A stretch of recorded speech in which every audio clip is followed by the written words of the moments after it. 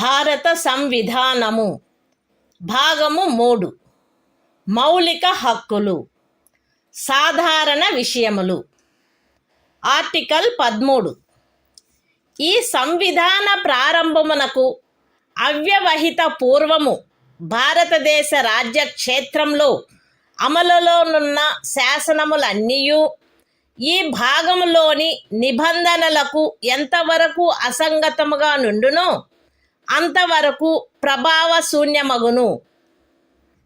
రాజ్యము ఏ శాసనమునైనను ఈ భాగముచే ప్రదత్తమైన హక్కులను తీసివేయునట్లుగా లేక కుంచునట్లుగా చేయరాదు మరియు ఈ ఖండము ఉల్లంఘన మేరకు ప్రభావశూన్యమగును.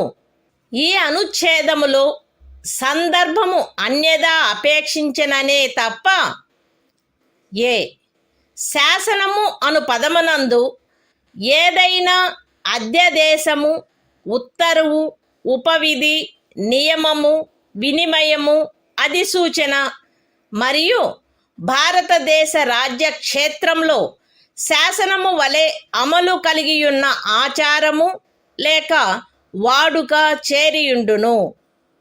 బి అమలులోనున్న శాసనములు అను పదబంధంలో ఈ సంవిధాన ప్రారంభమునకు పూర్వము భారతదేశ రాజ్య క్షేత్రమునందలి ఏదేని శాసన మండలిచే లేక ఇతర సమర్థ ప్రాధికారిచే పాస్ చేయబడి లేక కావింపబడి అంతకు ముందు రద్దు కాని శాసనములు అట్టి ఏ శాసనమైనను అందలి ఏ భాగమైనను అప్పుడు పూర్తిగా కానీ కొన్ని ప్రత్యేక ప్రాంతాలలో కానీ అమలులో లేనప్పటికీ చేరియుండును. ఈ అనుచ్ఛేదంలోనున్నదేదియు 368వ అనుచ్ఛేదము క్రింద ఈ సంవిధానమునకు చేయబడిన ఏదేని సవరణకు వర్తించదు. Constitution of India, Part 3, Fundamental Rights, General, Article 13, Laws inconsistent with or in derogation of the fundamental rights. All laws in force in the territory of India, immediately before the commencement of this Constitution, in so far as they are inconsistent with the provisions of this part, shall, to the extent of such inconsistency, be void.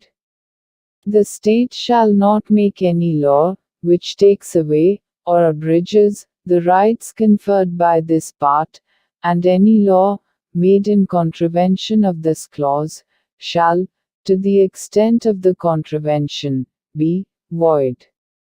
In this article, unless the context otherwise requires, law includes any ordinance, order, bylaw, rule, regulation, notification, custom or usage having, in the territory of India, the force of law.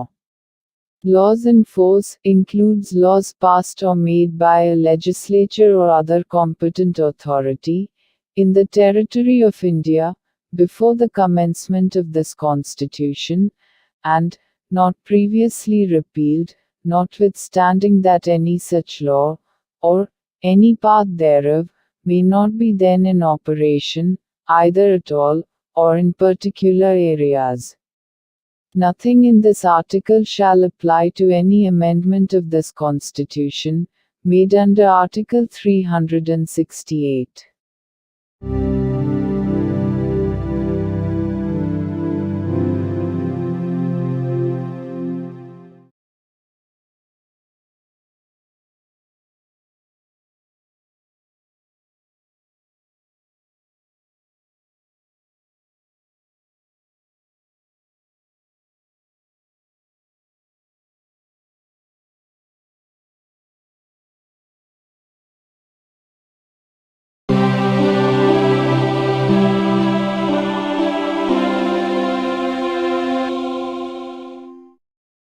భారత సంవిధానము భాగము 3 మౌలిక హక్కులు సమానత్వమునకు హక్కు article 14 రాజ్యము భారతదేశ రాజ్య క్షేత్రమునందు శాసన దృష్టిలో సమానత్వమును లేక శాసనముల వలన సమాన రక్షణను ఏ వ్యక్తికిని నిరాకరించరాదు. Constitution of India, Part 3. Fundamental Rights. Right to Equality. Article 14. Equality before law. The state shall not deny to any person equality before the law, or the equal protection of the laws within the territory of India.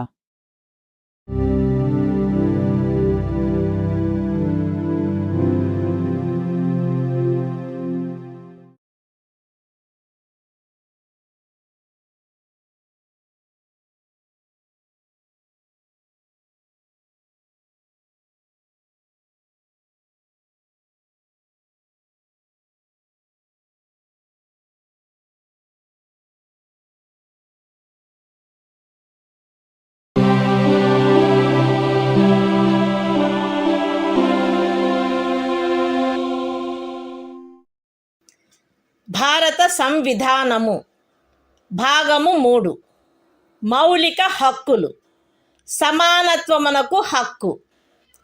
Article 15 రాజ్యము కేవలము మత, జాతి, కుల, లింగ భేద, జన్మస్థాన కారణములను బట్టి గాని వాటిలో వేనిని బట్టి గాని ఏ పౌరునికి విరుద్ధముగా విచక్షణ చేయరాదు.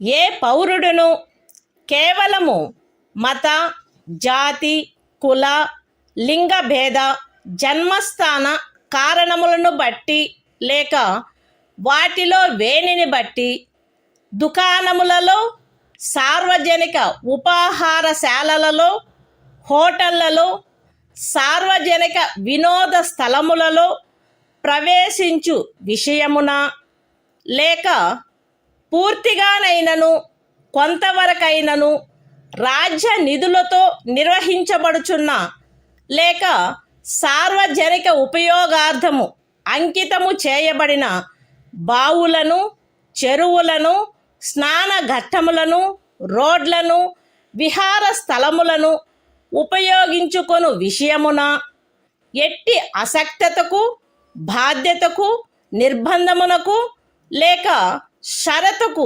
లోనగునట్లు చేయబడరాదు. ఈ అనుచ్ఛేదములో ఉన్నదేదియు స్త్రీలకు మరియు బిడ్డలకు ఏదేని విశేష నిబంధనను చేయుట నుండి రాజ్యమును నివారించదు. సాంఘికముగా మరియు విద్యా విషయకముగా వెనుకబడిన పౌర వర్గముల పురోభివృద్ధికై లేక అనుసూచిత కులముల మరియు అనుసూచిత జనజాతులకై ఏదేని విశేష నిబంధనను చేయుట నుండి ఈ అనుచ్ఛేదములో గాని 29వ అనుచ్ఛేదము యొక్క ఖండము 2లో గాని ఉన్నదేదియు రాజ్యమును నివారించదు.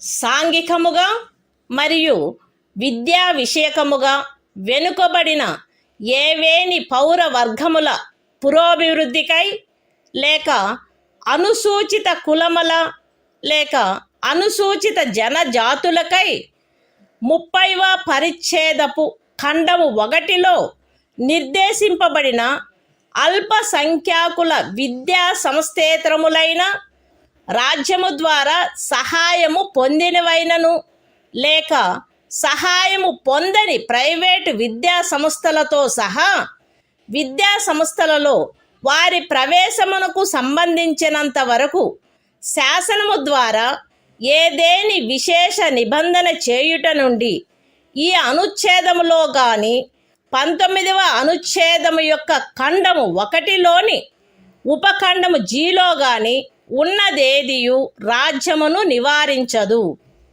ఈ అనుచ్ఛేదము లేదా 19వ అనుచ్ఛేదము యొక్క ఖండము 1లోని ఉపఖండము జి లేదా 29వ అనుచ్ఛేదము యొక్క ఖండము 2లో ఉన్నదేదియు ఖండములు 4 మరియు 5లలో పేర్కొనబడిన తరగతులకు కానట్టి ఆర్థికముగా వెనుకబడిన ఏవేని ఇతర పౌర వర్గముల పురోభివృద్ధి కొరకైన ఏదేని విశేష నిబంధనను చేయుట నుండి మరియు ఖండములు 4 మరియు 5లలో పేర్కొనబడిన తరగతులు కానట్టి ఆర్థికముగా వెనుకబడిన ఏవేని పౌర వర్గముల పురోభివృద్ధికై 30వ పరిచ్ఛేదపు ఖండము 1లో నిర్దేశింపబడిన అల్పసంఖ్యాకుల విద్యా సంస్థేతరములైన రాజ్యము ద్వారా సహాయము పొందినను లేక సహాయము పొందని ప్రైవేటు విద్యా సంస్థలతో సహా విద్యా సంస్థలలో వారి ప్రవేశమునకు సంబంధించినంత వరకు ప్రస్తుతమున్న ప్రత్యేకింపులకు అదనంగా ఉండు ప్రత్యేకింపు విషయంలో ప్రతి శ్రేణిలోని మొత్తము సీట్లలో గరిష్టముగా 10% అధ్యయనమై శాసనము ద్వారా ఏదేని నిబంధన చేయుట నుండి నిరోధించదు. ఎక్స్ప్లనేషన్. ఈ అనుచ్ఛేదము మరియు 16వ అనుచ్ఛేదము ప్రయోజనము నిమిత్తము ఆర్థికముగా వెనుకబడిన తరగతుల కుటుంబ ఆదాయము మరియు ఇతర ఆర్థికపరమైన అననుకూలతల యొక్క ఆధారంగా ఆయా సమయమునందు రాజ్యముచే అధిసూచించబడినట్లుండును. Constitution of India, Part 3. Fundamental Rights. Right to Equality. Article 15. Prohibition of discrimination on grounds of religion, race, caste, sex, or place of birth.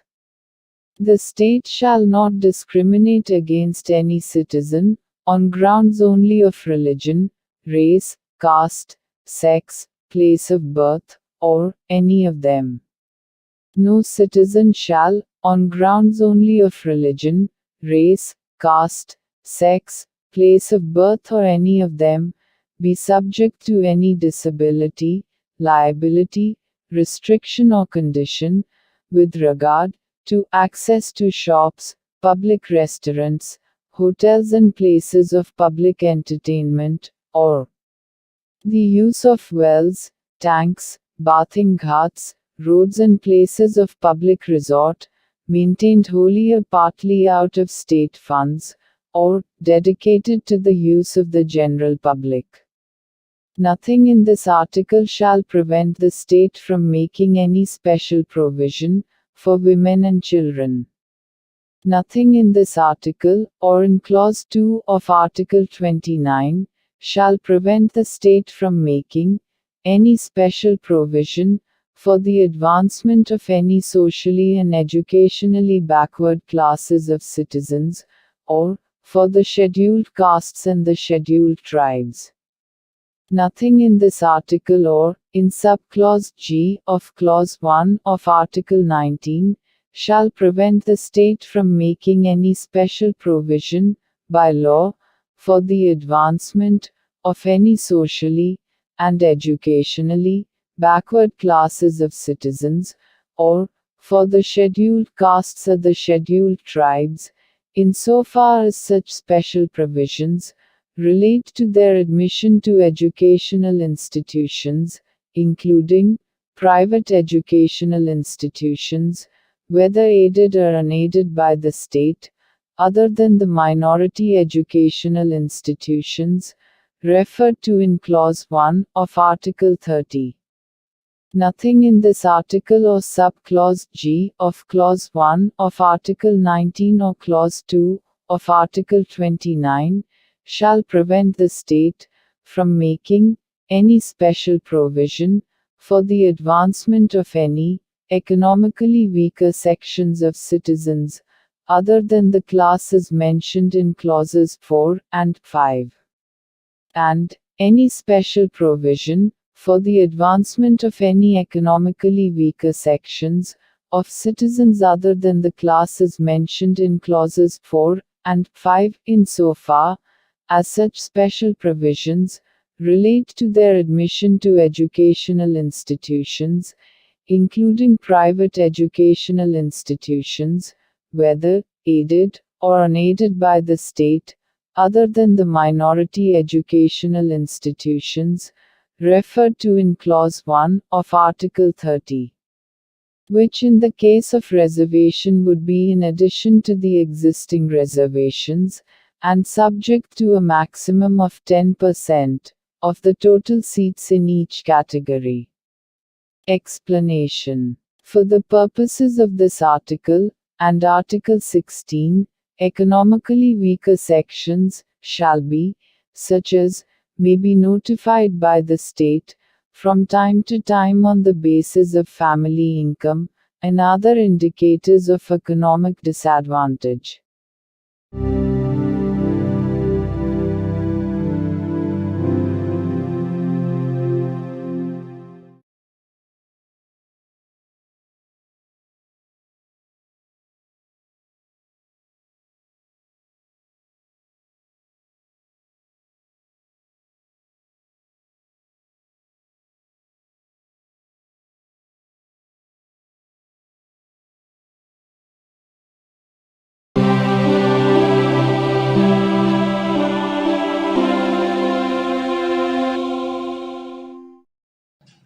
భారత సంవిధానము భాగము 3 మౌలిక హక్కులు సమానత్వమునకు హక్కు.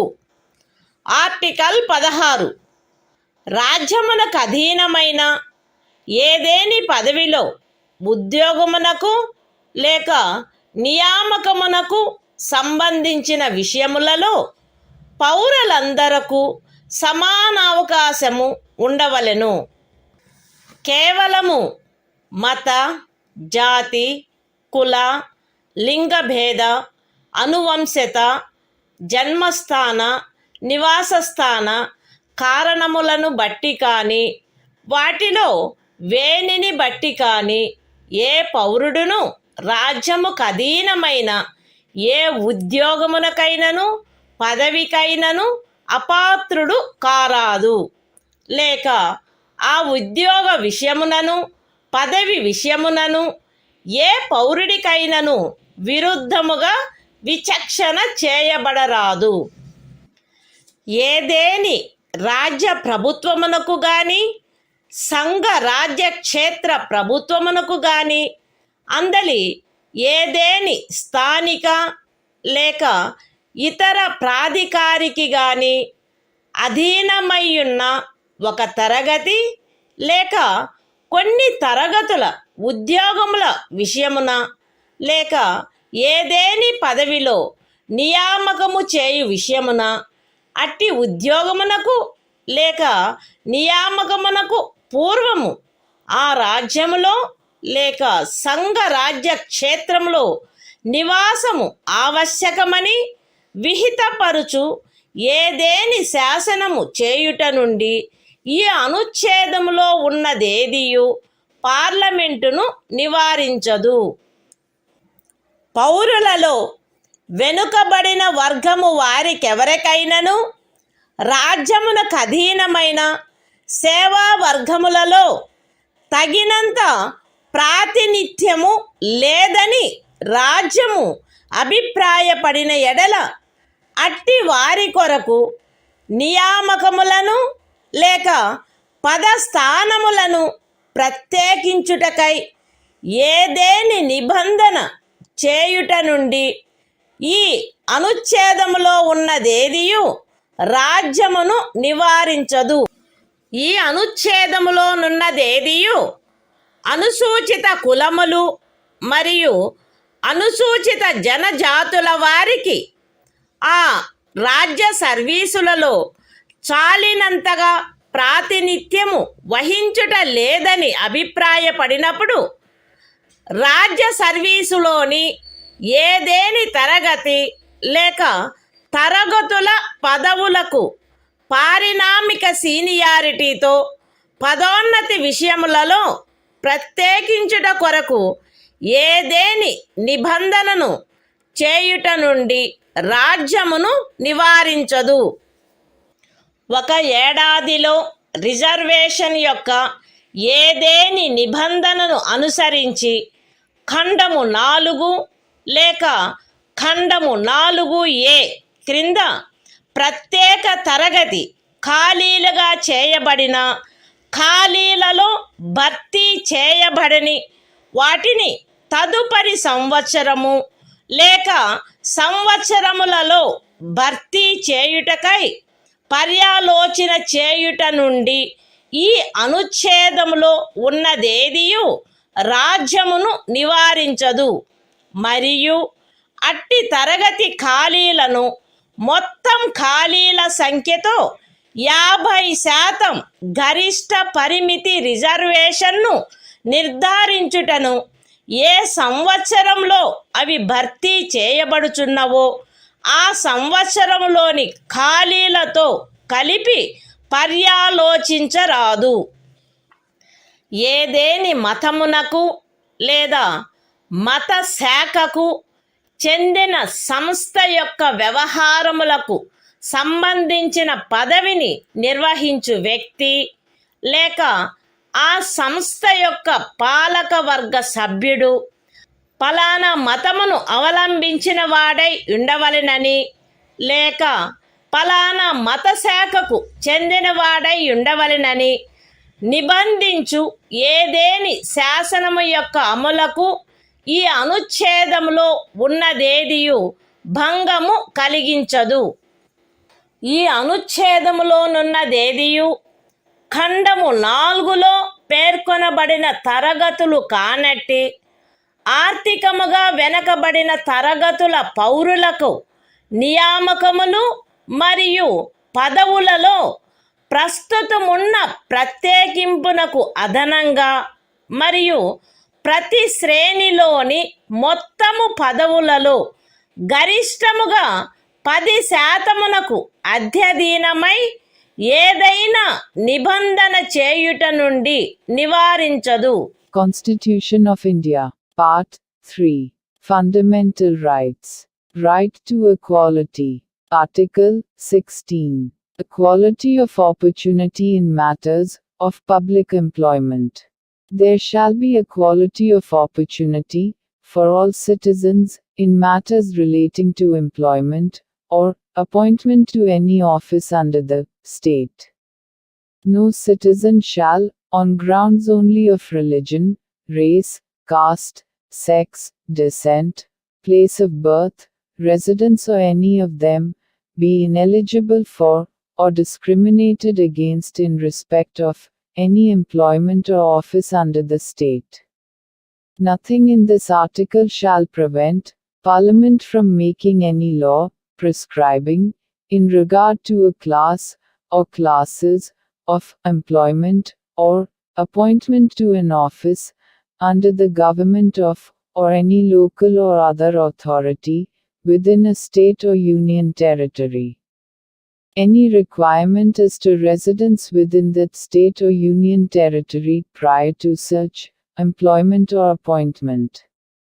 Nothing in this article shall prevent the state from making any provision for the reservation of appointments, or posts, in favor of any backward class of citizens, which, in the opinion of the state, is not adequately represented in the services under the state. Nothing in this article shall prevent the state from making any provision for reservation, in matters of promotion, with consequential seniority, to any class or classes of posts in the services under the state, in favor of the scheduled castes and the scheduled tribes, which, in the opinion of the state, are not adequately represented in the services under the state. Nothing in this article shall prevent the state from considering any unfilled vacancies of a year, which are reserved for being filled up in that year, in accordance with any provision for reservation made under Clause 4 or Clause 4A, as a separate class of vacancies to be filled up in any succeeding year, or years, and such class of vacancies shall not be considered together with the vacancies of the year in which they are being filled up for determining the ceiling of 50% reservation on total number of vacancies of that year. Nothing in this article shall affect the operation of any law, which provides that the incumbent of an office in connection with the affairs of any religious or denominational institution, or any member of the governing body thereof, shall be a person professing a particular religion or belonging to a particular denomination. Nothing in this article shall prevent the state from making any provision for the reservation of appointments or posts in favor of any economically weaker sections of citizens, other than the classes mentioned in Clause 4, in addition to the existing reservation, and subject to a maximum of 10% of the posts in each category.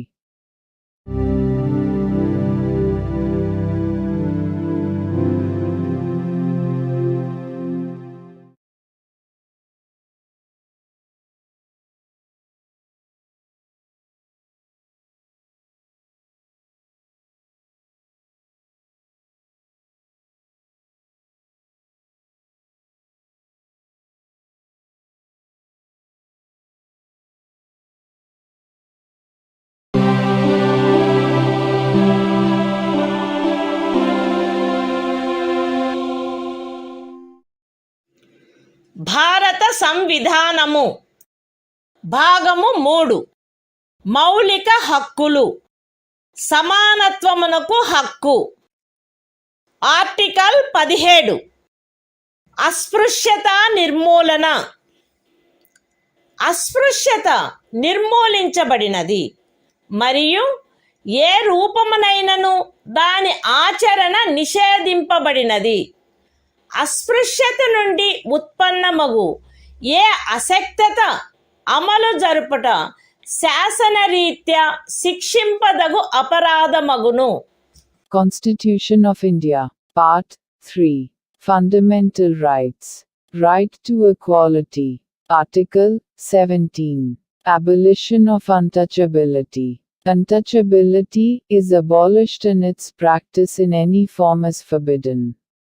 The enforcement of any disability arising out of untouchability shall be an offense punishable in accordance with law.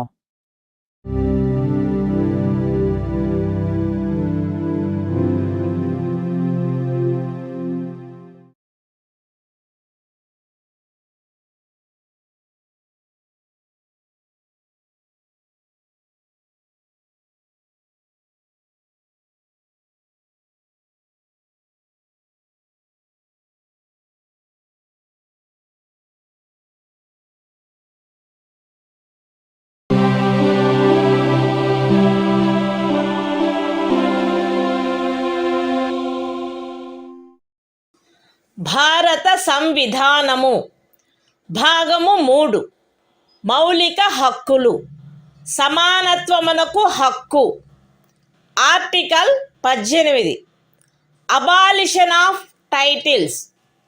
రాజ్యము సైనిక లేక విద్యా సంబంధమైన ఘనతను సూచించినది కానట్టి మరే బిరుదనైనను ప్రదత్తము చేయరాదు. భారతదేశ పౌరుడెవరును ఏ విదేశీ రాజ్యము నుండి ఎట్టి బిరుదును స్వీకరించరాదు. భారతదేశ పౌరుడు కాని ఏ వ్యక్తియు తాను రాజ్యము ఖదీనమైన ఏదేని లాభాయుత లేక విశ్వాసయుత పదవిలో ఉన్నంతకాలము రాష్ట్రపతి సమ్మతి లేకుండా ఏ విదేశీ రాజ్యము నుండి ఎట్టి బిరుదును స్వీకరించరాదు. రాజ్యముకు అధీనమైన ఏదేని లాభాయుత లేక విశ్వాసయుత పదవిలోనున్న వ్యక్తి రాష్ట్రపతి సమ్మతి లేకుండా ఏ విదేశీ రాజ్యము నుండి కానీ ఏ విదేశీ రాజ్యము క్రింద కానీ ఎట్టి బహుమతిని లేక ఉపలబ్ధిని లేక ఏ విధమగు పదవిని స్వీకరించరాదు. Constitution of India, Part 3. Fundamental Rights. Right to Equality. Article 18. Abolition of Titles. 1. No title, not being a military or academic distinction, shall be conferred by the state. 2. No citizen of India shall accept any title from any foreign state. 3. No person who is not a citizen of India shall, while he holds any office of profit or trust under the state, accept without the consent of the President, any title from any foreign state. 4. No person holding any office of profit or trust under the state shall, without the consent of the President, accept any present, emolument, or office of any kind from or under any foreign state.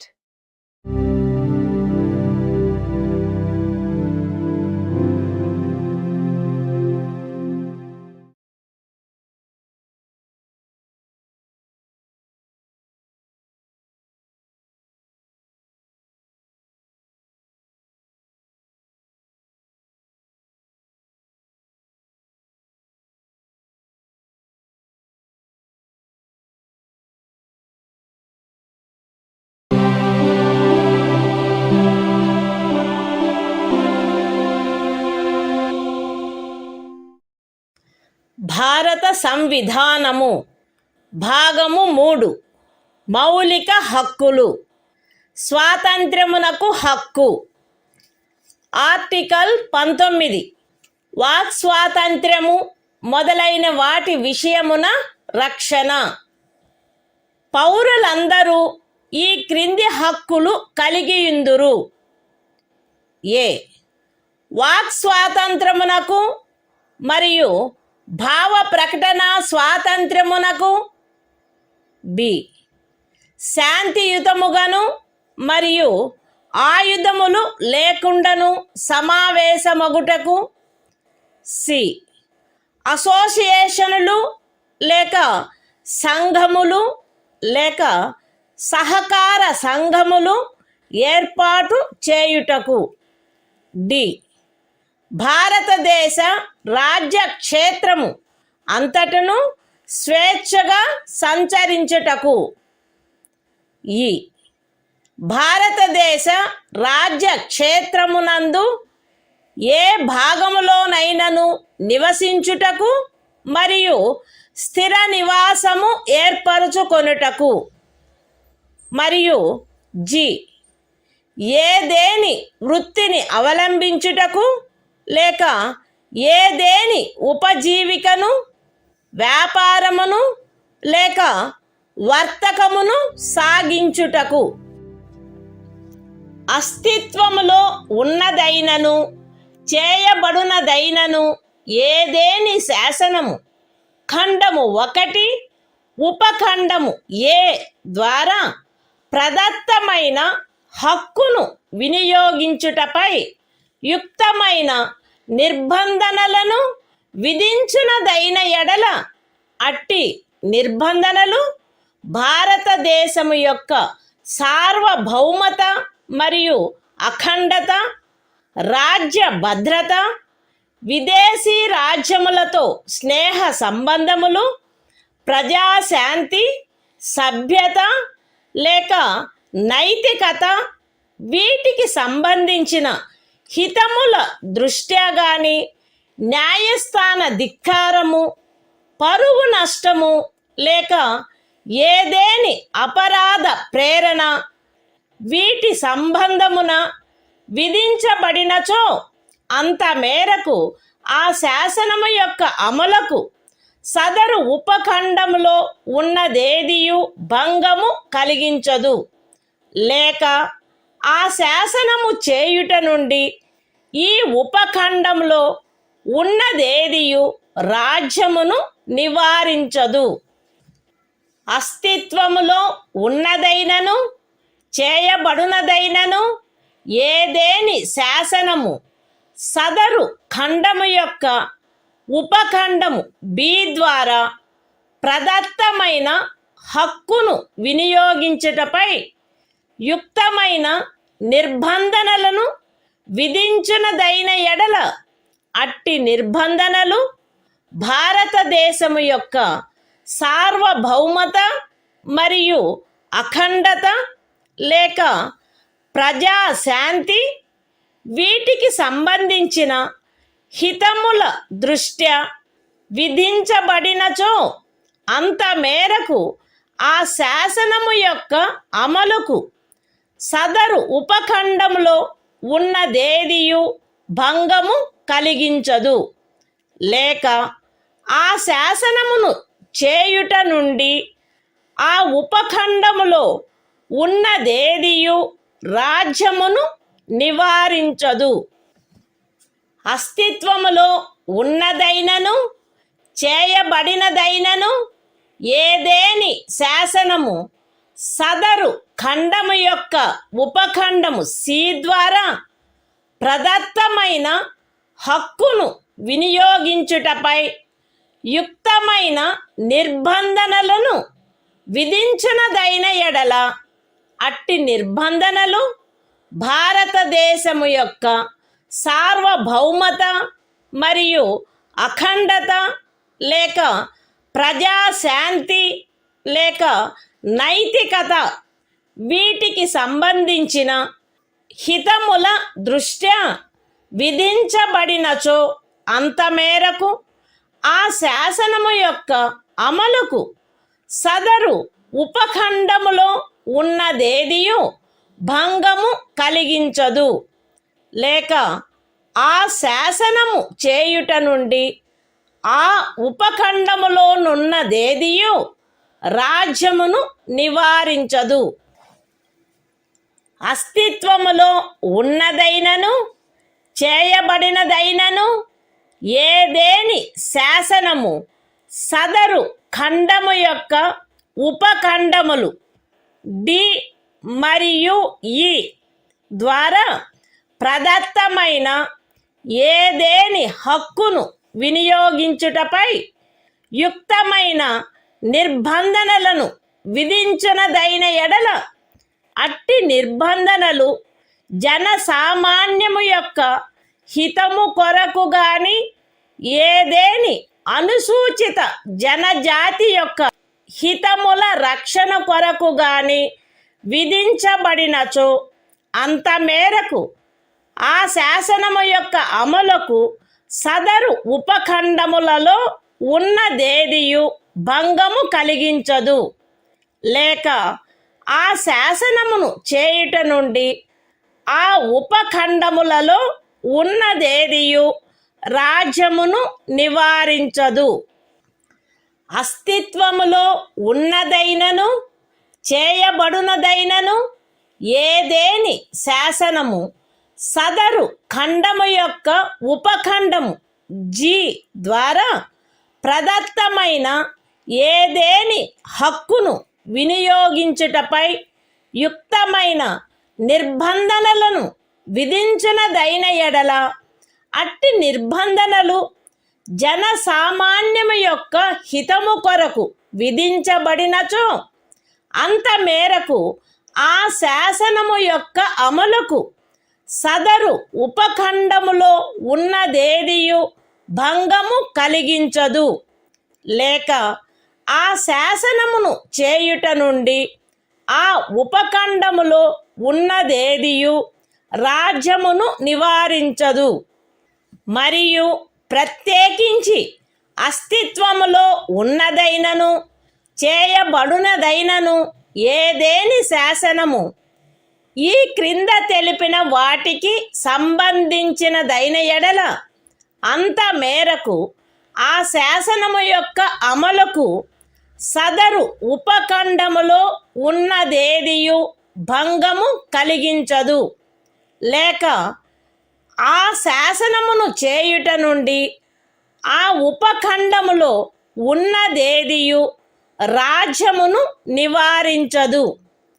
అవేవనగా ఏదేని వృత్తిని అవలంబించుటకు లేక ఏదేని ఉపజీవికను, వ్యాపారమును లేక వర్తకమును సాగించుటకు ఆవశ్యకమగు వృత్తి సంబంధమైన లేక సాంకేతిక అర్హతలు లేక పూర్ణత లేక భాగత పౌరులను అపవర్జించైనను అన్యథా అయినను రాజ్యముచే లేక రాజ్యమునకు చెందిన లేక రాజ్యము యొక్క నియంత్రణలోనున్న ఏదేని కార్పొరేషన్చే ఏదేని వ్యాపారము, వర్తకము, పరిశ్రమ లేక సేవ సాగించబడుట.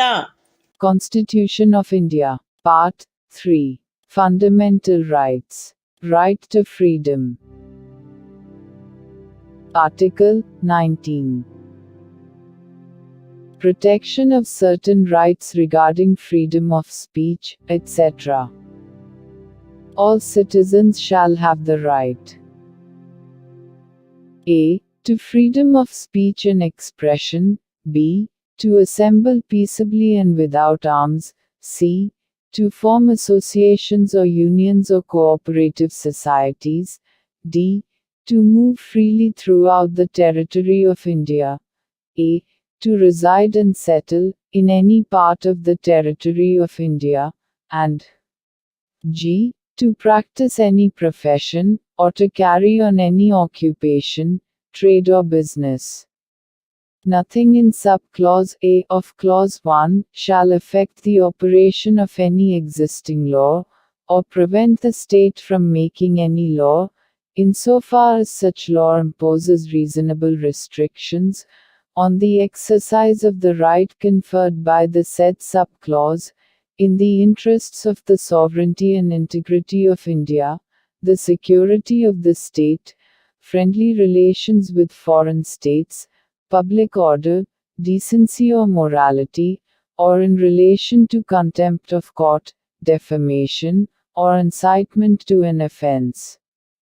Nothing in sub-clause B of the said clause shall affect the operation of any existing law insofar as it imposes, or prevent the state from making any law imposing, in the interests of the sovereignty and integrity of India or public order, reasonable restrictions on the exercise of the right conferred by the said sub-clause.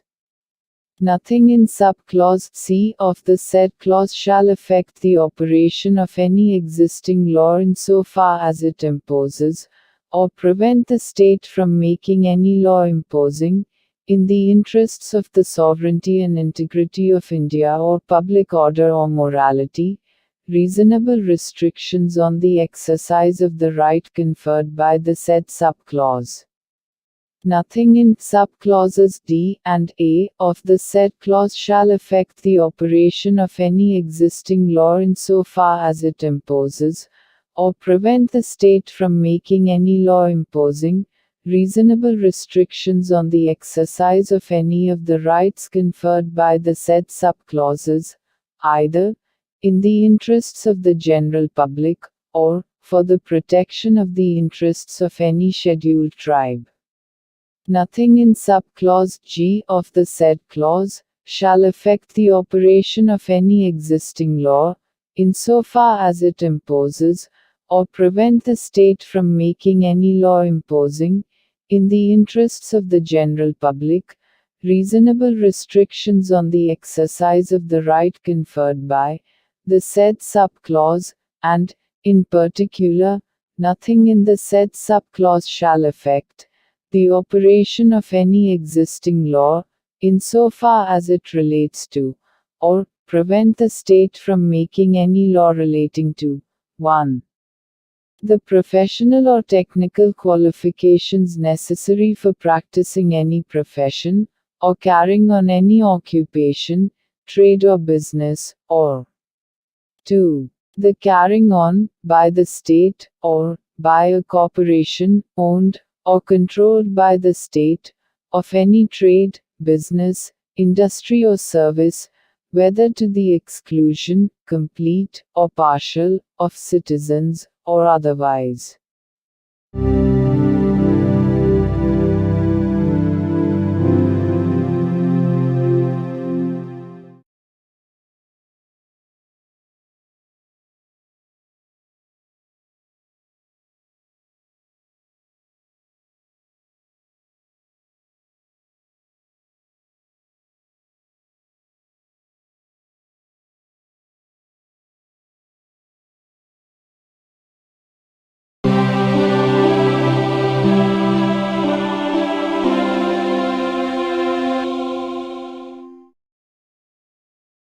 భారత సంవిధానము భాగము 3 మౌలిక హక్కులు స్వాతంత్ర్యమునకు హక్కు article 20 అపరాధములకై నేరస్థాపన విషయమున రక్షణ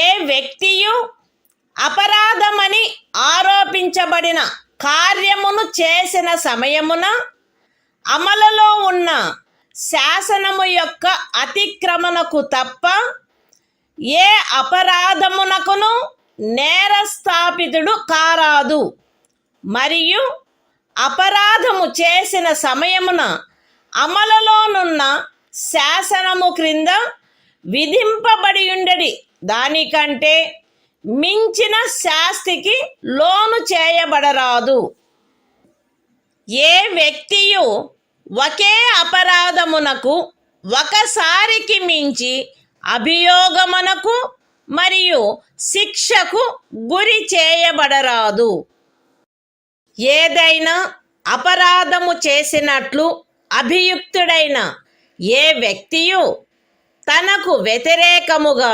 సాక్ష్యము నొసగుటకు బలవంతము చేయబడరాదు Constitution of India, Part 3. Fundamental Rights. Right to Freedom. Article 20. Protection in respect of conviction for offences. No person shall be convicted of any offence except for violation of a law, in force, at the time of the commission of the act, charged as an offence, nor be subjected to a penalty greater than that, which might have been inflicted under the law, in force, at the time of the commission of the offence. No person shall be prosecuted and punished, for the same offence, more than once.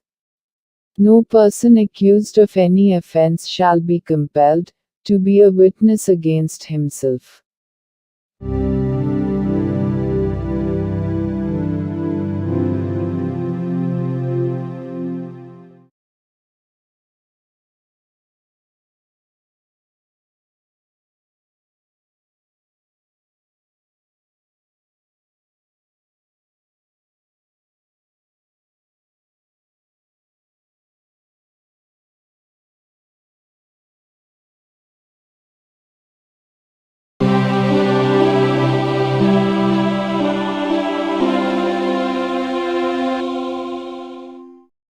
భారత సంవిధానము భాగము 3 మౌలిక హక్కులు స్వాతంత్ర్యమునకు హక్కు article 21 ప్రాణ మరియు వ్యక్తిగత స్వాతంత్ర రక్షణ శాసనము ద్వారా స్థాపితమైన ప్రక్రియ ప్రకారము తప్ప ఏ వ్యక్తి యొక్క ప్రాణము లేక వ్యక్తిగత స్వాతంత్ర్యము హరించబడరాదు Constitution of India, Part 3.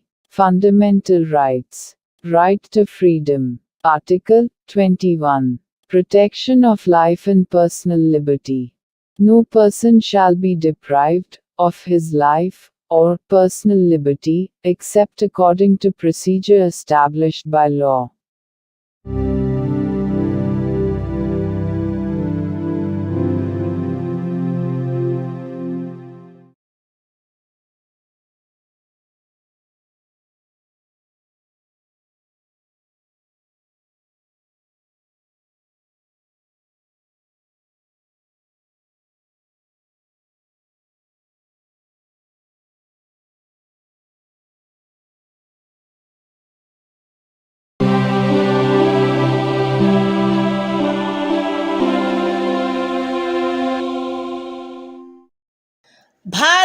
సంవిధానము భాగము 3 మౌలిక హక్కులు స్వాతంత్ర్యమునకు హక్కు ఆర్టికల్ 21A విద్యా హక్కు రాజ్యము శాసనము ద్వారా నిర్ధారించినట్టి రీతిలో 6 నుండి 14 సంవత్సరముల వయసులోని పిల్లలందరికీ నిశుల్క మరియు నిర్బంధ విద్యను కల్పించవలెను.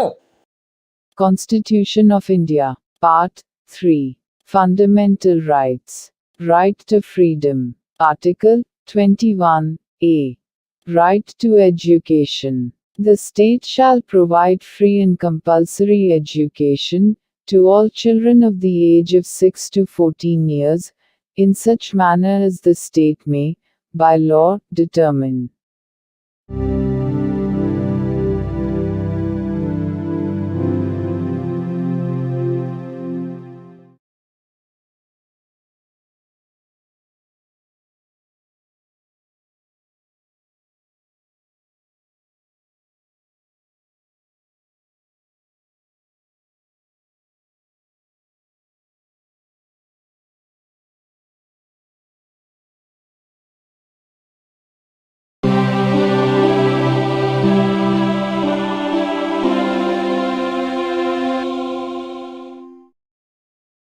భారత సంవిధానము భాగము 3 మౌలిక హక్కులు స్వాతంత్ర్యమునకు హక్కు ఆర్టికల్ 22 కొన్ని సందర్భములలో అరెస్టు మరియు నిరోధము నుండి రక్షణ అరెస్టు చేయబడిన ఏ వ్యక్తియు అట్టి అరెస్టుకు గల కారణములను గూర్చి వీలైనంత త్వరితముగా తెలియజేయబడకుండా అభిరక్షణలో నిరోధించబడరాదు మరియు తాను కోరిన న్యాయవాది సలహా పొందుటకు అట్టి న్యాయవాదిచే ప్రతివాదన చేయించుకొనుటకు గల హక్కు అతనికి నిరాకరించబడరాదు. అరెస్టు చేయబడి అభిరక్షణలో నిరోధించబడిన ప్రతి వ్యక్తి అట్లు అరెస్టు చేయబడిన తరువాత అరెస్టు చేయబడిన స్థలము నుండి అక్కడికి అత్యంత సమీపమున గల మెజిస్ట్రేటు న్యాయస్థానమునకు అతనిని తీసుకొని పోవుటకు ఆవశ్యకమైన కాలమును మినహాయించి 24 గంటల లోపల అట్టి మెజిస్ట్రేటు సమక్షమున హాజరుపరచబడవలెను మరియు అట్టి ఏ వ్యక్తియు మెజిస్ట్రేటు యొక్క ప్రాధికారం లేకుండా సదరు కాలావధికి మించి అభిరక్షణలో నిరోధించబడరాదు. ఖండములు 1 మరియు 2లో ఉన్నదేదియు ఈ క్రింది వ్యక్తికి వర్తించదు. తత్సమయమున శత్రుదేశీయుడైన ఎవరేని వ్యక్తి లేక నివారక నిరోధమును నిబంధించు ఏదేని శాసనము క్రింద అరెస్టు చేయబడిన లేక నిరోధింపబడిన ఎవరేని వ్యక్తి నివారక నిరోధము కొరకు నిబంధించు శాసనము ఏదియు ఉన్నత న్యాయస్థానపు న్యాయాధీశునిగా నియమింపబడిన లేక నియమింపబడుటకు అర్హత కలిగిన వ్యక్తులతో కూడిన సలహా బోర్డు తన అభిప్రాయంలో సదరు 3 మాసములకు మించి నిరోధించుటకు తగినంత కారణము కలదని సదరు కాలావధి ముగియుటకు పూర్వము రిపోర్టు చేసిననే తప్ప. అయితే ఈ ఖండములోనున్నదేదియు ఖండము 7 యొక్క ఉపఖండము బి క్రింద పార్లమెంటు చేసిన ఏదేని శాసనము ద్వారా విహితమైన గరిష్ట కాలావధికి మించి ఏ వ్యక్తినైనను నిరోధించుటకు ప్రాధికారము నొసగదు లేక అట్టి వ్యక్తి ఖండము 7 యొక్క ఉపఖండములు ఏ మరియు బిల క్రింద పార్లమెంటు చేయబడిన ఏదేని శాసనము యొక్క నిబంధనలను అనుసరించి నిరోధించబడిననే తప్ప ఒక వ్యక్తిని 3 మాసముల కంటే ఎక్కువ కాలావధికి నిరోధించుటకు ప్రాధికారము నొసగదు. నివారక నిరోధమును నిబంధించు ఏదేని శాసనము క్రింద చేయబడిన ఉత్తర్వును అనుసరించి ఎవరేని వ్యక్తి నిరోధించబడినప్పుడు అట్లు ఉత్తర్వు చేయు ప్రాధికారి అట్టి ఉత్తర్వును చేయుటకు గల కారణములను వీలైనంత త్వరితముగా ఆ వ్యక్తికి తెలియపరచవలెను. మరియు ఆ ఉత్తర్వుకు విరుద్ధముగా విన్నవించుకొనుటకు అతనికి శీఘ్రతమైన అవకాశమును కలిగించవలెను.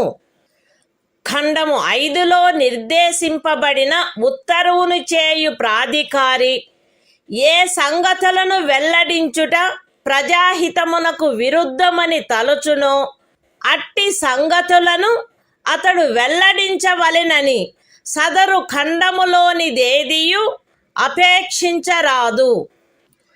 పార్లమెంటు శాసనము ద్వారా ఈ క్రింది విషయములను విహితము చేయవచ్చును. ఏ. ఖండము 4 యొక్క ఉపఖండము ఏలోని నిబంధనలను అనుసరించి సలహా బోర్డు యొక్క అభిప్రాయమును పొందకుండా నివారక నిరోధమును నిబంధించు ఏదేని శాసనము క్రింద ఏదేని తరగతికి లేక తరగతులకు చెందిన కేసులలో ఒక వ్యక్తిని 3 మాసములకు మించిన కాలావధికి నిరోధించుటకైన పరిస్థితులను. బి. నివారక నిరోధమును నిబంధించు ఏదేని శాసనము క్రింద ఏదేని తరగతికి లేక తరగతులకు చెందిన కేసులలో ఎవరేని వ్యక్తి యొక్క నిరోధమునకు గరిష్ట కాలావధి. మరియు సి. ఖండము 4 యొక్క ఉపఖండము ఏ క్రింద పరిశీలనలో సలహా బోర్డు అనుసరించవలసిన ప్రక్రియ. Constitution of India, Part 3. Fundamental Rights. Right to Freedom. Article 22. Protection against arrest and detention in certain cases. 1. No person who is arrested shall be detained in custody without being informed, as soon as may be, of the grounds for such arrest.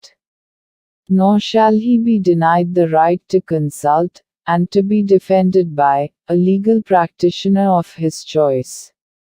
2. Every person who is arrested and detained in custody shall be produced before the nearest magistrate, within a period of 24 hours, of such arrest excluding the time necessary for the journey from the place of arrest, to the court of the magistrate, and no such person shall be detained in custody beyond the set period, without the authority of a magistrate. 3. Nothing in clauses 1 and 2 shall apply to any person who for the time being is an enemy alien, or to any person who is arrested or detained, under any law providing for preventive detention. 4. No law providing for preventive detention shall authorize the detention of a person, for a longer period than 3 months. Unless, an advisory board consisting of persons, who are, or have been, or are qualified to be appointed as, judges of a high court, has reported, before the expiration of the said period of 3 months, that there is in its opinion sufficient cause for such detention. Provided that nothing in this subclause shall authorize the detention of any person, beyond the maximum period prescribed by any law made by Parliament, under subclause B of clause 7. Or, such person is detained, in accordance with the provisions of any law made by Parliament, under subclauses A and B of clause 7. 5. When any person is detained in pursuance of an order made under any law, providing for preventive detention, the authority making the order shall, as soon as may be, communicate to such person the grounds on which the order has been made, and shall afford him the earliest opportunity of making a representation against the order. 6. Nothing in Clause 5 shall require the authority making any such order, as is referred to in that clause, to disclose facts, which such authority considers to be against the public interest to disclose. 7. Parliament may by law prescribe a. The circumstances, under which in the class, or classes of cases, in which a person may be detained for a period longer than 3 months, under any law providing for preventive detention, without obtaining the opinion of an advisory board, in accordance with the provisions of subclause A of clause 4. B. The maximum period, for which any person may in any class, or classes of cases, be detained, under any law, providing for preventive detention. And C. The procedure to be followed by an advisory board, in an inquiry, under subclause A of clause 4.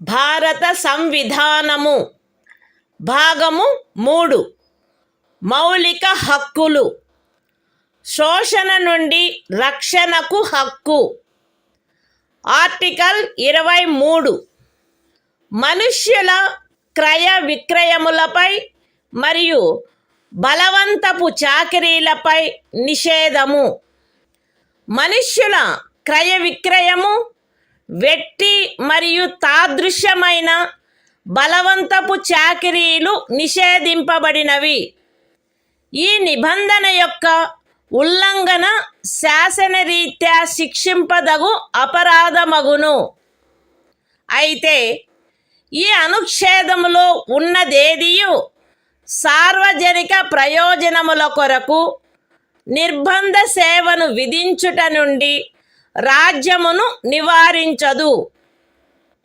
మరియు అట్టి సేవను విధించుటలో రాజ్యము కేవలము మతము జాతి కులము లేక వర్గ కారణములను బట్టి కానీ వాటిలో వేనిని బట్టి కానీ విచక్షణ చేయరాదు. The Constitution of India, Part 3. Fundamental Rights. Right against exploitation.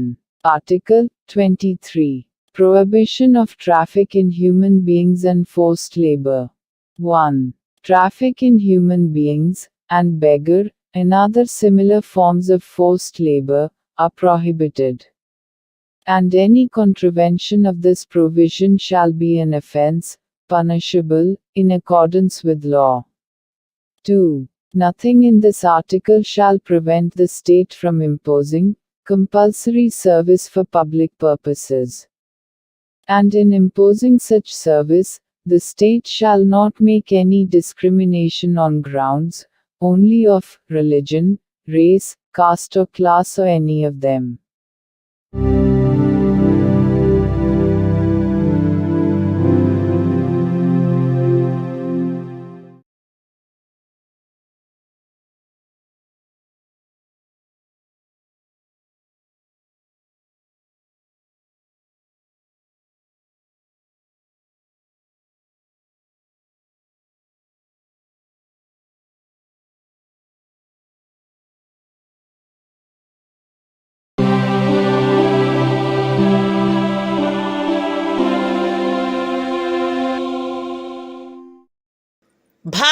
సంవిధానము భాగము 3 మౌలిక హక్కులు శోషణ నుండి రక్షణకు హక్కు ఆర్టికల్ 24 కర్మాగారాలు మొదలైన వాటిలో బిడ్డలను ఉద్యోగములో నుంచుటపై నిషేధము 14 సంవత్సరముల లోపు వయసు గల ఏ బిడ్డయు ఏ కర్మాగారములో కానీ గనిలో కానీ పని చేయుటకు ఉద్యోగములో ఉంచబడరాదు లేక అపాయకరమైన ఏదేని ఇతర ఉద్యోగములలో ఉంచబడరాదు.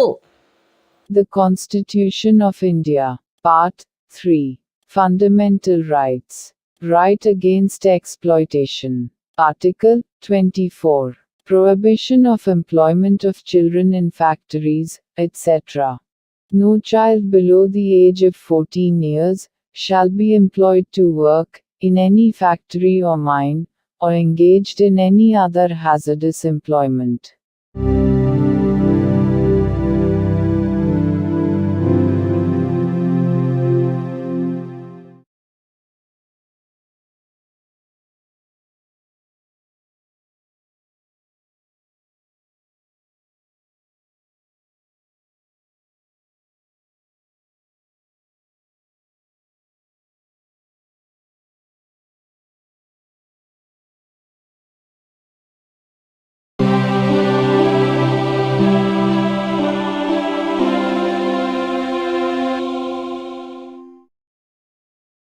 భారత సంవిధానము భాగము 3 మౌలిక హక్కులు మత స్వాతంత్ర్యపు హక్కు ఆర్టికల్ 25 అంతరాత్మను అనుసరించి స్వాతంత్ర్యము స్వేచ్ఛాయుత మతావలంబన ఆచరణ ప్రచారములు ప్రజాశాంతికి నైతికతకు ఆరోగ్యమునకు మరియు ఈ భాగము యొక్క ఇతర నిబంధనలకు అత్యధీనమై అంతరాత్మను అనుసరించి స్వాతంత్రమునకును స్వేచ్ఛగా మతమును అవలంబించుటకును ఆచరించుటకును ప్రచారము చేయుటకును జనులందరూ సమానముగా హక్కు కలిగియుందురు.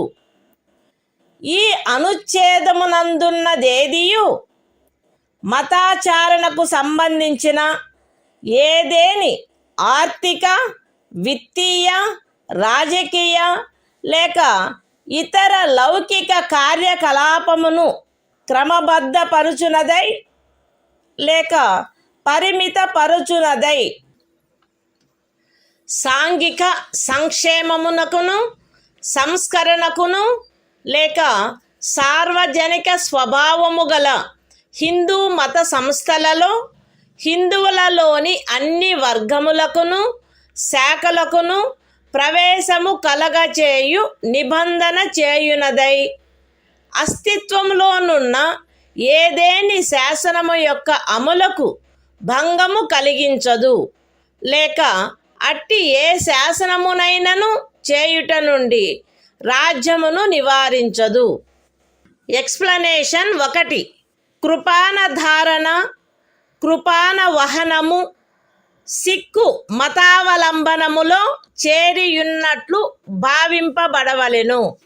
ఎక్స్ప్లనేషన్ 2 ఖండము 2 యొక్క ఉపఖండము బిలో హిందువులను గూర్చిన నిర్దేశమునందు సిక్కు జైన లేక బౌద్ధ మతావలంబ వ్యక్తులను గూర్చిన నిర్దేశము చేరియున్నట్లు అన్వయించబడవలెను మరియు హిందూ మత సంస్థలను గూర్చిన నిర్దేశము తదనుసారముగా అన్వయించబడవలెను. The Constitution of India, Part 3, Fundamental Rights, Right to Freedom of Religion, Article 25, Freedom of Conscience and Free Profession, Practice and Propagation of Religion. 1. Subject to public order, morality and health, and, to the other provisions of this part, all persons are equally entitled to freedom of conscience, and the right, freely to profess, practice, and propagate religion. 2. Nothing in this article shall affect the operation of any existing law, or prevent the state from making any law, regulating or restricting any economic, financial, political or other secular activity which may be associated with religious practice. B. Providing for social welfare and reform, or the throwing open of Hindu religious institutions of a public character to all classes and sections of Hindus. Explanation 1. The wearing and carrying of kirpans shall be deemed to be included in the profession of the Sikh religion. Explanation 2. In subclause B of clause 2, the reference to Hindus shall be construed as including a reference to persons professing the Sikh, Jaina, or Buddhist religion, and the reference to Hindu religious institutions shall be construed accordingly.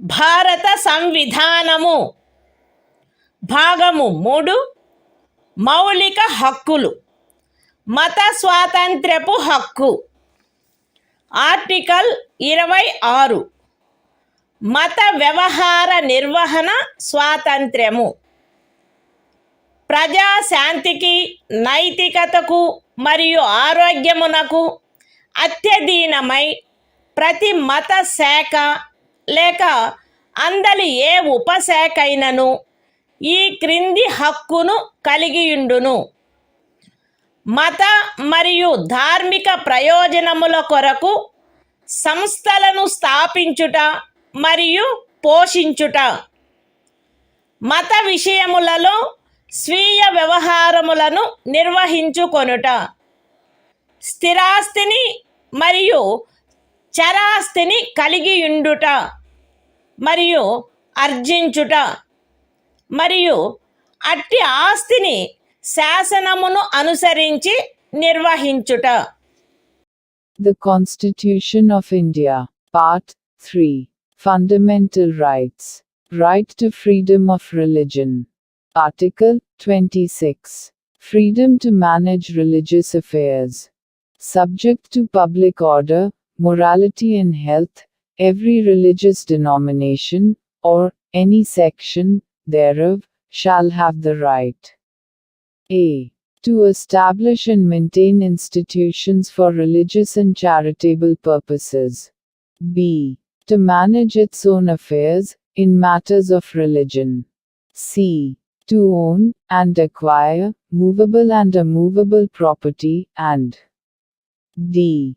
To administer such property in accordance with law.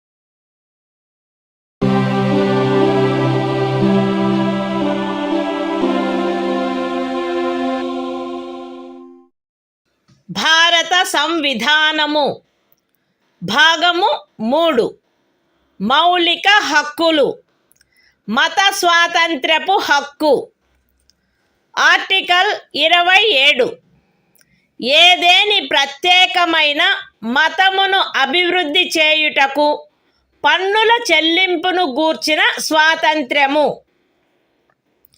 ఏదేని ప్రత్యేకమైన మతమును లేక మత శాఖను అభివృద్ధి చేయుటకు లేక పోషించుటకు అగు ఖర్చులను భరించుటకై ఏ పన్నుల వలన రాబడి నిర్దిష్టముగా కేటాయించబడునో ఆ పన్నులను చెల్లించుటకు ఏ వ్యక్తిని బలవంత పెట్టరాదు. The Constitution of India, Part 3. Fundamental Rights. Right to freedom of religion. Article 27. Freedom as to payment of tax be compelled to pay entities, the proceeds of which are specifically appropriated in payment of expenses for the promotion or maintenance of any particular religion or religious denomination.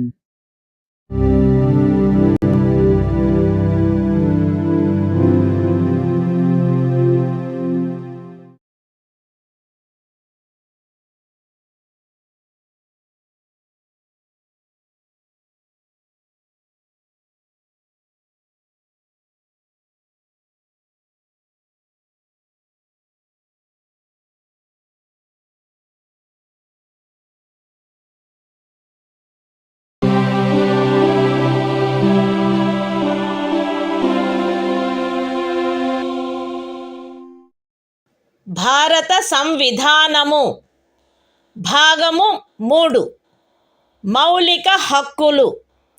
మత స్వాతంత్ర్యపు హక్కు. Article 28. కొన్ని విద్యా సంస్థలలో మత బోధ లేక మత సంబంధమైన ఆరాధన జరుగుతున్నప్పుడు హాజరగుటను గూర్చిన స్వాతంత్ర్యము.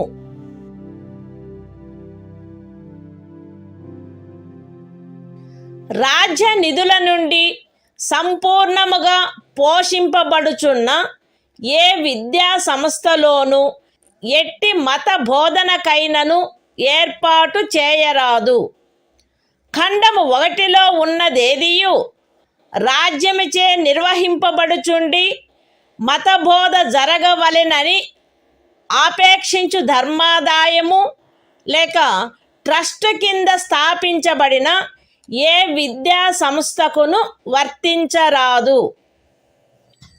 రాజ్యముచే గుర్తింపబడిన లేక రాజ్య నిధుల నుండి సహాయమును పొందుతున్న ఏదేని విద్యా సంస్థలో హాజరగుచున్న ఏ వ్యక్తినైనను అట్టి సంస్థలో చేయబడు ఏదేని మత బోధలో పాల్గొనవలసినదని కానీ అట్టి సంస్థలో లేక దానికి సంబంధించిన ఏదేని ఆవరణలో జరపబడు ఏదేని మత సంబంధమైన ఆరాధనకు హాజరు కావాలనని కానీ అందుకు ఆ వ్యక్తిని కానీ ఆ వ్యక్తి మైనర్ అయినచో అతని సంరక్షకుడు కానీ సమ్మతించిననే తప్ప కోరరాదు. The Constitution of India, Part 3. Fundamental Rights. Right to freedom of religion. Article 28. Freedom as to attendance at religious instruction or religious worship in certain educational institutions. 1. No religious instruction shall be provided in any educational institution, wholly maintained out of state funds. 2. Nothing in Clause 1 shall apply to an educational institution which is administered by the state, but has been established under any endowment or trust, which requires that religious instruction shall be imparted in such institution.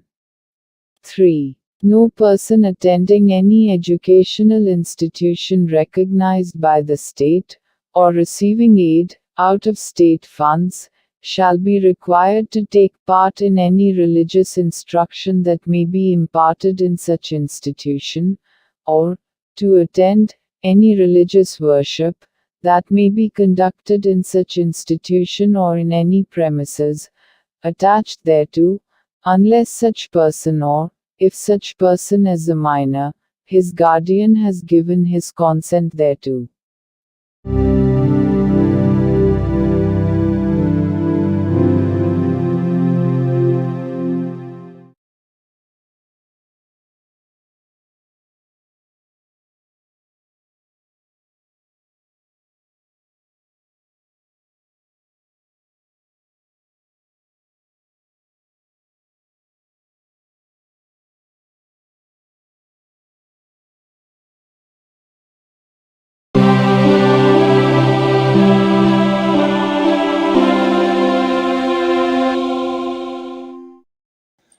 భారత సంవిధానము భాగము 3 మౌలిక హక్కులు సాంస్కృతిక మరియు విద్యా విషయక హక్కులు article 29 అల్పసంఖ్యాక వర్గముల యొక్క హితముల రక్షణ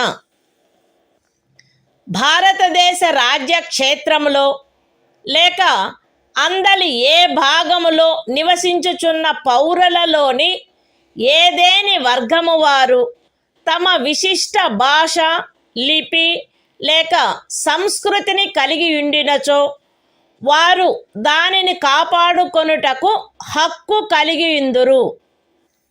రాజ్యముచే పోషింపబడుచున్న లేక రాజ్య నిధుల నుండి సహాయము పొందుచున్న ఏ విద్యా సంస్థలోనైనను కేవలము మతము జాతి కులము భాష కారణములను బట్టి కానీ వాటిలో దేనిని బట్టి కానీ ఏ పౌరునికైనను ప్రవేశము నిరాకరించబడరాదు. The Constitution of India, Part 3, Fundamental Rights, Cultural and Educational Rights. Article 29. Protection of interests of minorities. 1. Any section of the citizens residing in the territory of India, or any part thereof having a distinct language, script, or culture of its own, shall have the right to conserve the same. 2. No citizen shall be denied admission into any educational institution maintained by the state, or receiving aid out of state funds, on grounds only of religion, race, caste, language or any of them.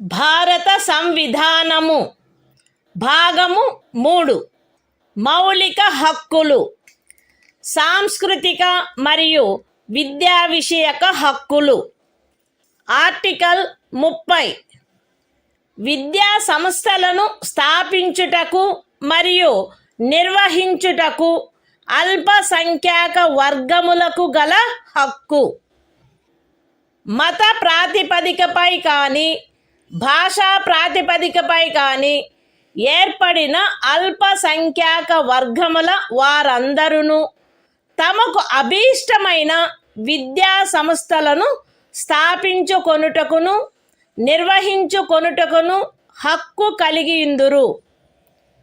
ఖండము 1లో నిర్దేశింపబడిన అల్పసంఖ్యాక వర్గముచే స్థాపింపబడి నిర్వహింపబడుతున్న ఒక విద్యా సంస్థ యొక్క ఏదేని ఆస్తిని నిర్బంధముగా అధ్యార్థించుటను నిబంధించు ఏదేని శాసనము చేయుటలో అట్టి ఆస్తి అధ్యార్జన కొరకు అట్టి శాసనము ద్వారా నియతము చేయబడిన లేక దాని కింద నిర్ధారించబడిన మొత్తము ఆ ఖండము క్రింద హామీ ఇవ్వబడిన హక్కును పరిమితపరచకుండునట్లు లేక రద్దుపరచకుండునట్లు రాజ్యము కట్టుదిట్టము చేయవలెను. విద్యా సంస్థలకు సహాయము చేయు సందర్భములలో మత ప్రాతిపదికపై లేక భాషా ప్రాతిపదికపై ఏర్పడిన అల్పసంఖ్యాక వర్గము యొక్క నిర్వహణలో ఉన్నదను కారణమును బట్టి ఏ విద్యా సంస్థకు విరుద్ధముగాను రాజ్యము విచక్షణ చేయరాదు.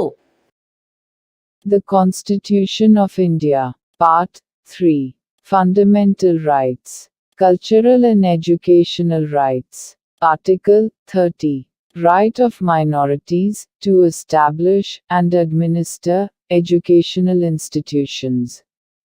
1. All minorities, whether based on religion or language, shall have the right to establish and administer educational institutions of their choice. In making any law, providing for the compulsory acquisition of any property of an educational institution, established and administered by a minority, referred to in Clause 1. The state shall ensure that the amount fixed by or determined under such law, for the acquisition of such property, is such, as would not restrict or abrogate, the right guaranteed under that clause. 2. The state shall not, in granting aid to educational institutions, discriminate against any educational institution, on the ground that it is under the management of a minority, whether based on religion or language.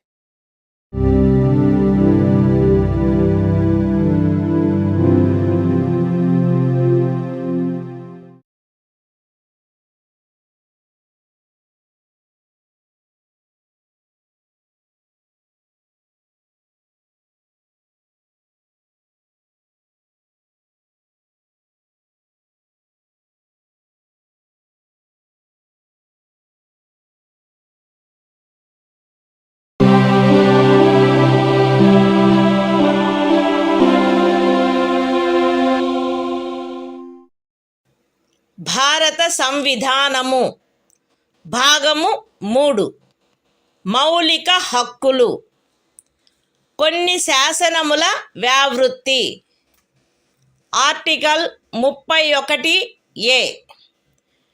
Estate మొదలగు వాటి అధ్యార్జన కొరకు నిబంధించు శాసనము వ్యావృత్తి.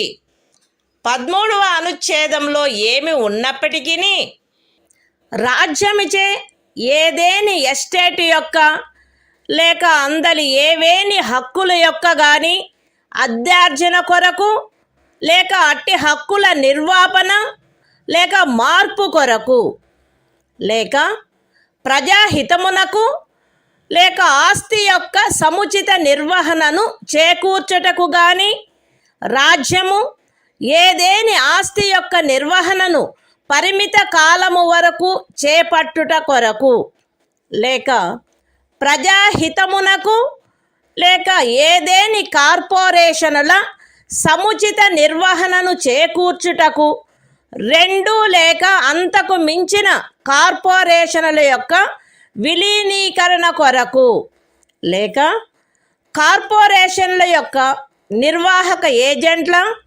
కార్యదర్శుల మరియు కోశాధికారుల, managing డైరెక్టర్ల, ఆదేశకుల లేక నిర్వాహకుల హక్కులను లేక కార్పొరేషన్ల యొక్క వాటాదారుల ఓటింగు హక్కులను నిర్వాపన చేయుట కొరకు లేక మార్పు చేయుట కొరకు లేక ఏదేని ఖనిజముకైన కౌలు లేక ఖనిజ తైలమును వెతుకుటకైనా లేక వెలికి తీయుటకైనా ఖరారు, కౌలు లేక లైసెన్సును బట్టి ప్రాప్తించు ఏవేని హక్కులను నిర్వాపన చేయుట కొరకు లేక మార్పు చేయుట కొరకు లేక అట్టి ఖరారు, కౌలు లేక లైసెన్సును సమయాత్పూర్వమే సమాప్తము చేయుట కొరకు లేక రద్దు చేయుట కొరకు నిబంధించునట్టి శాసనము దేనిని గాని 14వ అనుచ్ఛేదము లేక 19వ అనుచ్ఛేదము ద్వారా ప్రదత్తమైన హక్కులలో దేనికైనను అసంగతముగునున్నదను లేక అట్టి హక్కులలో దేనినైనను తీసివేయనను లేక కుంచించునను కారణమును బట్టి ప్రభావ శూన్యమగునవి భావించరాదు. అయితే అట్టి శాసనము ఒక రాజ్య శాసన మండలిచే చేయబడినదైన ఎడల రాష్ట్రపతి పర్యాలోచన కొరకై ప్రత్యేకింపబడి ఆయన అనుమతిని పొందిననే తప్ప ఈ అనుచ్ఛేదము యొక్క నిబంధనలు దానికి వర్తించవు.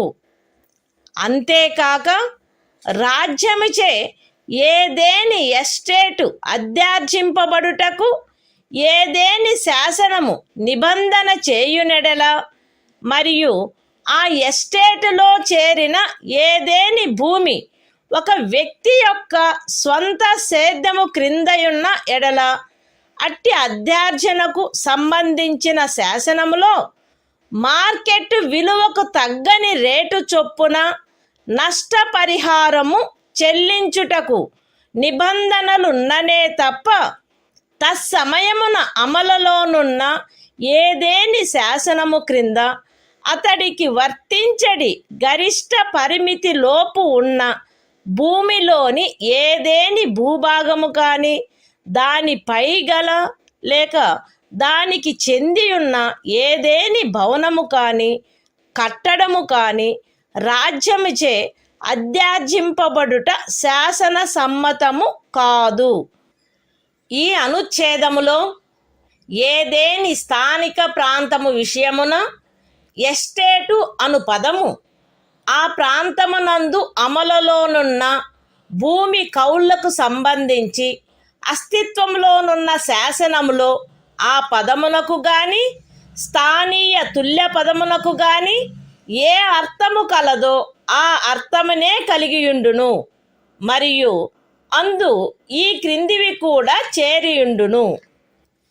ఏదేని జాగీరు, ఇనాం లేక మౌఫీ లేక ఇతరమైన తాదృశ అనుదానము మరియు తమిళనాడు కేరళ రాజ్యములలో ఏదేని జన్మం హక్కు రైతువారీ సెటిల్మెంట్ కింద కలిగి ఉన్న ఏదేని భూమి బంజరు భూమి, అటవీ భూమి, పచ్చిక బయళ్ళ భూమి లేక కర్షకులు లేక వ్యవసాయ కూలీలు మరియు చేతి వృత్తుల వారు ఆక్రమించుకొనిన భవనములు మరియు ఇతర కట్టడములు ఉన్న స్థలములతో సహా వ్యవసాయ లేక తత్సహాయక ప్రయోజనముల కొరకు ఎవరేని కలిగియున్నా లేక ఎవరికేని కౌలుకు ఇవ్వబడిన ఏదేని భూమి. ఎస్టేట్ విషయమున హక్కులు అను పదమునందు ప్రొప్రైటరు, సబ్ ప్రొప్రైటరు, అపర ప్రొప్రైటరు, ధారణాధికారి, రైతు లేక రైతు కింది రైతు లేక ఇతర మధ్యస్థుని యందు నిహితమయ్యుండు ఏవైనా హక్కులు మరియు భూమి శిస్తును గూర్చిన ఏవైనా హక్కులు లేక విశేషాధికారములు చేరియుండును. The Constitution of India, Part 3, Fundamental Rights, Saving of Certain Laws. Article 31A. Saving of laws providing for acquisition of estates, etc.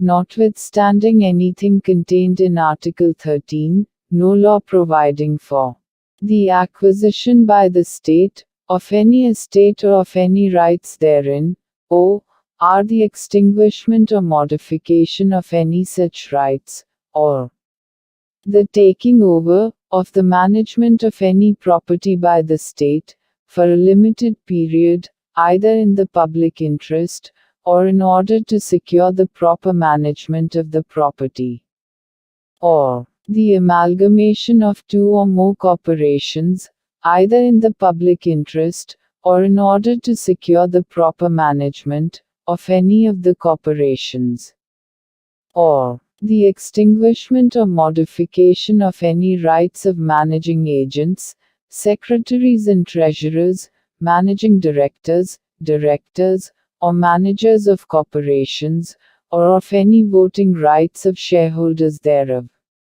or the extinguishment or modification of any rights accruing by virtue of any agreement, lease or license for the purpose of searching for, or winning, any mineral or mineral oil, or the premature termination or cancellation of any such agreement, lease or license, shall be deemed to be void on the ground that it is inconsistent with, or takes away or abridges, any of the rights conferred by Article 14 or Article 19.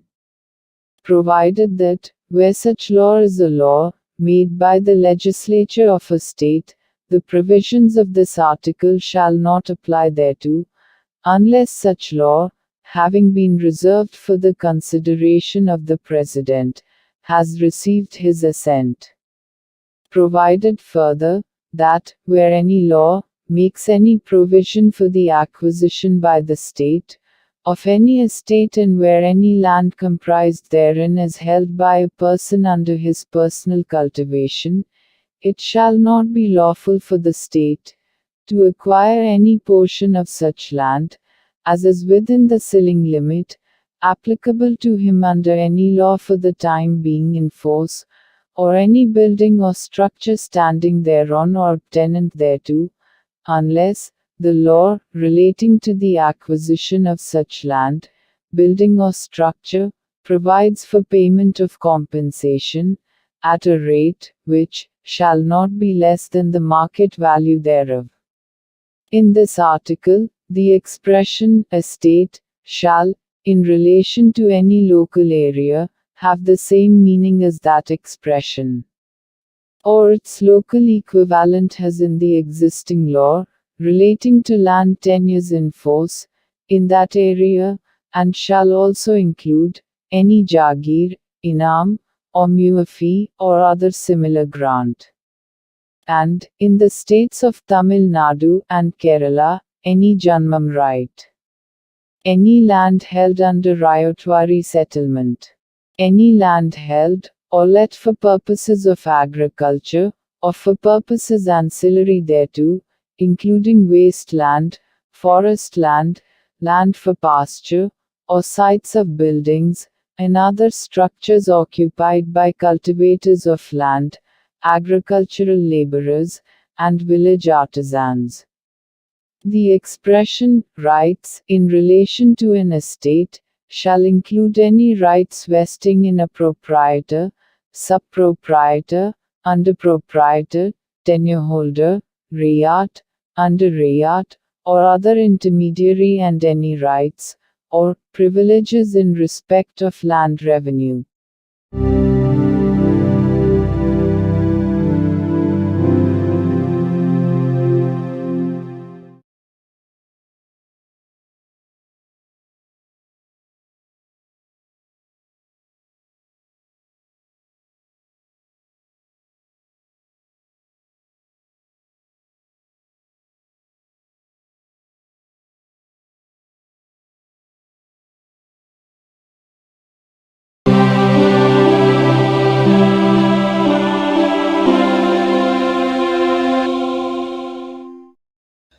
భారత సంవిధానము భాగము 3 మౌలిక హక్కులు. కొన్ని శాసనముల వ్యావృత్తి. Article 31(b) కొన్ని చట్టములకు మరియు వినిమయములకు శాసనిక మాన్యత కలగజేయుట. 31(a) అనుచ్ఛేదములో గల నిబంధనల సాధారణతకు భంగము కలగకుండా 9వ అనుసూచిలో నిర్దిష్టపరచబడిన ఏవేని చట్టములు, నియమములు, వాటి యొక్క ఏవేని నిబంధనలు, అట్టి చట్టము, నియమము లేక నిబంధనను ఈ భాగంలోని ఏవేని నిబంధనల ద్వారా ప్రదత్తమైన ఏవేని హక్కులకు అసంగతముగా నున్నదను లేక ఆ హక్కులలో దేనినైనను తీసివేయుచున్నదను లేక కుంచుచున్నదను ఆధారముపై ప్రభావశూన్యమైనదని గాని ఎప్పుడైనను ప్రభావశూన్యమై ఉండినదని గాని భావించరాదు. మరియు ఏదేని న్యాయస్థానము లేక ట్రిబ్యునల్ యొక్క ఏదేని తీర్పు, డిక్రీ లేక ఉత్తర్వు దానికి విరుద్ధముగా నున్నప్పటికీ సదరు ప్రతి చట్టము మరియు నియమము దాని రద్దు లేక సవరణ చేయుటకు ఏదేని సమర్థ శాసన మండలికి గల అధికారమునకు అత్యధీనమై అమలునందు కొనసాగవలెను. The Constitution of India, Part 3, Fundamental Rights, Saving of Certain Laws. Article 31B. Validation of certain acts and regulations. Without prejudice to the generality of the provisions contained in Article 31A. None of the acts and regulations specified in the 9th schedule, nor any of the provisions thereof shall be deemed to be void, or ever to have become void on the ground that such act, regulation or provision is inconsistent with, or takes away or abridges any of the rights conferred by any provisions of this part. And, notwithstanding any judgment, decree or order of any court or tribunal, to the contrary, each of the said acts and regulations shall, subject to the power of any competent legislature to repeal, or amend it, continue in force.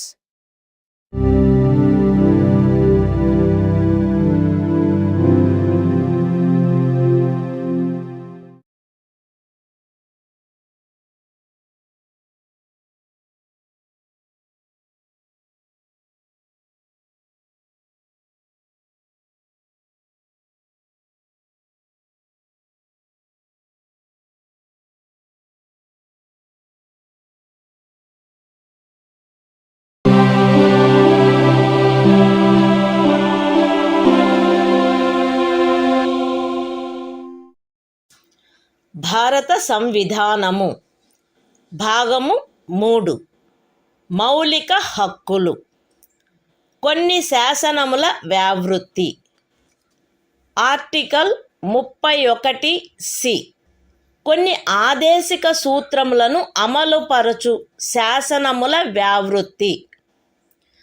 13వ అనుచ్ఛేదములో ఏమి ఉన్నప్పటికీ భాగము 4లో పేర్కొనబడిన సూత్రములన్నింటినీ గాని వాటిలో కొన్నింటిని గాని సాధించుట కొరకై రాజ్య విధానమును అమలుపరచు ఏ శాసనమునైనను 14వ అనుచ్ఛేదము లేక 19వ అనుచ్ఛేదము ద్వారా ప్రదత్తమైన ఏవేని హక్కులకు అసంగతముగా నున్నదను లేక ఆ హక్కులలో దేనినైనను తీసివేయుచున్నదను లేక కుంచుచున్నదను కారణమును బట్టి ప్రభావశూన్యమైనదని భావించరాదు.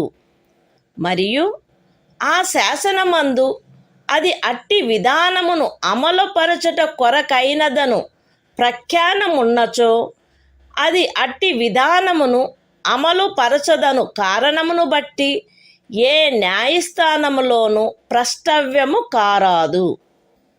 అయితే అట్టి శాసనము రాజ్య శాసన మండలిచే చేయబడిన ఎడల రాష్ట్రపతి పర్యాలోచన కొరకై ప్రత్యేకింపబడి ఆయన అనుమతిని పొందిననే తప్ప దానికి ఈ అనుచ్ఛేదము యొక్క నిబంధనలు వర్తించవు.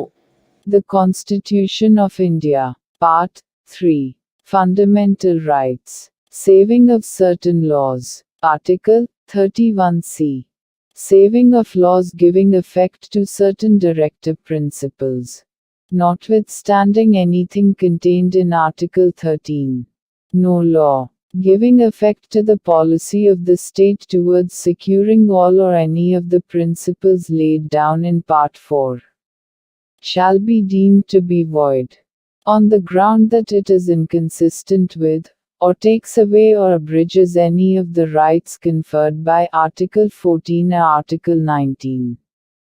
And no law containing a declaration that it is for giving effect to such policy shall be called in question in any court, on the ground that it does not give effect to such policy, provided that, where such law is made by the legislature of a state, the provisions of this article shall not apply thereto, unless such law, having been reserved for the consideration of the President, has received his assent.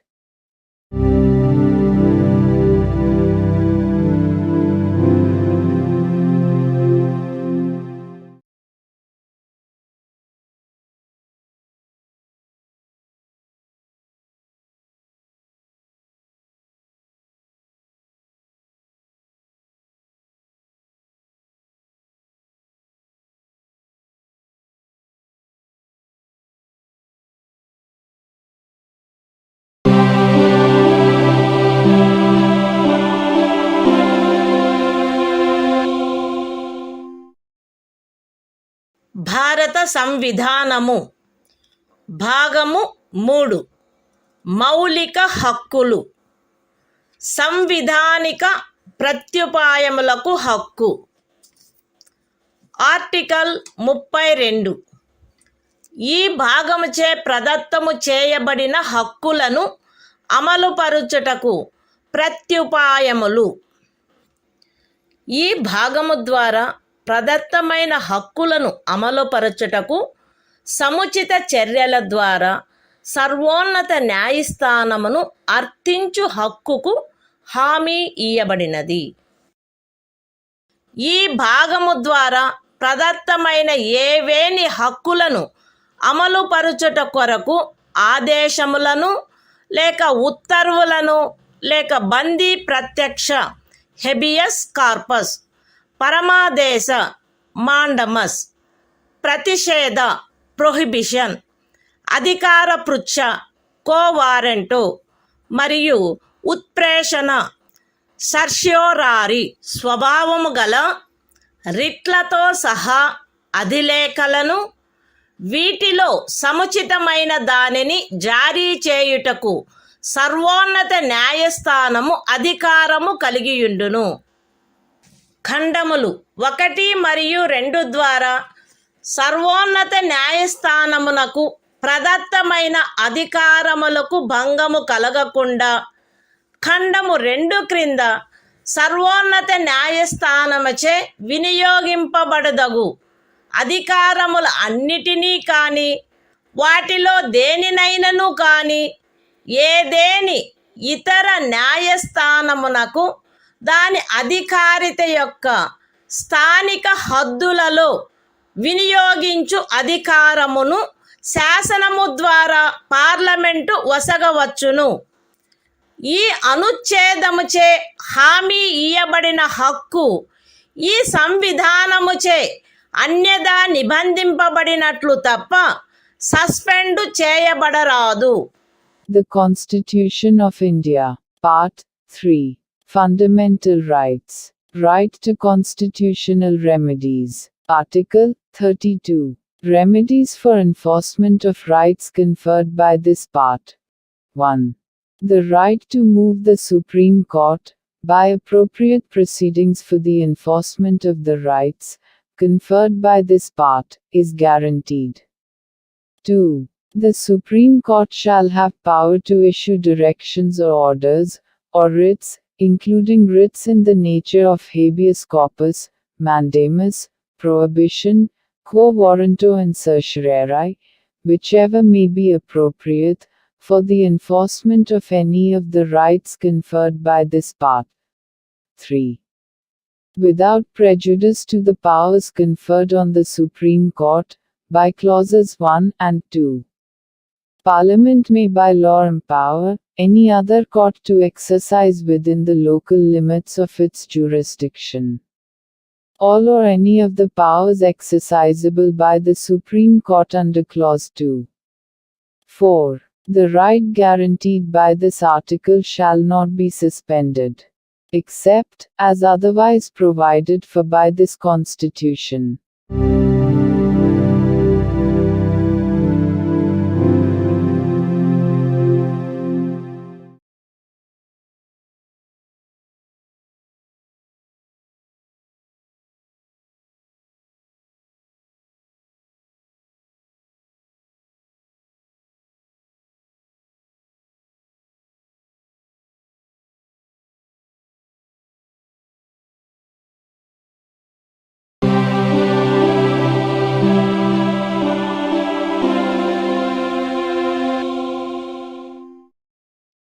భారత సంవిధానము భాగము 3 మౌలిక హక్కులు సంవిధానిక ప్రత్యుపాయములకు హక్కు article 33 ఈ భాగము ద్వారా ప్రదత్తమైన హక్కులను సాయుధ బలములు మొదలగు వాటికి వర్తింపచేయునప్పుడు మార్చుటకు పార్లమెంటుకు గల అధికారము.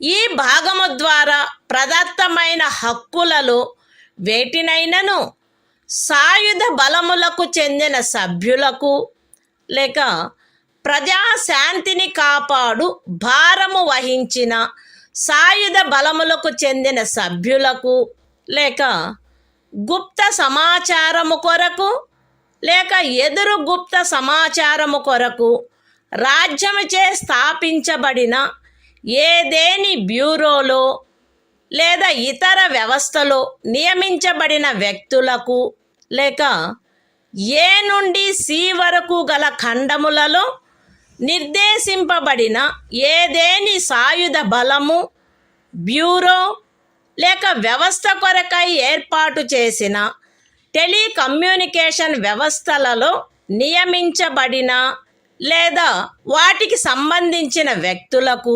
వర్తింపచేయుటలో వారి సముచిత కర్తవ్య నిర్వహణను వారి మధ్య క్రమశిక్షణను కట్టుదిట్టము చేయుటకై ఆ హక్కులు ఎంత మేరకు పరిమితపరచబడవలెనో లేక రద్దు చేయబడవలెనో పార్లమెంటు శాసనము ద్వారా నిర్ధారణ చేయవచ్చును. The Constitution of India, Part 3. Fundamental Rights. Right to constitutional remedies. Article 33. Power of Parliament to modify the rights conferred by this part in their application to forces, etc. Parliament may by law determine to what extent any of the rights conferred by this part shall, in their application to the members of the armed forces, or the members of the forces charged with the maintenance of public order, or persons employed in any bureau or other organization established by the state for purposes of intelligence or counterintelligence, or person employed in or in connection with the telecommunication systems set up for the purposes of any force, bureau, or organization referred to in clauses A to C be restricted or abrogated so as to ensure the proper discharge of their duties and the maintenance of discipline among them.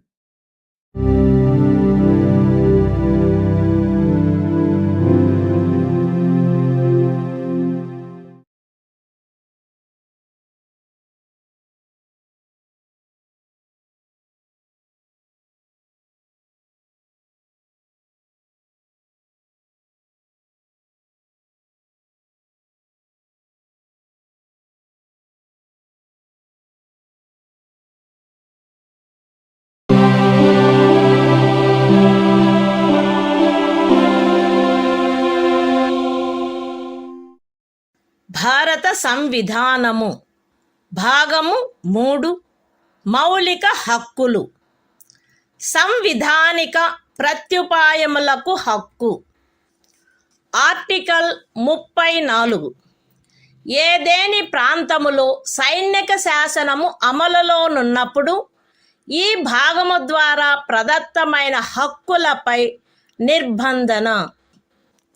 ఈ భాగమునందు పూర్వగామి నిబంధనలలో ఏమి ఉన్నప్పటికీ భారతదేశ రాజ్యక్షేత్రములోని ఏదేని ప్రాంతములో సైనిక శాసనము అమలులో ఉండి ఉన్నచో సంఘము యొక్క లేక ఒక రాజ్యము యొక్క సేవలోనున్న ఎవరేని వ్యక్తి అచట శాంతిని కాపాడుటకు లేక తిరిగి నెలకొల్పుటకు సంబంధించి చేసిన ఏదేని కార్యమును గూర్చి పార్లమెంటు శాసనము ద్వారా అతనికి క్షతిపూర్తి చేయవచ్చును, లేక అట్టి ప్రాంతంలో సైనిక శాసనము క్రింద చేయబడిన ఏదేని దండనోత్తరువును, విధించబడిన ఏదేని శిక్షను, ఉత్తర్వు చేయబడిన సమపహరణను, లేక చేసిన ఏదేని ఇతర కార్యమును మాన్యమునర్చవచ్చును. The Constitution of India, Part 3.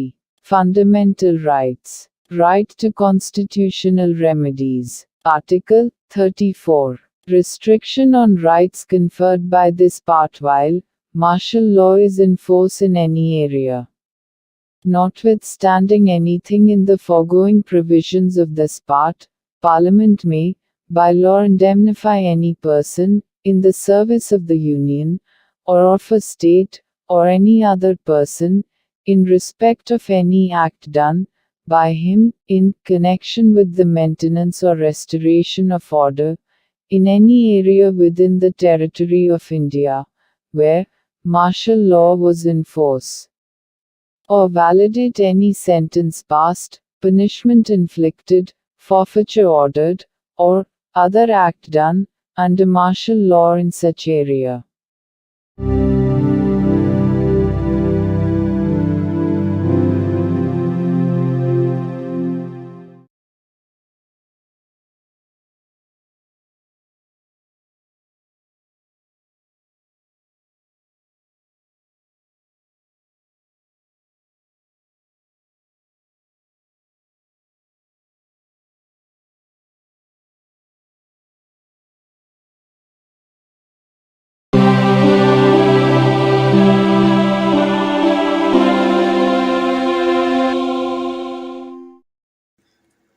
భారత సంవిధానము భాగము 3 మౌలిక హక్కులు.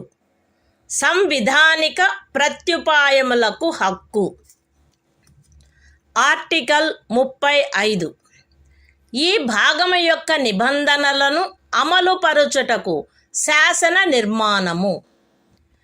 ఈ సంవిధానమునందేమున్నప్పటికీ 16వ అనుచ్ఛేదము యొక్క ఖండము 3, 32వ అనుచ్ఛేదము యొక్క ఖండము 3, 33వ మరియు 34వ అనుచ్ఛేదముల క్రింద పార్లమెంటు చేయు శాసనము ద్వారా నిబంధింపబడదగిన విషయములలో దేనిని గూర్చి అయినను శాసనములను చేయుటకు మరియు ఈ భాగము క్రింద అపరాధములుగా ప్రఖ్యానించబడిన కార్యములకు శిక్షను విహితము చేయుట కొరకైన శాసనములను చేయుటకు పార్లమెంటు అధికారము కలిగియుండును.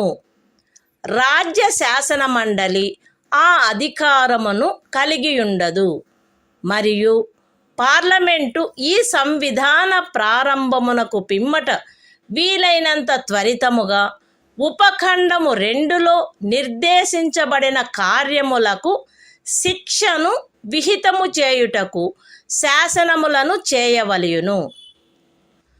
ఖండము ఏ యొక్క ఉపఖండము 1లో నిర్దేశింపబడిన ఏదేని విషయమును గూర్చినదైనా లేక ఆ ఖండము యొక్క ఉపఖండము 2లో నిర్దేశించబడిన కార్యమునకు దేనికైనను శిక్షను నిబంధించునదై ఈ సంవిధాన ప్రారంభమునకు అవ్యవహిత పూర్వము భారతదేశ రాజ్య క్షేత్రమునందు అమలులోనున్న ఏదేని శాసనము అందలి నిబంధనలకును 372వ అనుచ్ఛేదము క్రింద దాని యందు చేయబడు అనుకూలానుసరణకును మరియు మార్పులకును అత్యధీనమై పార్లమెంటుచే మార్పు లేక రద్దు లేక సవరణ చేయబడు వరకు అమలునందు కొనసాగవలెను.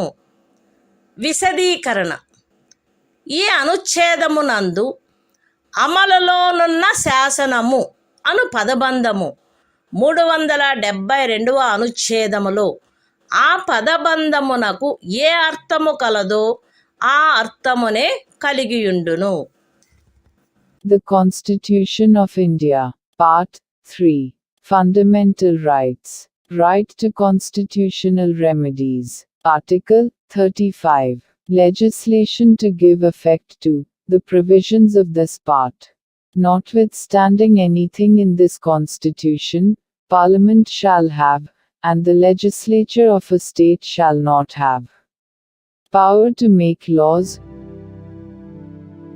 with respect to any of the matters which, under Clause 3 of Article 16, Clause 3 of Article 32, Article 33 and Article 34 may be provided for by law made by Parliament, and for prescribing punishment for those acts which are declared to be offences under this part. And Parliament shall, as soon as may be after the commencement of this Constitution, make laws for prescribing punishment for the acts referred to in subclause 2. Any law in force immediately before the commencement of this Constitution, in the territory of India, with respect to any of the matters referred to in subclause 1 of Clause A, or providing for punishment for any act referred to in subclause 2 of that clause shall, subject to the terms thereof, and to any adaptations and modifications that may be made therein, under Article 372, continue in force until altered, or repealed, or amended, by Parliament. Explanation: in this article, the expression law in force has the same meaning as in Article 372.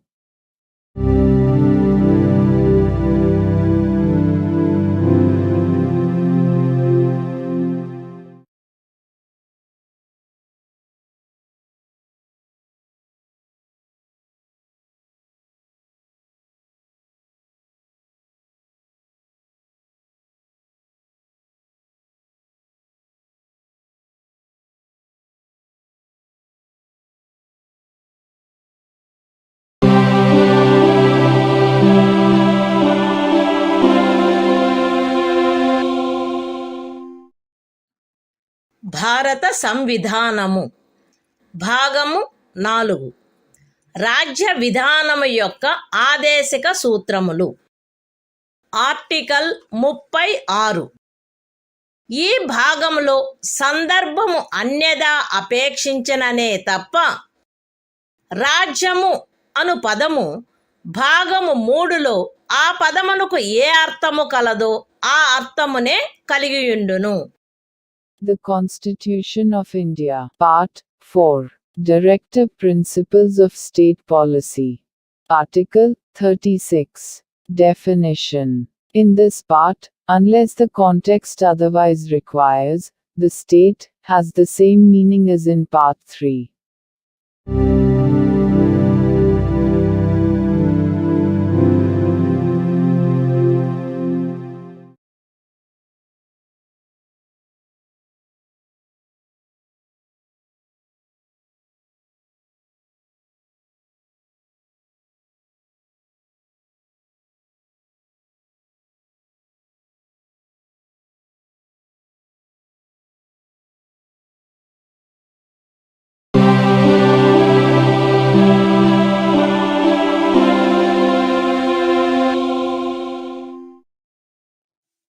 భారత సంవిధానము భాగము 4 రాజ్య విధానము యొక్క ఆదేశిక సూత్రములు.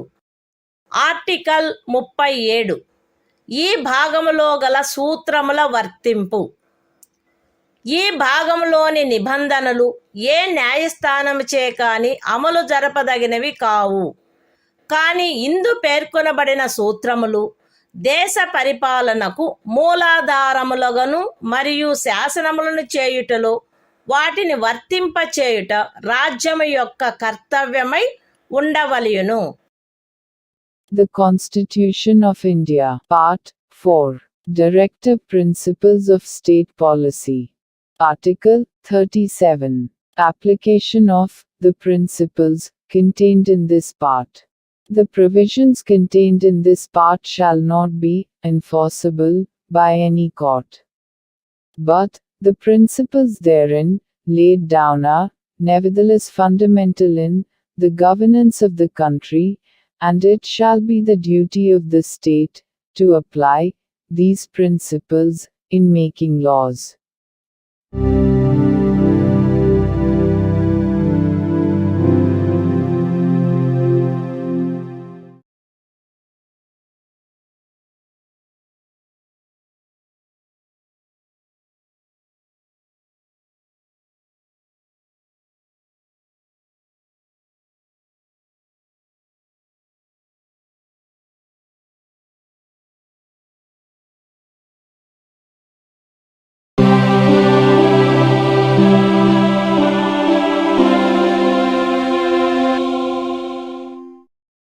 భారత సంవిధానము భాగము 4 రాజ్య విధానము యొక్క ఆదేశిక సూత్రములు.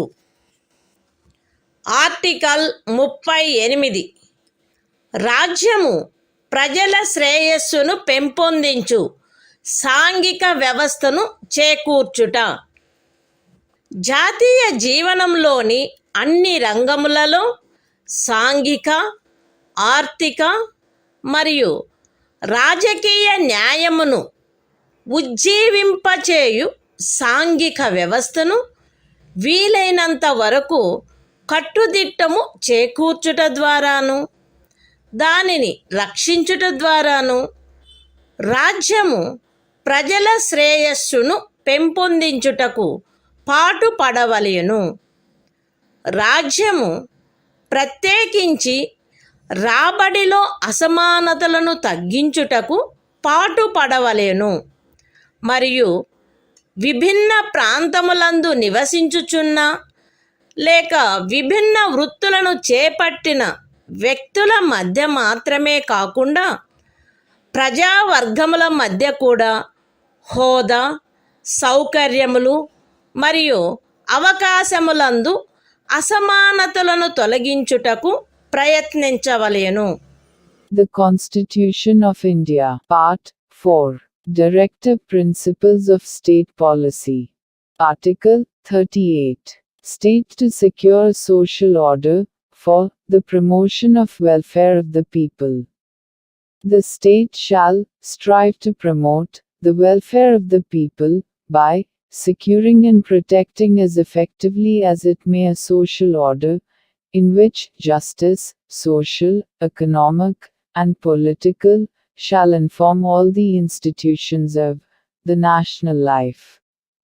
The state shall, in particular, strive to minimize the inequalities in income, and endeavor to eliminate inequalities in status, facilities and opportunities, not only amongst individuals, but also amongst groups of people, residing in different areas, or engaged in different vocations.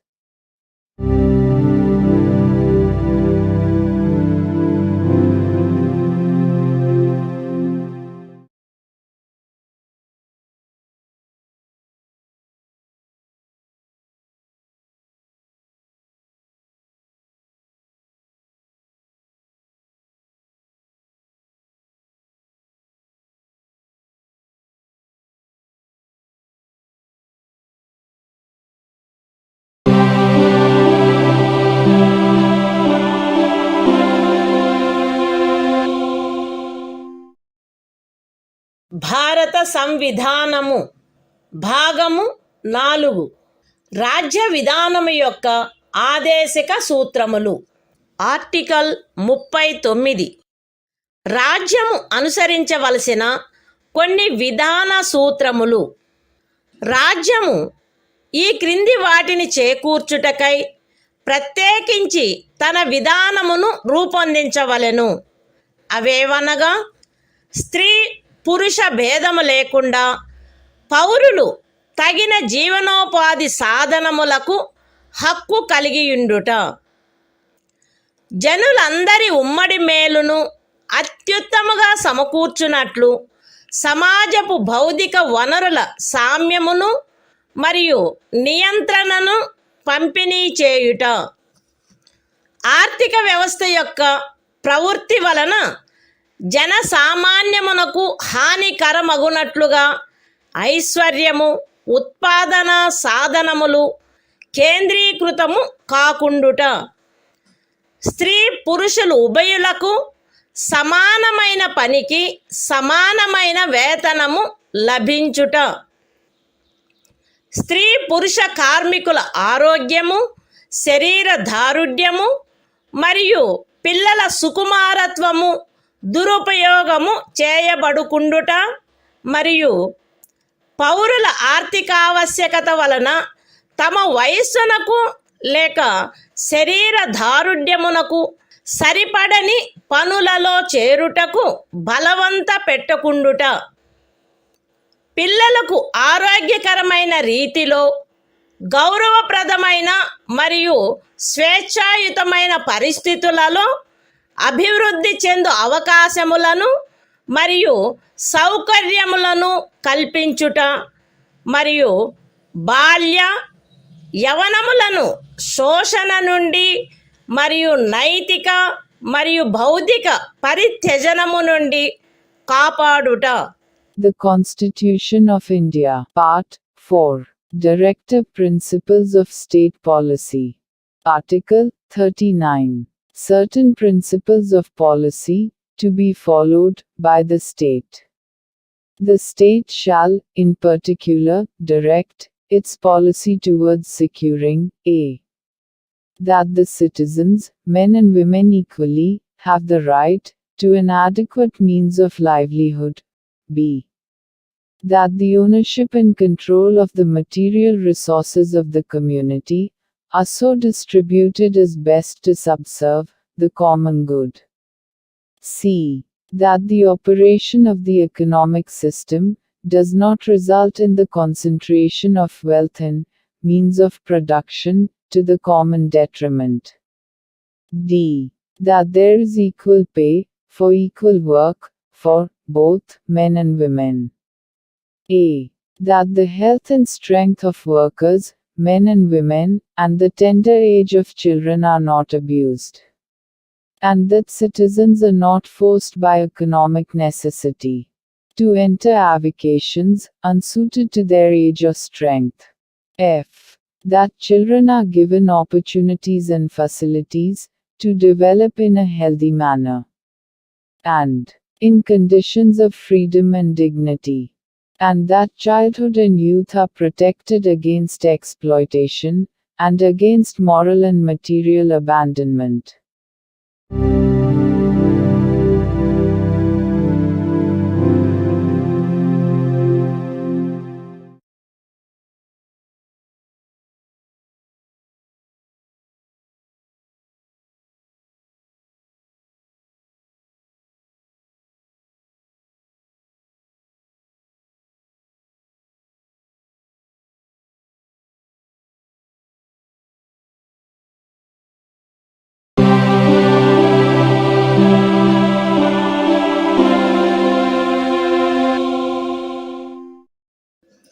భారత సంవిధానము భాగము 4 రాజ్య విధానము యొక్క ఆదేశిక సూత్రములు. Article 39A సమాన న్యాయము ఉచిత న్యాయవాద సహాయము. శాసన వ్యవస్థ ప్రవృత్తి సమానావకాశ ప్రాతిపదికపై న్యాయమును చేకూర్చు రీతిలో నిర్వహించబడునట్లు రాజ్యము కట్టుదిట్టము చేయవలెను. మరియు ప్రత్యేకముగా ఏ పౌరునికైనను ఆర్థిక లేక ఇతర అసక్తతల కారణమున న్యాయమును పొందు అవకాశములు అలభ్యము కాకుండునట్లు కట్టుదిట్టము చేయుటకై తగిన శాసన నిర్మాణమును లేక పథకముల ద్వారా గాని ఏదేని ఇతర విధముగా గాని ఉచిత న్యాయవాద సహాయమును సమకూర్చవలెను. The Constitution of India, Part 4, Directive Principles of State Policy.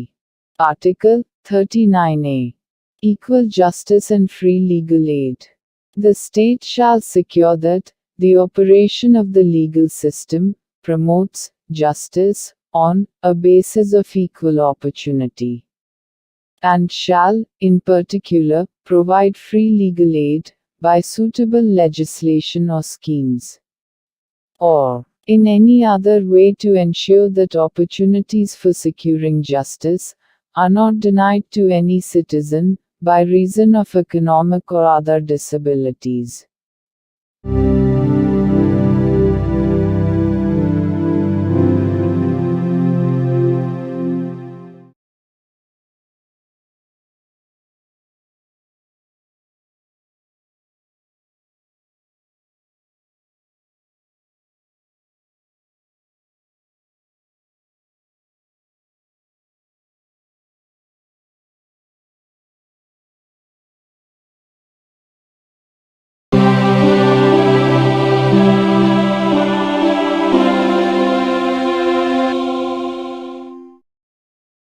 భారత సంవిధానము భాగము 4 రాజ్య విధానము యొక్క ఆదేశక సూత్రములు. ఆర్టికల్ 40 గ్రామ పంచాయతీల వ్యవస్థీకరణ.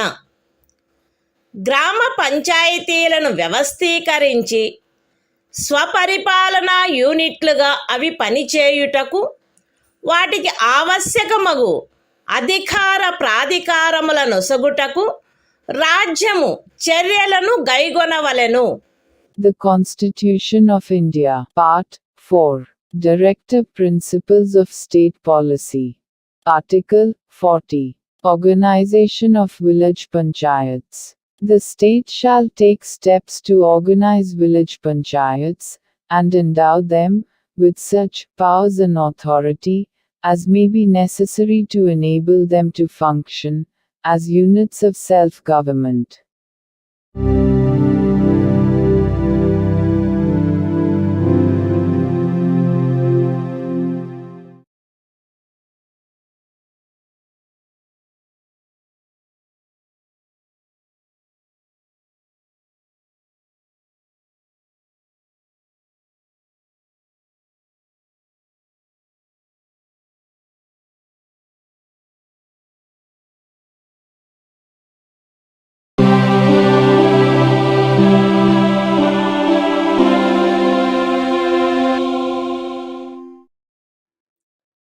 భారత సంవిధానము భాగము 4 రాజ్య విధానము యొక్క ఆదేశక సూత్రములు.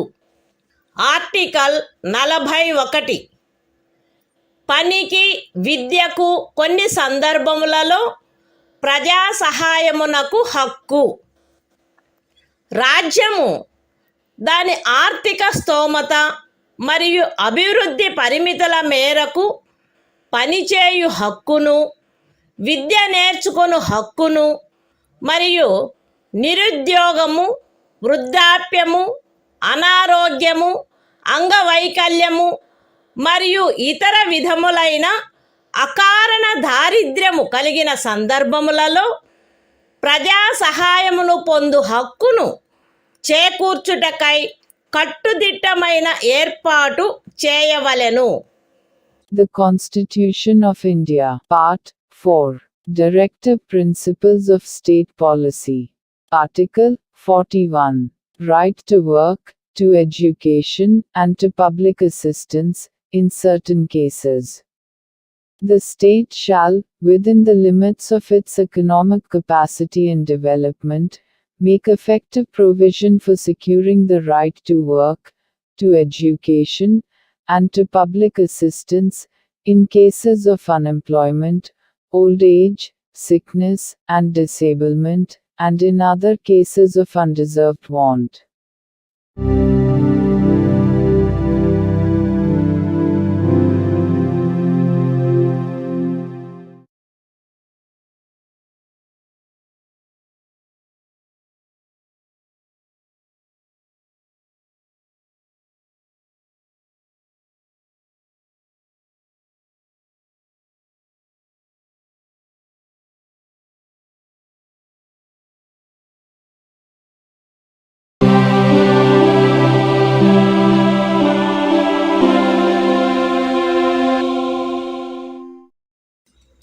భారత సంవిధానము భాగము 4 రాజ్య విధానము యొక్క ఆదేశిక సూత్రములు.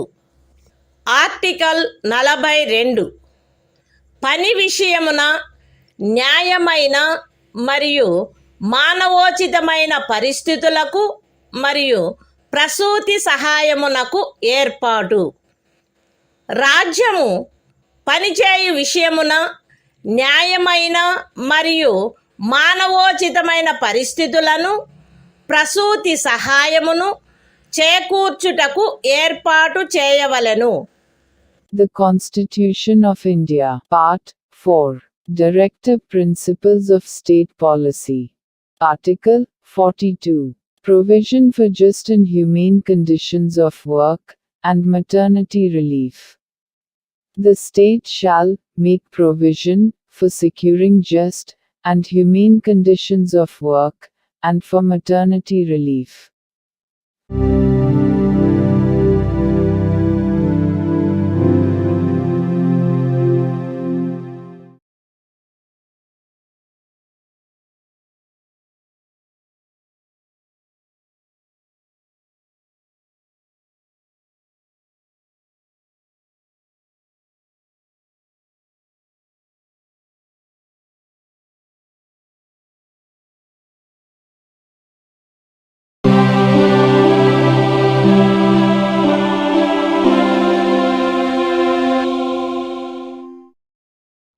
భారత సంవిధానము భాగము 4 రాజ్య విధానము యొక్క ఆదేశిక సూత్రములు. ఆర్టికల్ 43 కార్మికులకు జీవన భృతి మొదలగునవి.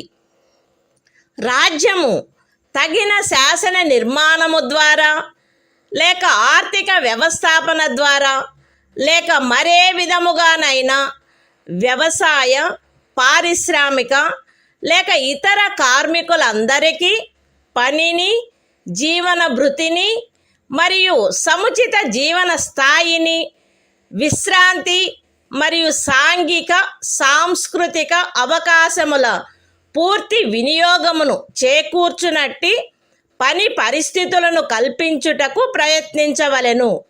మరియు ప్రత్యేకించి గ్రామీణ ప్రాంతములలో వైయక్తిక ప్రాతిపదికపై లేక సహకార ప్రాతిపదికపై కుటీర పరిశ్రమలను పెంపొందింపచేయుటకు ప్రయత్నించవలెను. The Constitution of India, Part 4, Directive Principles of State Policy. Article 43. Living wage, etc., for workers. The state shall endeavor to secure, by suitable legislation, or economic organization or in any other way, to all workers, agricultural, industrial or otherwise, work, a living wage, conditions of work ensuring a decent standard of life, and full enjoyment of leisure, and social and cultural opportunities, and, in particular, the state shall endeavor to promote cottage industries, on an individual or cooperative basis, in rural areas.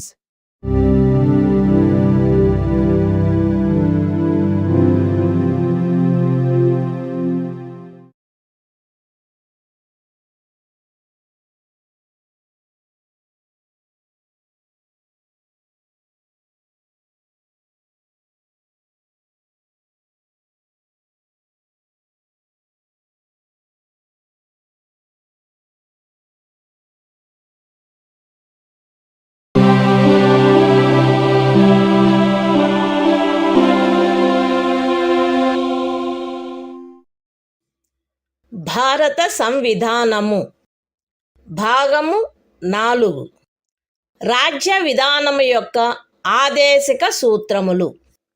Article 43A పరిశ్రమల నిర్వహణలో కార్మికులు పాల్గొనుట. రాజ్యము తగిన శాసన నిర్మాణము ద్వారా లేక ఏదేని ఇతర విధముగా ఏదేని పరిశ్రమలో నిమగ్నమైన సంస్థల వ్యవస్థాపన లేక ఇతర వ్యవస్థల నిర్వహణలో కార్మికులు పాల్గొనున్నట్లు చర్యలు తీసుకొనవలెను. The Constitution of India, Part 4, Directive Principles of State Policy. Article 43A. Participation of workers in management of industries. The state shall take steps, by suitable legislation or in any other way, to secure the participation of workers in the management of undertakings, establishments, or other organizations engaged in any industry.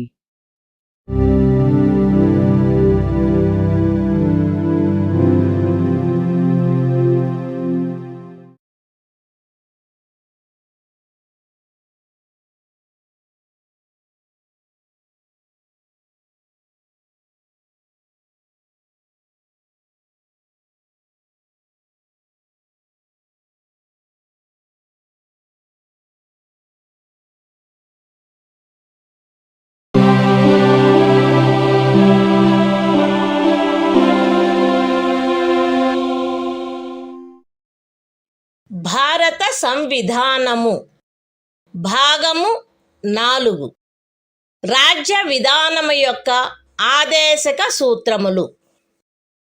Article 43B సహకార సంఘముల ప్రవర్ధనము. రాజ్యము సహకార సంఘములు స్వచ్ఛందముగా రూపొందించుటకు, స్వాయత్తముగా కృత్యములు నిర్వహించుటకు, ప్రజాస్వామ్య నియంత్రణ మరియు వృత్తిపరమై యాజమాన్యమును ప్రోత్సహించుటకు ప్రయత్నించవలెను. The Constitution of India, Part 4, Directive Principles of State Policy. Article 43B. Promotion of cooperative societies. The state shall endeavor to promote voluntary formation, autonomous functioning, democratic control and professional management of cooperative societies.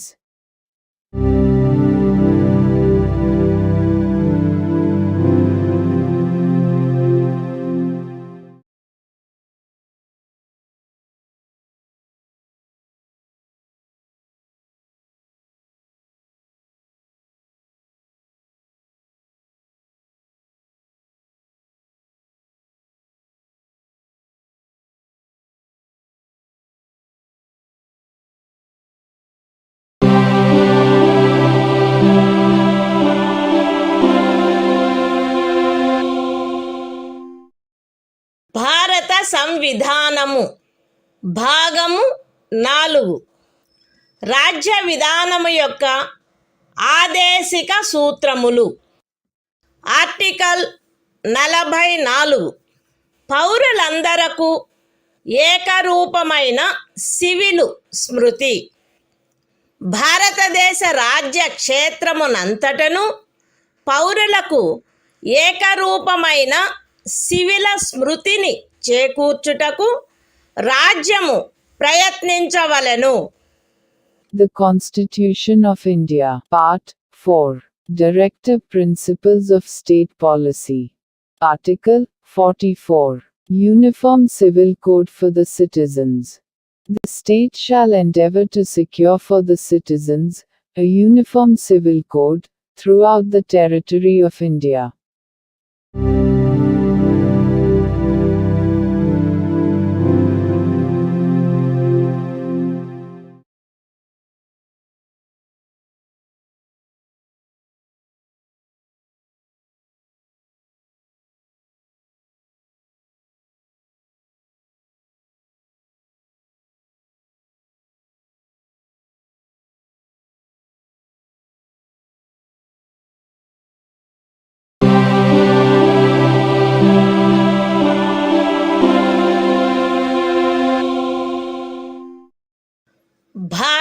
సంవిధానము భాగము 4 రాజ్య విధానము యొక్క ఆదేశిక సూత్రములు. Article 45 6 సంవత్సరముల లోపు బాలలందరికీ బాల్య ప్రారంభంలో సంరక్షణ మరియు విద్యను ఏర్పాటు చేయుట. బాలలందరూ వారు 6 సంవత్సరముల వయస్సు పూర్తి చేయునంత వరకు వారికి బాల్య ప్రారంభంలో సంరక్షణ మరియు విద్యను ఏర్పాటు చేయుటకు రాజ్యము ప్రయత్నించవలెను. The Constitution of India, Part 4, Directive Principles of State Policy. Article 45, Provision for Early Childhood Care and Education to Children below the age of 6 years. The state shall endeavor to provide early childhood care and education for all children until they complete the age of 6 years.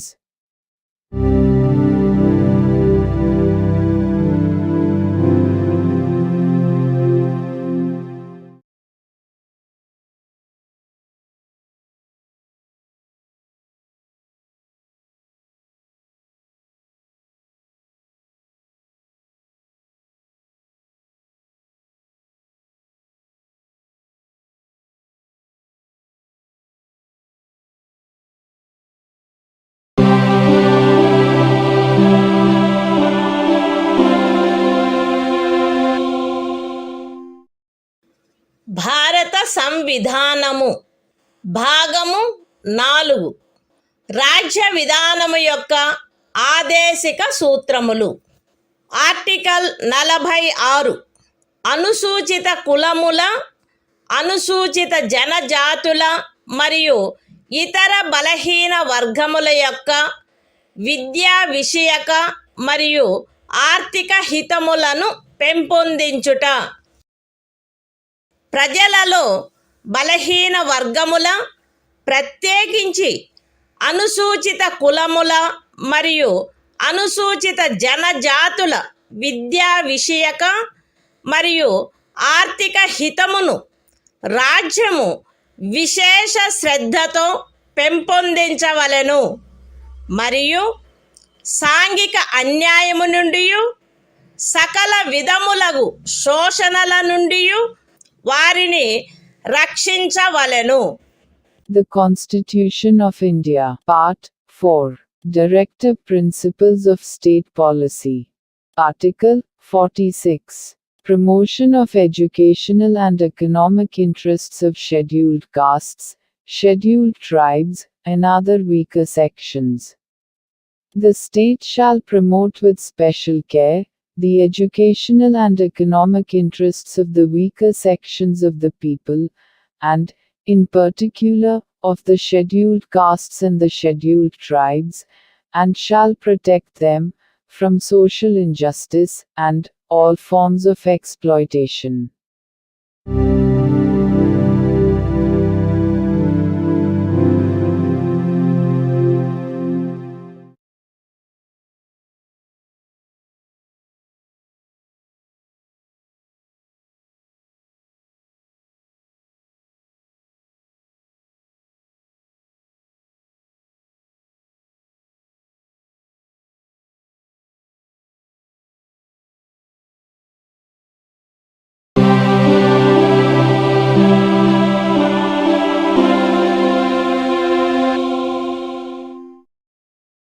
భారత సంవిధానము భాగము 4 రాజ్య విధానము యొక్క ఆదేశిక సూత్రములు. Article 47 ఆహార పుష్టి స్థాయిని, జీవన స్థాయిని పెంచుటలో మరియు ప్రజారోగ్యమును మెరుగుపరచుటలో రాజ్యము యొక్క కర్తవ్యము. రాజ్యము ప్రజల ఆహార పుష్టి యొక్క స్థాయిని, జీవన స్థాయిని పెంచుట మరియు ప్రజారోగ్యమును మెరుగుపరుచుట తన ప్రాథమిక కర్తవ్యములలోనివిగా పరిగణించవలెను మరియు ప్రత్యేకించి వైద్య ప్రయోజనములకై తప్ప మద్యపానీయములను మరియు ఆరోగ్యమునకు భంగము కలిగించు ఔషధములను సేవించుటను నిషేధించుటకు రాజ్యము ప్రయత్నించవలెను. The Constitution of India, Part 4, Directive Principles of State Policy. Article 47. Duty of the state to raise the level of nutrition and the standard of living, and to improve public health. The state shall regard the raising of the level of nutrition and the standard of living of its people, and the improvement of public health, as among its primary duties, and, in particular, the state shall endeavor to bring about prohibition of the consumption, except for medicinal purposes, of intoxicating drinks and of drugs, which are injurious to health.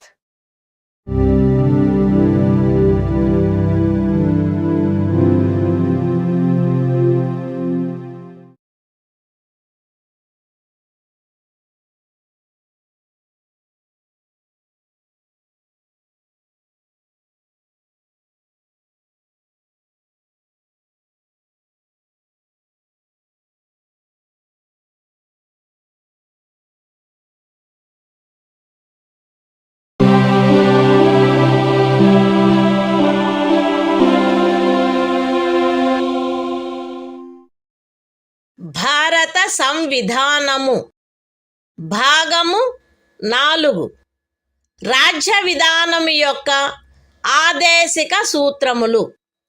Article 48 వ్యవసాయ మరియు పశు సంవర్ధనము యొక్క వ్యవస్థీకరణ.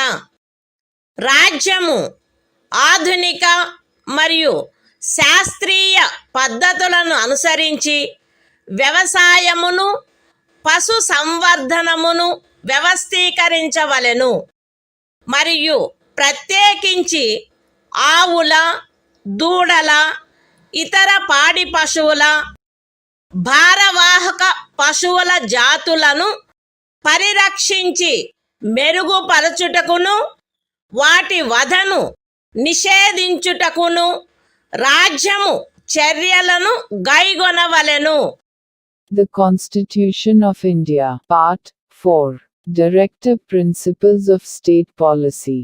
Article 48. Organization of Agriculture and Animal Husbandry. The state shall endeavor to organize agriculture and animal husbandry on modern and scientific lines, and shall, in particular, take steps for preserving and improving the breeds and prohibiting the slaughter of cows and calves and other milch and draft cattle.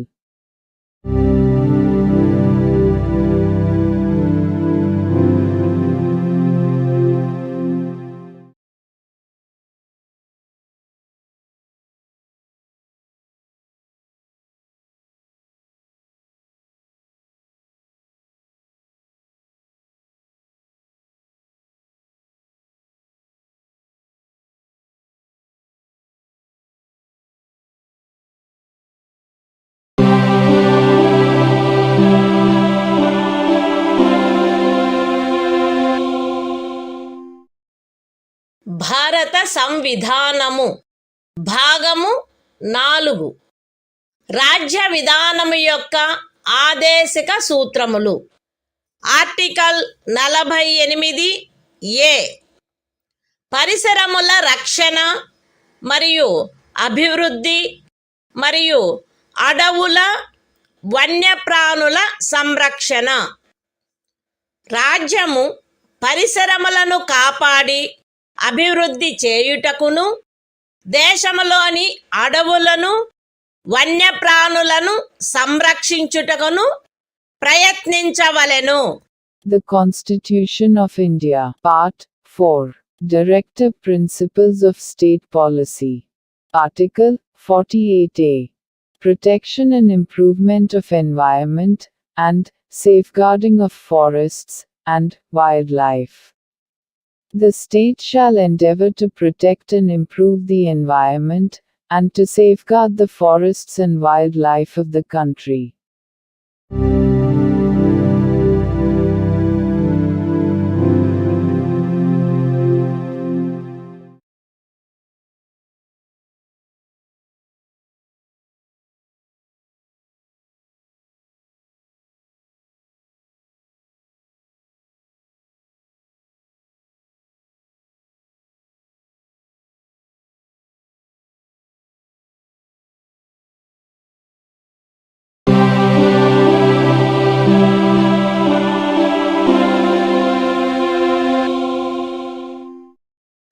భారత సంవిధానము భాగము 4 రాజ్య విధానము యొక్క ఆదేశిక సూత్రములు. Article 49 జాతీయ ప్రాముఖ్యము గల స్మారక చిహ్నములను రక్షించుట. Parliament చేయబడిన శాసనము ద్వారా గాని లేదా దాని క్రింద గాని జాతీయ ప్రాముఖ్యము గలవని ప్రఖ్యానించబడిన కళాత్మక లేక ఐతిహాసిక ప్రయోజనము గల ప్రతి ఒక్క స్మారక చిహ్నమును లేక స్థలమును లేక వస్తువును సందర్భానుసారముగా కొల్లగొట్టుట, విరూపణము, వినాశనము, తొలగింపు, వ్యయనము లేక ఎగుమతి చేయుట నుండి రక్షించుట రాజ్యము యొక్క బాధ్యత అయ్యుండును. The Constitution of India, Part 4, Directive Principles of State Policy. Article 49, Protection of Monuments and Places and Objects of National Importance. It shall be the obligation of the state to protect every monument, or place, or object of artistic, or historic interest, declared by, or under law made by Parliament to be of national importance, from spoliation, disfigurement, destruction, removal, disposal or export, as the case may be.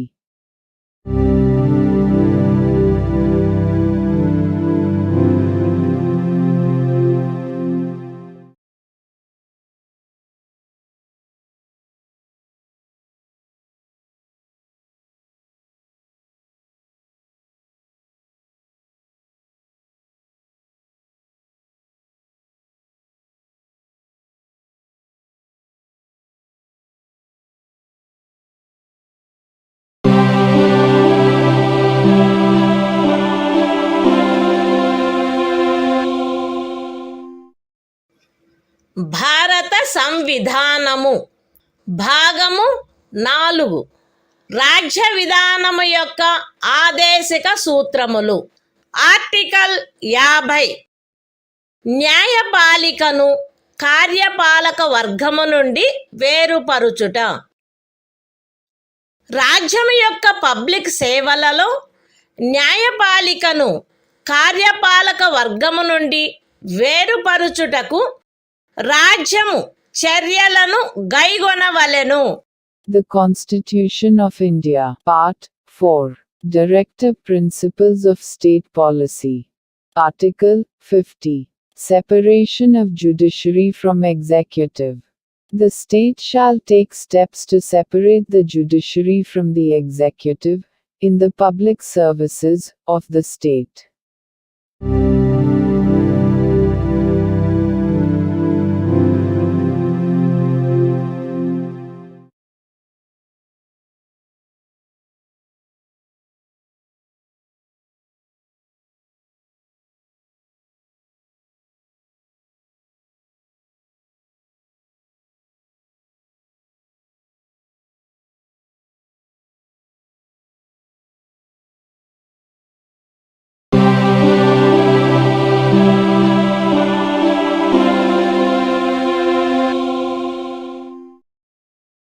భారత సంవిధానము భాగము 4 రాజ్య విధానము యొక్క ఆదేశిక సూత్రములు. Article 51 అంతర్జాతీయ శాంతి భద్రతలను పెంపొందించుట. రాజ్యము ఈ క్రింది వాటికై ప్రయత్నించవలెను: అంతర్జాతీయ శాంతి భద్రతలను పెంపొందించుట, జాతుల మధ్య న్యాయమైన మరియు గౌరవప్రదమైన సంబంధములను నెలకొల్పుట, సువ్యవస్థిత ప్రజానీకముల పరస్పర వ్యవహారములందు అంతర్జాతీయ శాసనము పట్ల, సంధి బాధ్యతల పట్ల గౌరవమును పెంపొందించుట మరియు అంతర్జాతీయ వివాదముల పరిష్కారము మధ్యవర్తిత్వము ద్వారా జరుగుటను ప్రోత్సహించుట. The Constitution of India, Part 4, Directive Principles of State Policy. Article 51. Promotion of international peace and security. The state shall endeavor to a. Promote international peace and security. b. Maintain just and honorable relations between nations. c.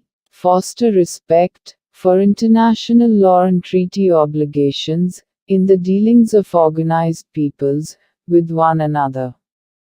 And d. Encourage settlement of international disputes by arbitration.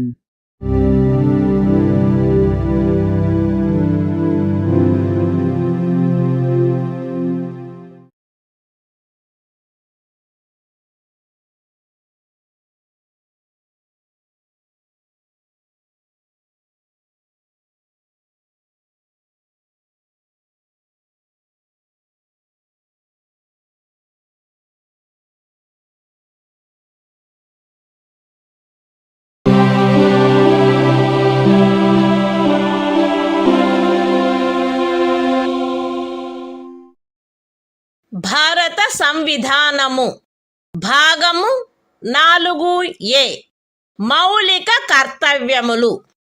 Article 51A ప్రతి భారత పౌరునికి సంవిధానమునకు కట్టుబడి ఉండుట మరియు దాని ఆదర్శములను, సంస్థలను, జాతీయ పతాకమును, జాతీయ గీతమును గౌరవించుట, జాతీయ స్వాతంత్ర పోరాటమునకు స్ఫూర్తినిచ్చిన ఉన్నతాదర్శములను జ్ఞప్తి అందించుకొని వాటిని పాటించుట, భారతదేశ సార్వభౌమతను, ఐక్యతను మరియు అఖండతను సమర్థించి కాపాడుట, దేశమును రక్షించుట మరియు కోరినప్పుడు జాతీయ సేవ చేయుట, భారత ప్రజలందరి మధ్య మత, భాష మరియు ప్రాంతము లేక వర్గ వైవిధ్యముల అధిగమించి సామరస్యమును, సోదర భావమును పెంపొందించుట మరియు స్త్రీల గౌరవమును న్యూనపరుచు ఆచారములను విడనాడుట, మన సమ్మిశ్ర సంస్కృతి యొక్క సుసంపన్న సాంప్రదాయమును గౌరవించి పరిరక్షించుట, అడవులు, సరస్సులు, నదులు మరియు వన్యప్రాణులతో సహా ప్రకృతి సిద్ధమైన పరిసరములను కాపాడి అభివృద్ధి చేయుట మరియు ప్రాణికోటి పట్ల కరుణను కలిగియుండుట, వైజ్ఞానిక దృక్పథమును, మానవతావాదమును, జిజ్ఞాసను మరియు సంస్కరణాశక్తిని పెంపొందించుకొనుట, పబ్లిక్ ఆస్తిని సంరక్షించుట మరియు హింసను విడనాడుట, దేశ ప్రజల కృషి మరియు సాధనముల ఉన్నత స్థాయిలను నిరంతరం అందుకొనున్నట్లుగా వ్యష్టి మరియు సమష్టి కార్యరంగములన్నింటిలో శ్రేష్టతకై పాటుపడుట, తల్లి, తండ్రి లేక సంరక్షకుడు 6 మరియు 14 సంవత్సరముల మధ్య వయసు కలిగిన తమ పిల్లలకు లేక పోషితునికి విద్యావకాశములను కలగచేయుట కర్తవ్యమై ఉండవలెను. The Constitution of India, Part 4A. Fundamental Duties. Article 51A. Fundamental Duties. It shall be the duty of every citizen of India to abide by the Constitution and respect its ideals and institutions, the national flag and the national anthem. B. To cherish and follow the noble ideals which inspired our national struggle for freedom. C. To uphold and protect the sovereignty, unity and integrity of India. D.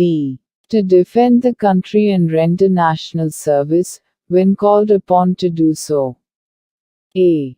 To promote harmony and the spirit of common brotherhood amongst all the people of India, transcending religious, linguistic and regional, or sectional diversities. To renounce practices derogatory to the dignity of women. F. To value and preserve the rich heritage of our composite culture. G. To protect and improve the natural environment, including forests, lakes, rivers and wildlife, and to have compassion for living creatures. H. To develop the scientific temper, humanism, and the spirit of inquiry and reform. I. To safeguard public property and to abjure violence. J. To strive towards excellence in all spheres of individual and collective activity, so that the nation constantly rises to higher levels of endeavor and achievement.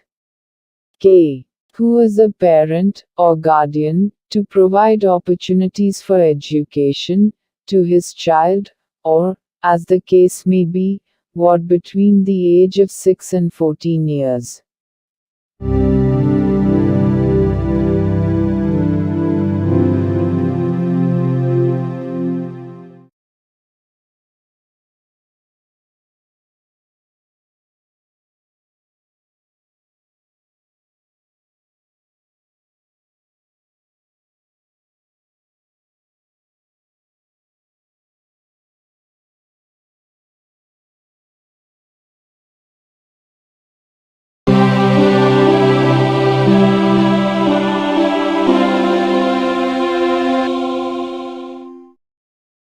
భారత సంవిధానము భాగము 5 సంఘము అధ్యాయం 1 కార్యపాలక వర్గము రాష్ట్రపతి మరియు ఉపరాష్ట్రపతి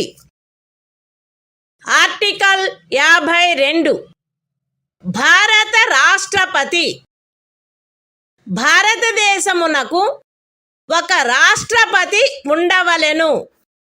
The Constitution of India, Part 5, The Union. Chapter 1. The Executive. The President and Vice President. Article 52. The President of India. There shall be a President of India.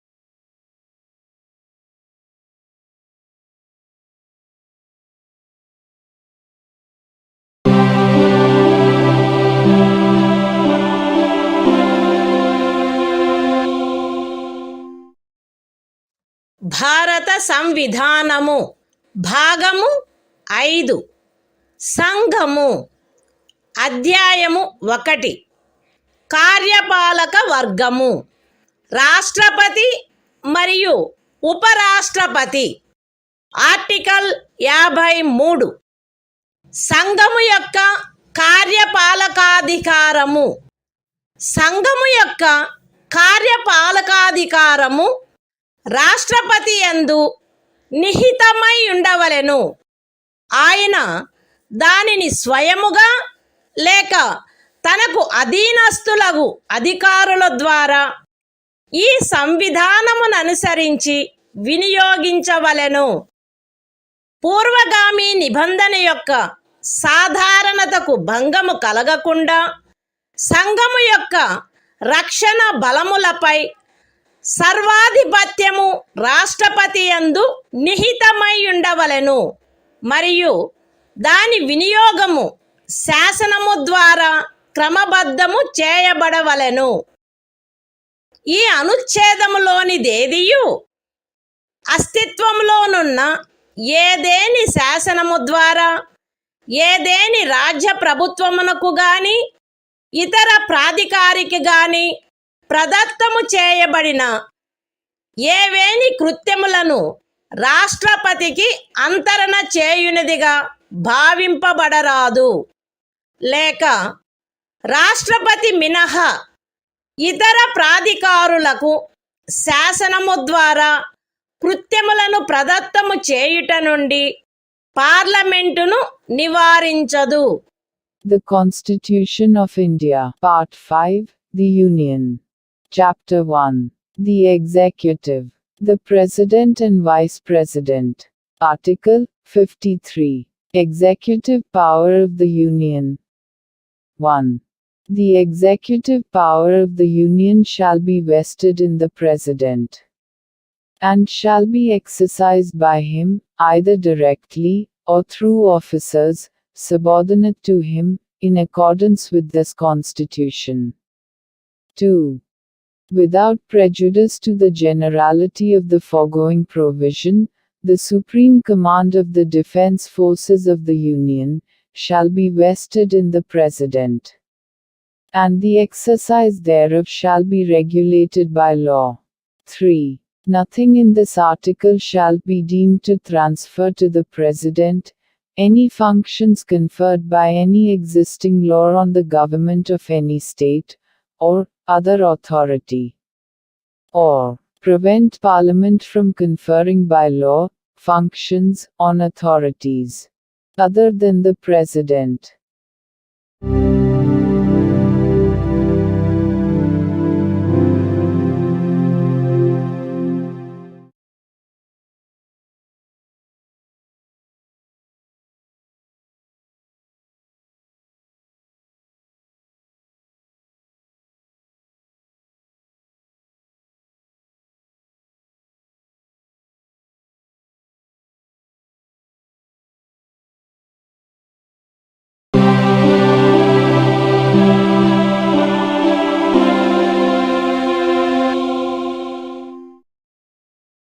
భారత సంవిధానము భాగము 5 సంఘము అధ్యాయము 1 కార్యపాలక వర్గము రాష్ట్రపతి మరియు ఉపరాష్ట్రపతి.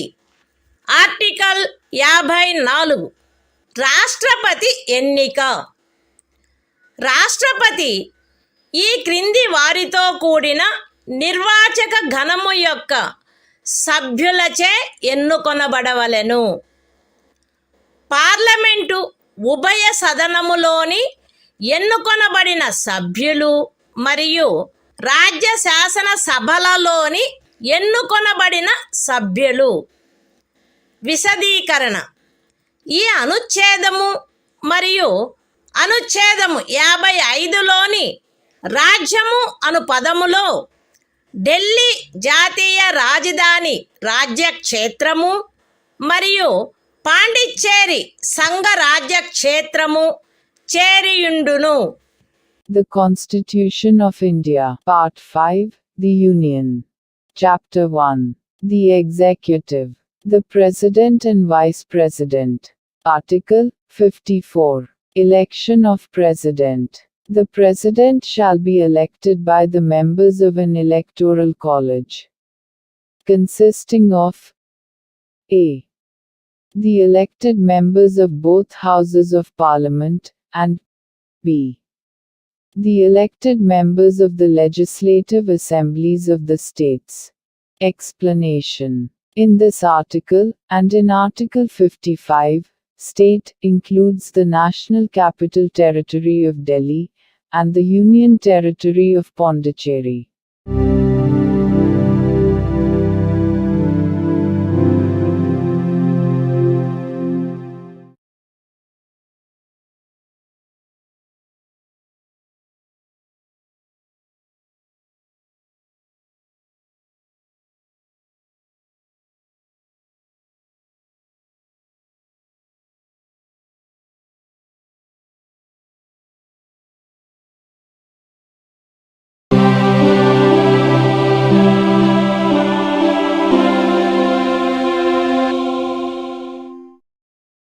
భారత సంవిధానము భాగము 5 సంఘము అధ్యాయము 1 కార్యపాలక వర్గము రాష్ట్రపతి మరియు ఉపరాష్ట్రపతి ఆర్టికల్ 55 రాష్ట్రపతిని ఎన్నుకొను రీతి రాష్ట్రపతి యొక్క ఎన్నికలో వివిధ రాజ్యముల ప్రాతినిధ్య ప్రమాణము ఆచరణీయమైనంత మేరకు ఏకరూపముగా ఉండవలెను.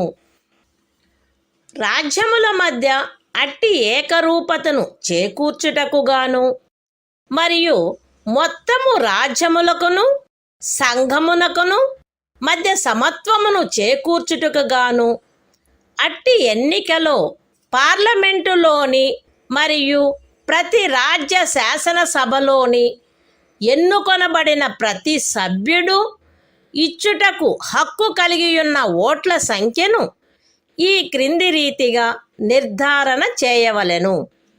ఏ రాజ్యం యొక్క జనసంఖ్యను ఆ రాజ్య శాసనసభలోని ఎన్నుకొనబడిన మొత్తము సభ్యుల సంఖ్యతో భాగించగా వచ్చు భాగఫలములో 1000 యొక్క గుణిజములు ఎన్నియుండునో అన్ని ఓట్లను రాజ్య శాసనసభకు ఎన్నుకొనబడిన ప్రతి సభ్యుడు కలిగి ఉండవలెను. బి 1000 యొక్క సదరు గుణిజములను లెక్కించిన పిమ్మట శేషము 500కు తగ్గనిచో ఉపఖండము ఏలో నిర్దేశింపబడిన ప్రతి సభ్యునకు గల ఓట్ల సంఖ్యకు అదనముగా 1 ఓటును చేర్చవలెను. సి ఉపఖండములు ఏ మరియు బిల క్రింద రాజ్య శాసనసభలోని సభ్యులకు నియతమైన ఓట్ల మొత్తపు సంఖ్యను పార్లమెంటు ఉభయ సదనములో ఎన్నుకొనబడిన సభ్యుల మొత్తము సంఖ్యతో భాగించగా ఏ సంఖ్య వచ్చునో అన్ని ఓట్లను పార్లమెంటు ఉభయ సదనములోని ఎన్నుకోబడిన ప్రతి సభ్యుడు కలిగి ఉండవలెను. సగమునకు మించిన భిన్నమును 1గా పరిగణించవలెను. ఇతర భిన్నములను ఉపేక్షించవలెను. రాష్ట్రపతి ఎన్నిక ఏకల అంతరణీయ ఓటు ద్వారా అనుపాతిక ప్రాతినిధ్య పద్ధతును అనుసరించి జరగవలెను మరియు అట్టి ఎన్నికలో పోలింగు రహస్యపు బ్యాలెట్ పద్ధతిలో జరగవలెను. విశదీకరణ ఈ అనుచ్ఛేదములో జనసంఖ్య అను పదబంధమునకు కడపటిదియు అందుకు సంబంధించిన అంకెలు ప్రచురింపబడినదియు అగు జనగణనతో అభినిశ్చితమైన జనసంఖ్య అని అర్థము. అయితే ఈ విశదీకరణలో కడపటిదియు అందుకు సంబంధించిన అంకెలు ప్రచురింపబడినట్టిదియు అగు జనగణనకు గల నిర్దేశమును 2026వ సంవత్సరం పిమ్మట చేయబడు మొదటి జనగణనకు సంబంధించిన అంకెలు ప్రచురించబడు వరకు 1971వ సంవత్సరపు జనగణనకు నిర్దేశమైనట్లు అన్వయించుకొనవలెను. The Constitution of India, Part 5, The Union. Chapter 1. The Executive. The President and Vice President. Article 55. Manner of election of President. 1. As far as practicable, there shall be uniformity in the scale of representation of the different states at the election of the President. 2. For the purpose of securing such uniformity among the states, inter se, as well as parity between the states as a whole and the Union, the number of votes, which each elected member of Parliament, and of the Legislative Assembly of each state, is entitled to cast at such election, shall be determined in the following manner. A. Every elected member of the Legislative Assembly of a state shall have as many votes as there are multiples of 1,000. In the quotient obtained by dividing the population of the state by the total number of the elected members of the Assembly. B. If, after taking the said multiples of 1,000, the remainder is not less than 500, then the vote of each member referred to in subclause A shall be further increased by 1. C. Each elected member of either House of Parliament shall have such number of votes as may be obtained by dividing the total number of votes assigned to the members of the legislative assemblies of the states, under subclauses A and B, by the total number of the elected members of both Houses of Parliament. Fractions exceeding 1/2 being counted as one and other fractions being disregarded. 3. The election of the President shall be held in accordance with the system of proportional representation, by means of the single transferable vote, and the voting at such election shall be by secret ballot. Explanation. In this article, the expression population means the population as ascertained at the last preceding census, of which the relevant figures have been published. Provided that the reference in this explanation to the last preceding census, of which the relevant figures have been published shall, until the relevant figures for the first census taken after the year 2026 have been published, be construed as a reference to the 1971 census.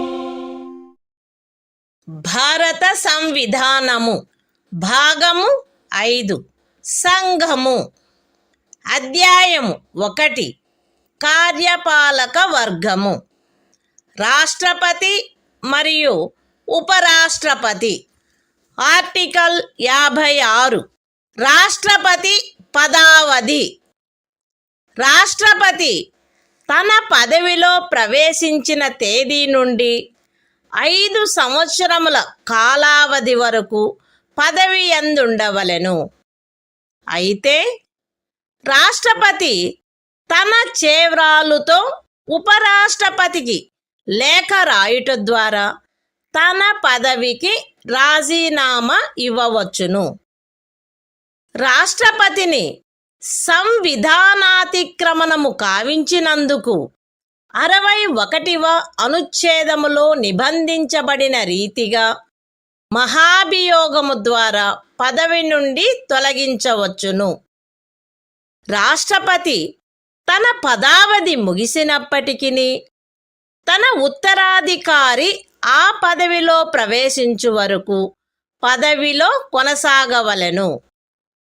ఖండము 1 యొక్క వినాయింపులోని ఖండము ఏ క్రింద ఉపరాష్ట్రపతికి పంపబడిన రాజీనామా పత్రమును ఆయన లోక్సభ అధ్యక్షునికి తక్షణమే పంపవలెను.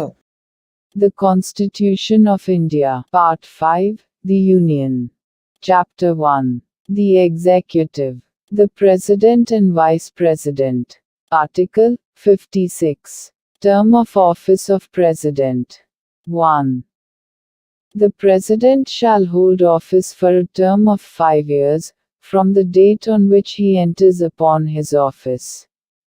Provided that a. The President may, by writing under his hand addressed to the Vice President, resign his office. b. The President may, for violation of the Constitution, be removed from office by impeachment in the manner provided in Article 61. c.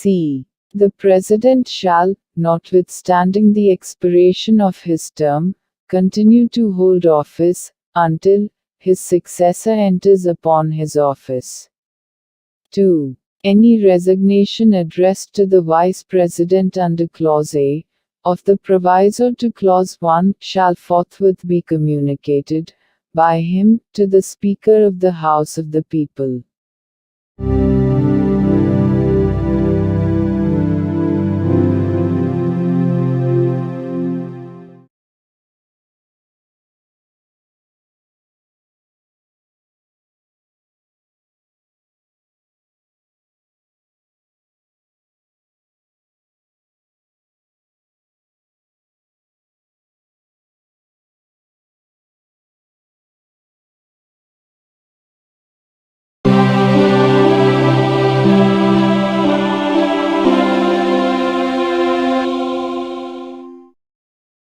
భారత సంవిధానము భాగము 5 సంఘము అధ్యాయము 1 కార్యపాలక వర్గము రాష్ట్రపతి మరియు ఉపరాష్ట్రపతి article 57 తిరిగి ఎన్నికకు పాత్రత రాష్ట్రపతి పదవియందున్నా లేక ఆ పదవియందుండిన ఏ వ్యక్తి అయినను ఈ సంవిధానములోని ఇతర నిబంధనలకు అత్యధీనమై ఆ పదవికి తిరిగి ఎన్నుకొనుబడుటకు పాత్రుడై ఉండును.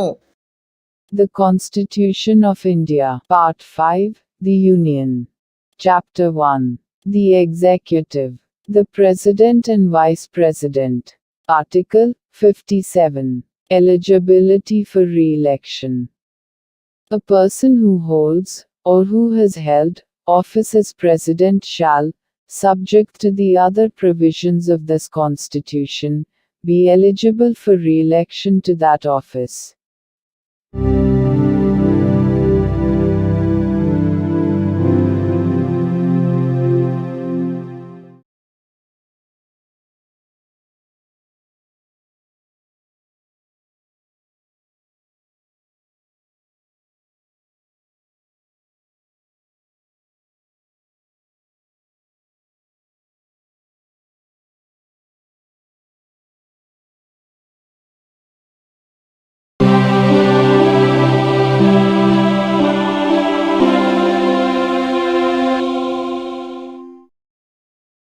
భారత సంవిధానము భాగము 5 సంఘము అధ్యాయము 1 కార్యపాలక వర్గము రాష్ట్రపతి మరియు ఉపరాష్ట్రపతి ఆర్టికల్ 58 రాష్ట్రపతిగా ఎన్నికకు అర్హతలు ఏ వ్యక్తి గాని భారతదేశ పౌరుడై ఉన్ననే తప్ప 35 సంవత్సరముల వయస్సు పూర్తి అయిననే తప్ప మరియు లోక్సభ సభ్యుడుగా ఎన్నుకొనబడుటకు అర్హుడై ఉన్ననే తప్ప రాష్ట్రపతిగా ఎన్నుకోబడుటకు పాత్రుడు కాడు.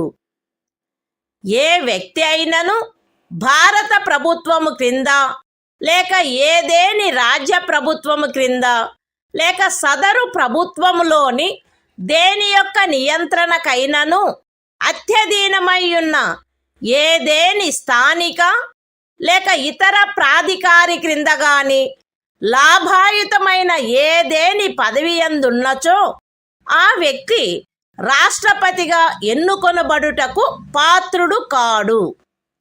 విశదీకరణ: ఈ అనుచ్ఛేదపు నిమిత్తము ఎవరేని వ్యక్తి సంఘము యొక్క రాష్ట్రపతిగా లేక ఉపరాష్ట్రపతిగా లేక ఏదేని రాజ్యము యొక్క గవర్నరుగా లేక సంఘము యొక్క లేక ఏదేని రాజ్యము యొక్క మంత్రిగానున్న కారణమును బట్టి మాత్రమే లాభాయుతమైన పదవి యందున్నట్లు భావించబడరాదు. The Constitution of India, Part 5, The Union. Chapter 1. The Executive. The President and Vice President. Article 58. Qualifications for election as President.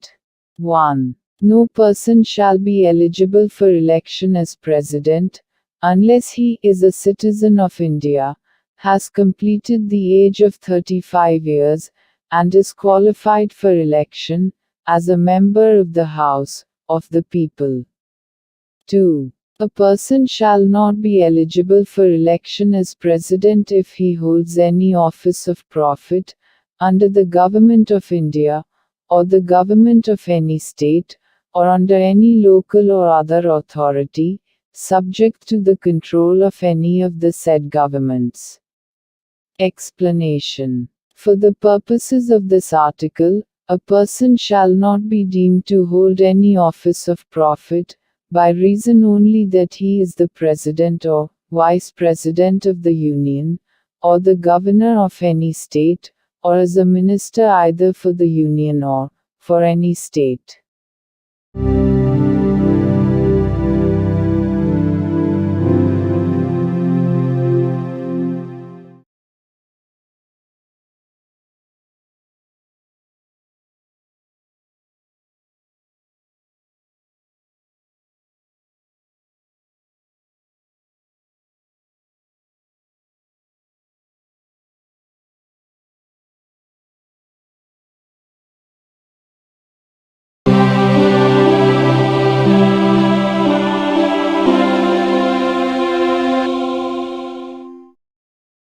భారత సంవిధానము భాగము 5 సంఘము అధ్యాయము 1 కార్యపాలక వర్గము రాష్ట్రపతి మరియు ఉపరాష్ట్రపతి.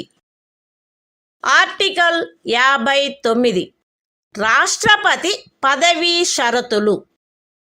రాష్ట్రపతి పార్లమెంటు యొక్క లేక ఏదేని రాజ్య శాసన మండలి యొక్క ఏ సదనములో గాని సభ్యుడుగా ఉండరాదు మరియు పార్లమెంటు యొక్క లేక ఏదేని రాజ్య శాసన మండలి యొక్క ఏ సదనములోని సభ్యుడైనను రాష్ట్రపతిగా ఎన్నుకొనబడినచో ఆయన రాష్ట్రపతి పదవిలో ప్రవేశించిన తేదీ నుండి ఆ సదనములోని తన స్థానమును ఖాళీ చేసినట్లు భావించవలెను.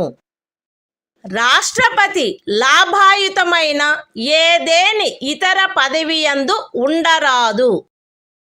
రాష్ట్రపతి అద్దె చెల్లించకుండా తన అధికార నివాస గృహములను ఉపయోగించుకొనుటకు హక్కు కలిగియుండును మరియు పార్లమెంటు శాసనము ద్వారా నిర్ధారణ చేయు ఉపలబ్ధులకు, భత్యములకు మరియు విశేషాధికారములకు మరియు తద్విషయమున అట్లు నిబంధన చేయబడు వరకు 2వ అనుసూచిలో నిర్దిష్టపరచబడిన ఉపలబ్ధులకు, భత్యములకు మరియు విశేషాధికారములకు ఆయన హక్కు కలిగియుండును.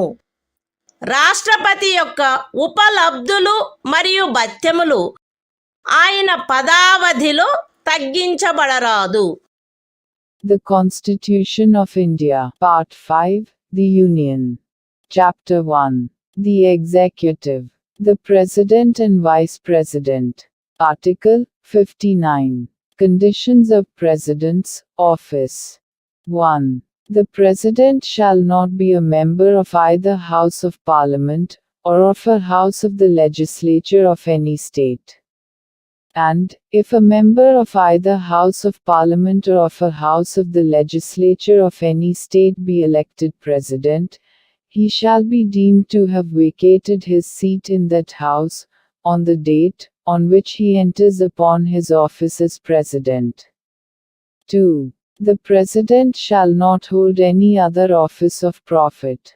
3. The President shall be entitled without payment of rent to the use of his official residences, and shall be also entitled to such emoluments, allowances, and privileges as may be determined by Parliament by law. And, until provision in that behalf is so made, such emoluments, allowances and privileges, as are specified in the second schedule. 4. The emoluments and allowances of the President shall not be diminished during his term of office.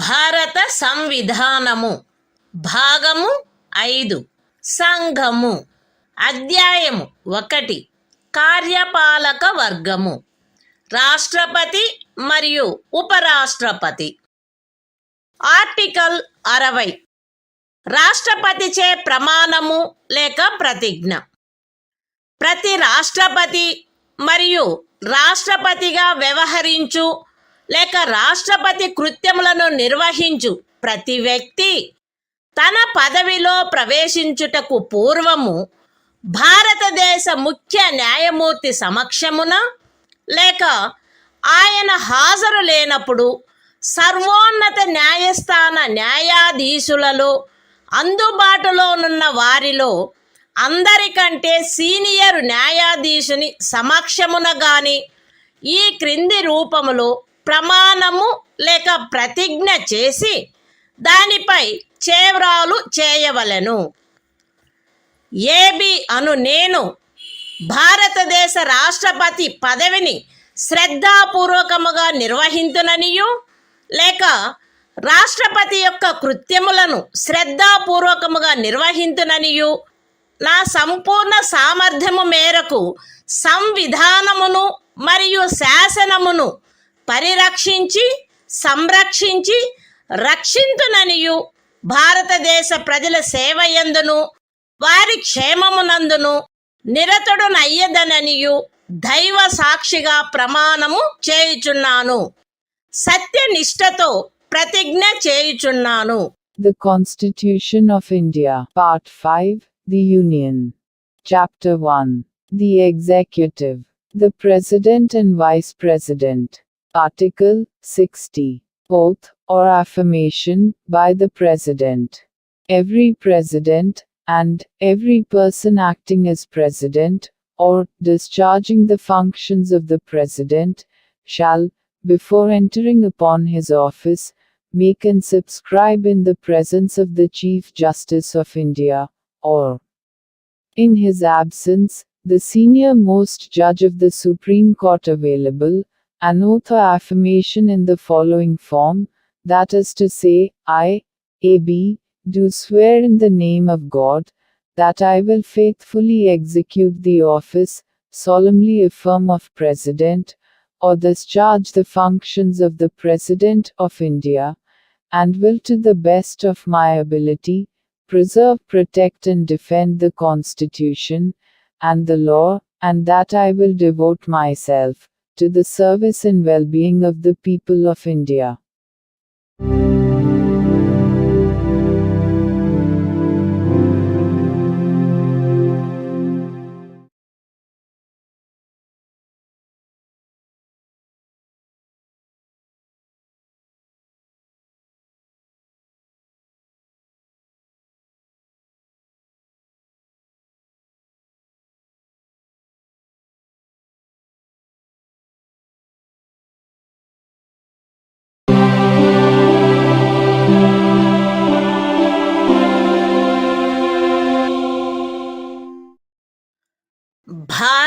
సంవిధానము. భాగము 5. సంఘము. అధ్యాయము 1. కార్యపాలక వర్గము. రాష్ట్రపతి మరియు ఉపరాష్ట్రపతి. Article 61. రాష్ట్రపతిపై మహాభియోగము తెచ్చుటకు ప్రక్రియ. సంవిధానాతిక్రమణము కావించినాడని రాష్ట్రపతిపై మహాభియోగము జరపబడవలసినప్పుడు parliament యొక్క ఏ సదనము చేనైనను ఆరోపణ చేయబడవలెను. అట్టి ఆరోపణ ఏదియు అట్టి ఆరోపణ చేయు ప్రతిపాదన గల తీర్మానమును ప్రస్తావించవలెనను ఉద్దేశము తమకు కలదని ఆ సదనము యొక్క మొత్తము సభ్యుల సంఖ్యలో 4/4 తక్కువగాని మంది చేవ్రాలు చేసి వ్రాతపూర్వకముగా నోటీసు ఇచ్చిన పిమ్మట కనీసము 14 దినములు గడిచిన తర్వాత ప్రస్తావించననే తప్ప మరియు అట్టి తీర్మానము ఆ సదనము యొక్క మొత్తము సభ్యుల సంఖ్యలో 3/2 తక్కువ కాని అధిక సంఖ్యాకులచే పాస్ చేయబడిననే తప్ప చేయబడరాదు. పార్లమెంటు యొక్క ఏ సదనమైనను అట్లు ఆరోపణ చేసినప్పుడు 2వ సదనము ఆ ఆరోపణను దర్యాప్తు చేయవలెను లేక దర్యాప్తు చేయించవలెను. మరియు అట్టి దర్యాప్తు జరుగునప్పుడు హాజరగుటకును ప్రతినిధిని పంపుటకును రాష్ట్రపతికి హక్కు ఉండును. దర్యాప్తు ఫలితముగా రాష్ట్రపతిపై చేయబడిన ఆరోపణ స్థిరపడినదని ప్రఖ్యానించు తీర్మానము ఆ ఆరోపణను దర్యాప్తు చేసిన లేక చేయించిన సదనము యొక్క సభ్యుల మొత్తము సంఖ్యలో 3/2 తక్కువ కాని అధిక సంఖ్యాకులచే ఆమోదించబడినచో అట్లు ఆమోదించబడిన తేదీ నుండి ఆ తీర్మానము రాష్ట్రపతిని పదవి నుండి తొలగించు ప్రభావము కలిగియుండును. The Constitution of India, Part 5, The Union. Chapter 1. The Executive. The President and Vice President. Article 61. Procedure for impeachment of the President. 1. When a President is to be impeached for violation of the Constitution, the charge shall be preferred by either House of Parliament. 2. No such charge shall be preferred unless the proposal to prefer such charge is contained in a resolution, which has been moved, after at least 14 days' notice in writing, signed by not less than 1/4 of the total number of members of the House, has been given of their intention to move the resolution. And such resolution has been passed by a majority of not less than 2/3 of the total membership of the House. 3. When a charge has been so preferred by either House of Parliament, the other House shall investigate the charge, or cause the charge to be investigated, and the President shall have the right to appear, and to be represented at such investigation. 4. If as a result of the investigation, a resolution is passed by a majority of not less than 2/3 of the total membership of the House, by which the charge was investigated, or caused to be investigated, declaring that the charge preferred against the President has been sustained, such resolution shall have the effect of removing the President from his office, as from the date on which the resolution is so passed.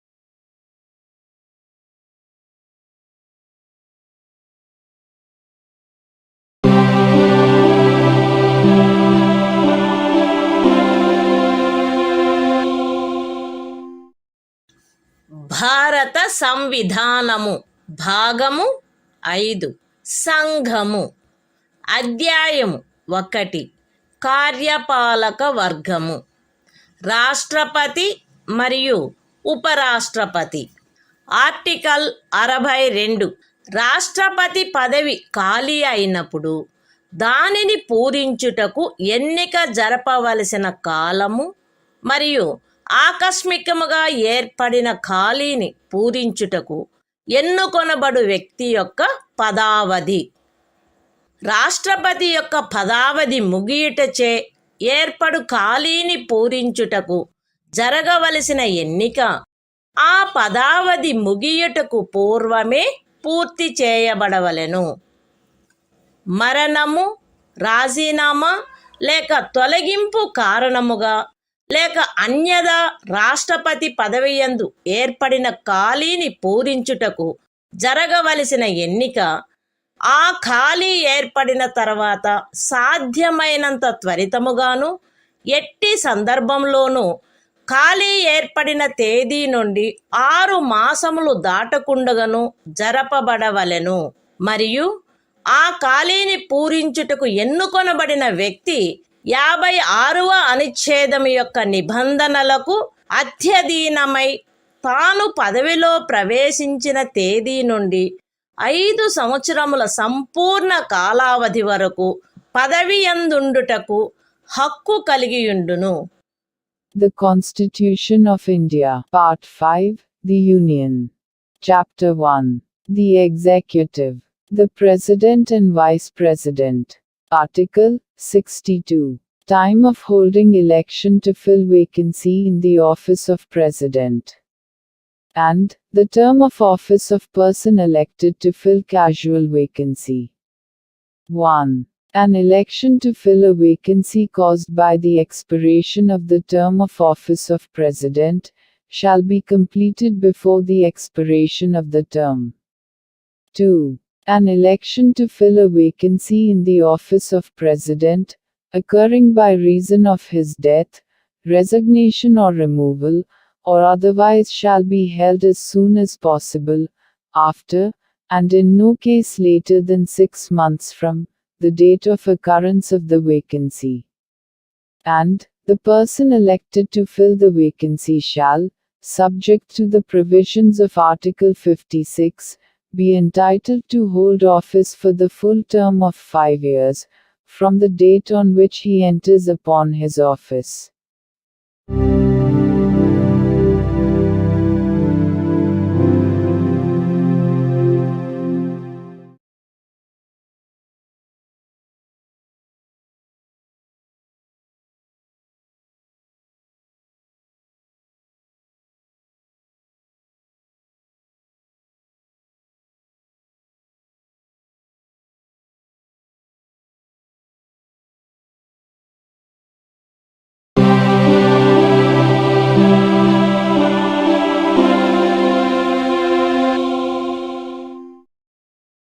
భారత సంవిధానము భాగము 5 సంఘము అధ్యాయము 1 కార్యపాలక వర్గము రాష్ట్రపతి మరియు ఉపరాష్ట్రపతి article 63 భారత ఉపరాష్ట్రపతి భారతదేశమునకు ఒక ఉపరాష్ట్రపతి ఉండవలెను. The Constitution of India, Part 5, The Union. Chapter 1. The Executive. The President and Vice President. Article 63. The Vice President of India. There shall be a Vice President of India.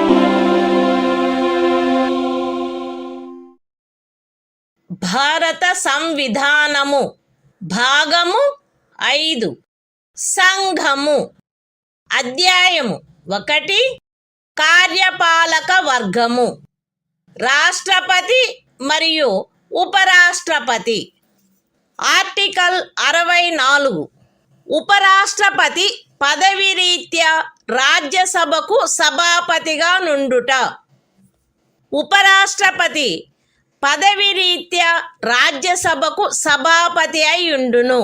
ఆయన లాభాయుతమైన ఏ ఇతర పదవి యందును ఉండరాదు. అయితే ఉపరాష్ట్రపతి 65వ అనుచ్ఛేదము క్రింద రాష్ట్రపతిగా వ్యవహరించు లేక రాష్ట్రపతి యొక్క కృత్యములను నిర్వహించు ఏ కాలావధిలోనైనను ఆయన రాజ్యసభ యొక్క సభాపతి పదవికి చెందిన కర్తవ్యములను నిర్వర్తించరాదు.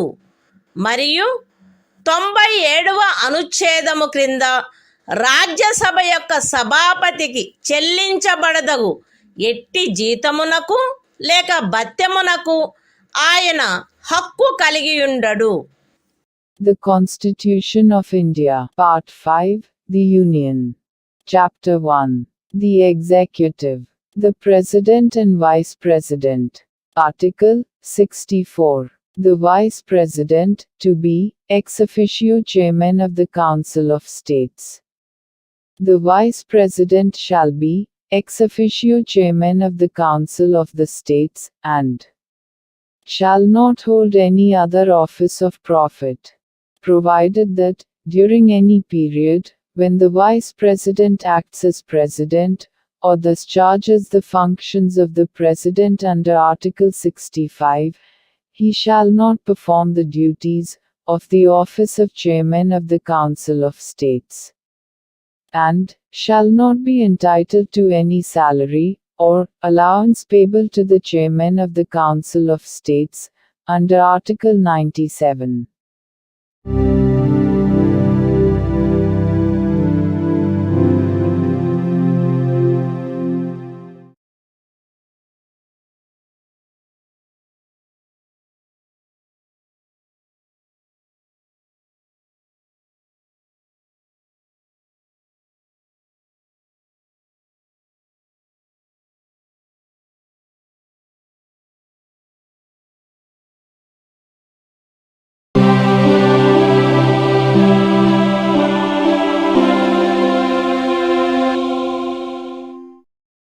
భారత సంవిధానము భాగము 5 సంఘము అధ్యాయము 1 కార్యపాలక వర్గము రాష్ట్రపతి మరియు ఉపరాష్ట్రపతి ఆర్టికల్ 65 రాష్ట్రపతి పదవిలో ఆకస్మిక ఖాళీ ఏర్పడినప్పుడు రాష్ట్రపతి హాజరు లేనప్పుడును ఉపరాష్ట్రపతి రాష్ట్రపతిగా వ్యవహరించుట లేక ఆయన కృత్యములను నిర్వహించుట మరణము రాజీనామా లేక తొలగింపు కారణముగా లేక అన్యదా రాష్ట్రపతి పదవిలో ఖాళీ ఏర్పడినప్పుడు అట్టి ఖాళీని పూరించుటకు ఈ అధ్యాయము యొక్క నిబంధనలను అనుసరించి ఎన్నుకొనబడిన కొత్త రాష్ట్రపతి తన పదవిలో ప్రవేశించు తేదీ వరకు ఉపరాష్ట్రపతి రాష్ట్రపతిగా వ్యవహరించవలెను. రాష్ట్రపతి హాజరులో లేకుండుట అస్వస్థత లేక మరేదేని కారణము వలన తన కృత్యములను నిర్వహించజాలని ఎడల ఆయన తన కర్తవ్యములను తిరిగి చేపట్టు తేదీ వరకు ఉపరాష్ట్రపతి రాష్ట్రపతి కృత్యములను నిర్వహించవలెను. ఉపరాష్ట్రపతి అట్లు రాష్ట్రపతిగా వ్యవహరించు లేక రాష్ట్రపతి యొక్క కృత్యములను నిర్వహించు కాలావధిలోను ఆ కాలావధికి సంబంధించి రాష్ట్రపతికి గల సర్వాధికారములను ఉన్ముక్తతాధికారములను కలిగియుండును.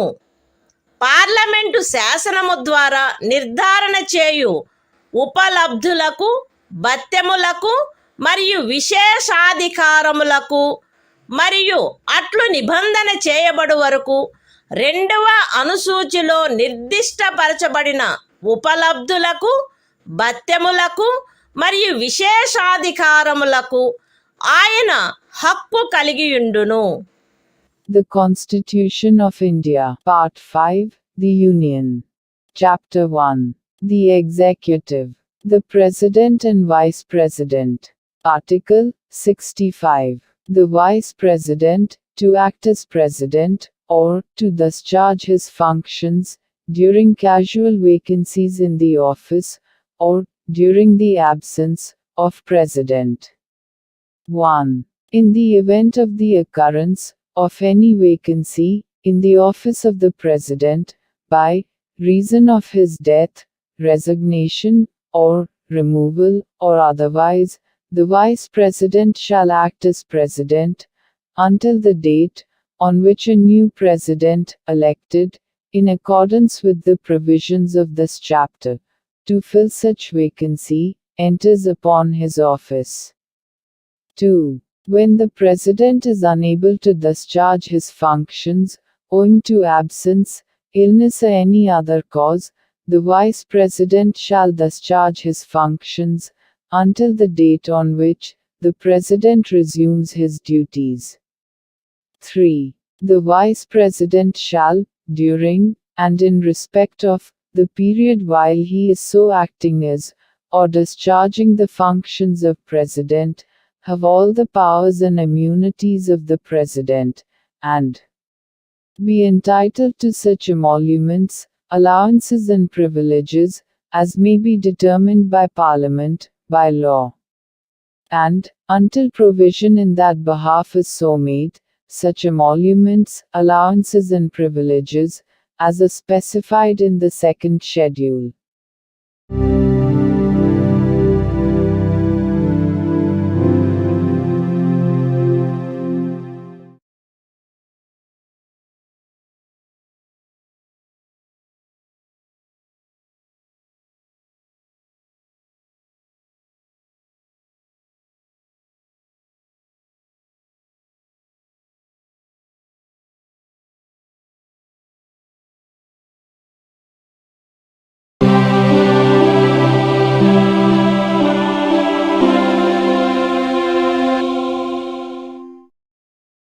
భారత సంవిధానము భాగము 5 సంఘము అధ్యాయము 1 కార్యపాలక వర్గము రాష్ట్రపతి మరియు ఉపరాష్ట్రపతి. ఆర్టికల్ 66 ఉపరాష్ట్రపతి ఎన్నిక. ఉపరాష్ట్రపతి పార్లమెంటు ఉభయ సదనముల సభ్యులతో కూడిన నిర్వాచక గణము యొక్క సభ్యులచే ఏకల అంతరణీయ ఓటు ద్వారా అనుపాతిక ప్రాతినిధ్య పద్ధతిని అనుసరించి ఎన్నుకొనబడవలెను మరియు అట్టి ఎన్నికలలో ఓటింగు రహస్యపు బ్యాలెట్ పద్ధతిని జరగవలెను. ఉపరాష్ట్రపతి పార్లమెంటు యొక్క లేక ఏదేని రాజ్య శాసన మండలి యొక్క ఏ సదనములో గాని సభ్యుడుగా ఉండరాదు మరియు పార్లమెంటు యొక్క లేక ఏదేని రాజ్య శాసన మండలి యొక్క ఏ సదనములోని సభ్యుడైనను ఉపరాష్ట్రపతిగా ఎన్నుకోబడినచో ఆయన ఉపరాష్ట్రపతి పదవిలో ప్రవేశించిన తేదీ నుండి ఆ సదనములోని తన స్థానమును ఖాళీ చేసినట్లు భావించబడవలెను. ఏ వ్యక్తి గాని ఆయన భారతదేశ పౌరుడై ఉన్ననే తప్ప ఆయనకు 35 సంవత్సరముల వయస్సు పూర్తి అయిననే తప్ప మరియు ఆయన రాజ్యసభ సభ్యుడుగా ఎన్నుకొనబడుటకు అర్హుడై ఉన్ననే తప్ప ఉపరాష్ట్రపతిగా ఎన్నుకొనబడుటకు పాత్రుడు కాడు. ఏ వ్యక్తి అయినను భారత ప్రభుత్వము క్రింద గాని ఏదేని రాజ్య ప్రభుత్వము కింద గాని సదరు ప్రభుత్వములలో దేని యొక్క నియంత్రణకైనను అధ్యధీనమయ్యున్న ఏదేని స్థానిక లేక ఇతర ప్రాధికారి క్రింద గాని లాభాయుతమైన ఏదేని పదవి ఎందున్నచో ఆ వ్యక్తి ఉపరాష్ట్రపతిగా ఎన్నుకొనబడుటకు పాత్రుడు కాడు. విశదీకరణ: ఈ అనుచ్ఛేదపు నిమిత్తము ఎవరేని వ్యక్తి సంఘము యొక్క రాష్ట్రపతిగా లేక ఉపరాష్ట్రపతిగా లేక ఏదేని రాజ్యము యొక్క గవర్నరుగా లేక సంఘము యొక్క లేక ఏదేని రాజ్యము యొక్క మంత్రిగా ఉన్న కారణమును బట్టి మాత్రమే లాభాయుతమైన పదవి ఎందున్నట్లు భావించరాదు. The Constitution of India, Part 5, The Union. Chapter 1. The Executive. The President and Vice President. Article 66. Election of Vice President. 1. The Vice President shall be elected by the members of an electoral college, consisting of the members of both Houses of Parliament, in accordance with the system of proportional representation, by means of the single transferable vote, and the voting at such election shall be by secret ballot. 2. The Vice President shall not be a member of either House of Parliament or of a House of the Legislature of any state. And, if a member of either House of Parliament or of a House of the Legislature of any state be elected Vice President, he shall be deemed to have vacated his seat in that House, on the date on which he enters upon his office, as Vice President. 3. No person shall be eligible for election as Vice President, unless he is a citizen of India. B. Has completed the age of 35 years, and C. Is qualified for election as a member of the Council of States. 4. A person shall not be eligible for election as Vice President if he holds any office of profit under the Government of India, or the Government of any state, or under any local or other authority, subject to the control of any of the said governments. Explanation. For the purposes of this article, a person shall not be deemed to hold any office of profit, by reason only that he is the President or Vice President of the Union, or the Governor of any state, or is a minister either for the Union, or for any state.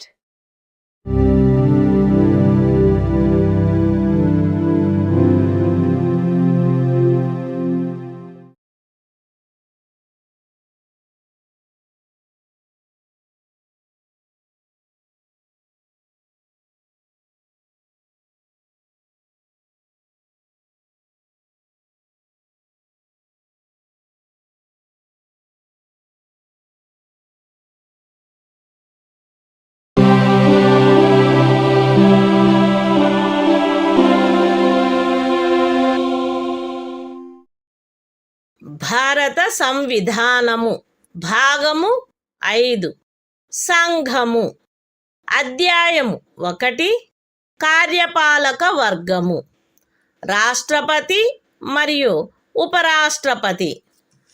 Article 67 ఉపరాష్ట్రపతి పదావధి. ఉపరాష్ట్రపతి తన పదవిలో ప్రవేశించిన తేదీ నుండి 5 సంవత్సరముల కాలావధి వరకు పదవి యందుండును. అయితే ఉపరాష్ట్రపతి తన చేవ్రాలుతో రాష్ట్రపతికి లేఖ వ్రాయుట ద్వారా తన పదవికి రాజీనామా ఇవ్వవచ్చును. ఉపరాష్ట్రపతి రాజ్యసభలో అప్పుడు సభ్యులుగానున్న వారందరిలో అధిక సంఖ్యాకులచే ఆమోదించబడి లోక్సభచే అంగీకరించబడిన తీర్మానము ద్వారా పదవి నుండి తొలగించబడవచ్చును. కానీ ఈ ఖండము నిమిత్తము తీర్మానమేదియు దానిని ప్రస్తావించవలెనను ఉద్దేశము కలదను నోటీసు ఇచ్చి కనీసము 14 దినములు గడిచిననే తప్ప ప్రస్తావించబడరాదు. ఉపరాష్ట్రపతి తన పదావధి ముగిసినప్పటికీ తన ఉత్తరాధికారి ఆ పదవిలో ప్రవేశించు వరకు పదవిలో కొనసాగవలెను. The Constitution of India, Part 5, The Union. Chapter 1. The Executive. The President and Vice President. Article 67. Term of office of Vice President. The Vice President shall hold office for a term of 5 years from the date on which he enters upon his office, provided that a Vice President may, by writing under his hand addressed to the President, resign his office.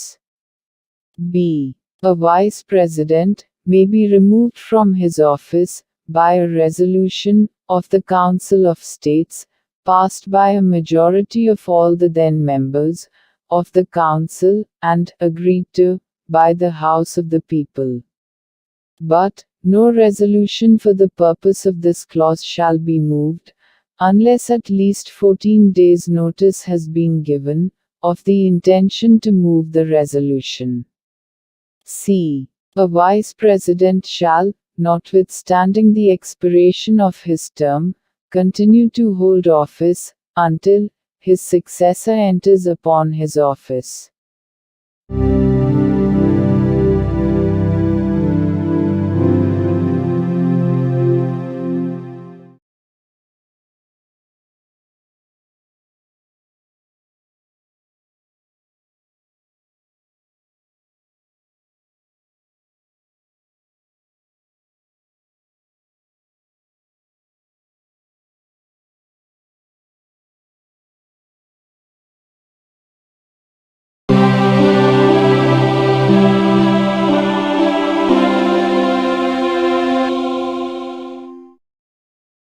భారత సంవిధానము భాగము 5 సంఘము అధ్యాయము 1 కార్యపాలక వర్గము రాష్ట్రపతి మరియు ఉపరాష్ట్రపతి. Article 68. ఉపరాష్ట్రపతి పదవి ఖాళీ అయినప్పుడు దానిని పూరించుటకు ఎన్నిక జరపవలసిన కాలము మరియు ఆకస్మికముగా ఏర్పడిన ఖాళీని పూరించుటకు ఎన్నుకొనబడు వ్యక్తి యొక్క పదావధి. ఉపరాష్ట్రపతి యొక్క పదావధి ముగియుటచే ఏర్పడు ఖాళీని పూరించుటకు జరగవలసిన ఎన్నిక ఆ పదావధి ముగియుటకు పూర్వమే పూర్తి చేయబడవలెను. మరణము, రాజీనామా లేక తొలగింపు కారణముగా లేక అన్యథా ఉపరాష్ట్రపతి పదవియందు ఏర్పడిన ఖాళీని పూరించుటకు జరపవలసిన ఎన్నిక ఆ ఖాళీ ఏర్పడిన తరువాత సాధ్యమైనంత త్వరితముగా జరపబడవలెను మరియు ఆ ఖాళీని పూరించుటకు ఎన్నుకొనబడిన వ్యక్తి 67వ అనుచ్ఛేదము యొక్క నిబంధనలకు అత్యధీనమై తాను పదవిలో ప్రవేశించిన తేదీ నుండి 5 సంవత్సరముల సంపూర్ణ కాలావధి వరకు పదవి యందుండుటకు హక్కు కలిగియుండును. The Constitution of India, Part 5, The Union. Chapter 1. The Executive. The President and Vice President. Article 68. Time of holding election to fill vacancy in the office of Vice President. And the term of office of person elected to fill casual vacancy. 1. An election to fill a vacancy caused by the expiration of the term of office of Vice President shall be completed before the expiration of the term. 2. An election to fill a vacancy in the office of Vice President occurring by reason of his death, resignation or removal, or otherwise shall be held as soon as possible after the occurrence of the vacancy. And, the person elected, to fill the vacancy shall, subject to the provisions of Article 67, be entitled to hold office, for the full term of 5 years, from the date on which he enters upon his office.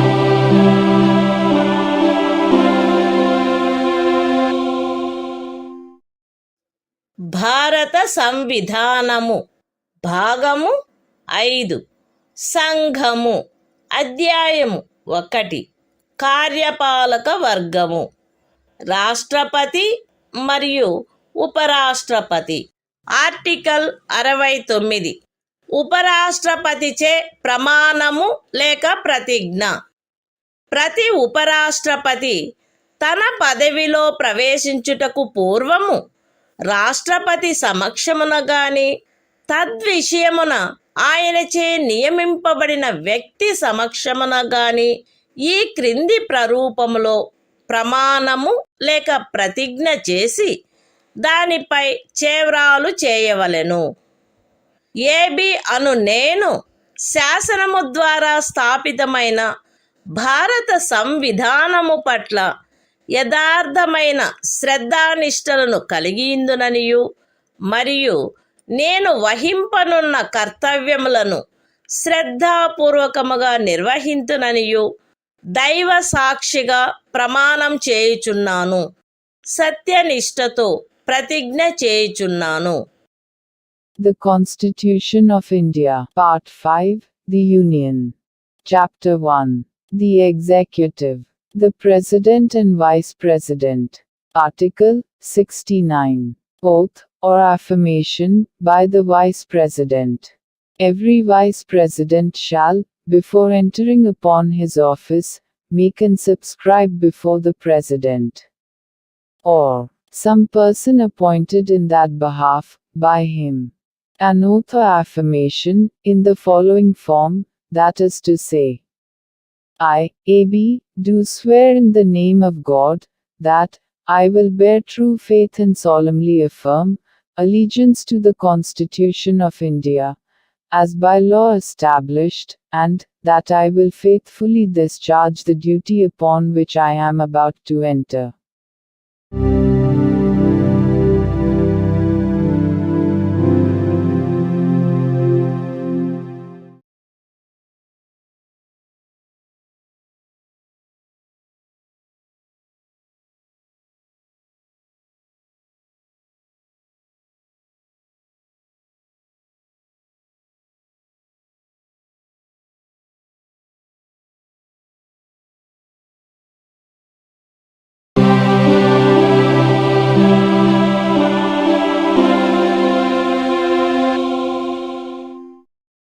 భారత సంవిధానము భాగము 5 సంఘము అధ్యాయము 1 కార్యపాలక వర్గము రాష్ట్రపతి మరియు ఉపరాష్ట్రపతి article 70 ఇతర యాదృచ్ఛిక పరిస్థితులలో రాష్ట్రపతి యొక్క కృత్యములు. ఈ అధ్యాయములో నిబంధించబడని ఎట్టి యాదృచ్ఛిక పరిస్థితిలోనైనను రాష్ట్రపతి యొక్క కృత్యములను నిర్వహించుటకు పార్లమెంటు తాను సబబని తలచు నిబంధన చేయవచ్చును. The Constitution of India, Part 5, The Union. Chapter 1. The Executive. The President and Vice President. Article 70. Discharge of President's functions in other contingencies. Parliament may make such provision, as it thinks fit, for the discharge of the functions of the President, in any contingency not provided for in this chapter.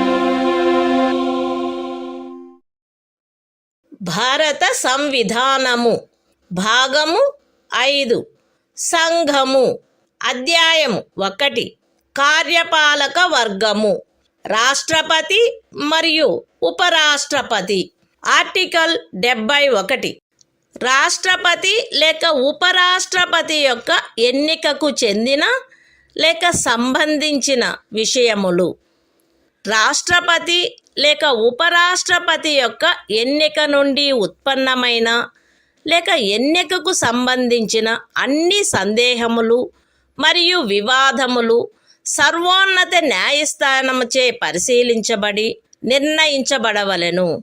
అట్టి నిర్ణయము అంతిమమైనదై ఉండును. రాష్ట్రపతిగా లేక ఉపరాష్ట్రపతిగా ఒక వ్యక్తి యొక్క ఎన్నిక చెల్లదని సర్వోన్నత న్యాయస్థానము ప్రఖ్యానించినచో సర్వోన్నత న్యాయస్థానము ఆ నిర్ణయము చేసిన తేదీన గాని అంతకు పూర్వము గాని సందర్భానుసారముగా రాష్ట్రపతి పదవికి లేక ఉపరాష్ట్రపతి పదవికి చెందిన అధికారములను వినియోగించుటలోను కర్తవ్యములు నిర్వహించుటలోను ఆయనచే చేయబడిన కార్యములు ఆ ప్రఖ్యానము కారణముగా అమాన్యమునర్చబడరాదు. ఈ సంవిధానము యొక్క నిబంధనలకు అత్యధీనమై రాష్ట్రపతి లేక ఉపరాష్ట్రపతి యొక్క ఎన్నికకు చెందిన లేక సంబంధించిన విషయమును పార్లమెంటు శాసనము ద్వారా క్రమబద్ధము చేయవచ్చును.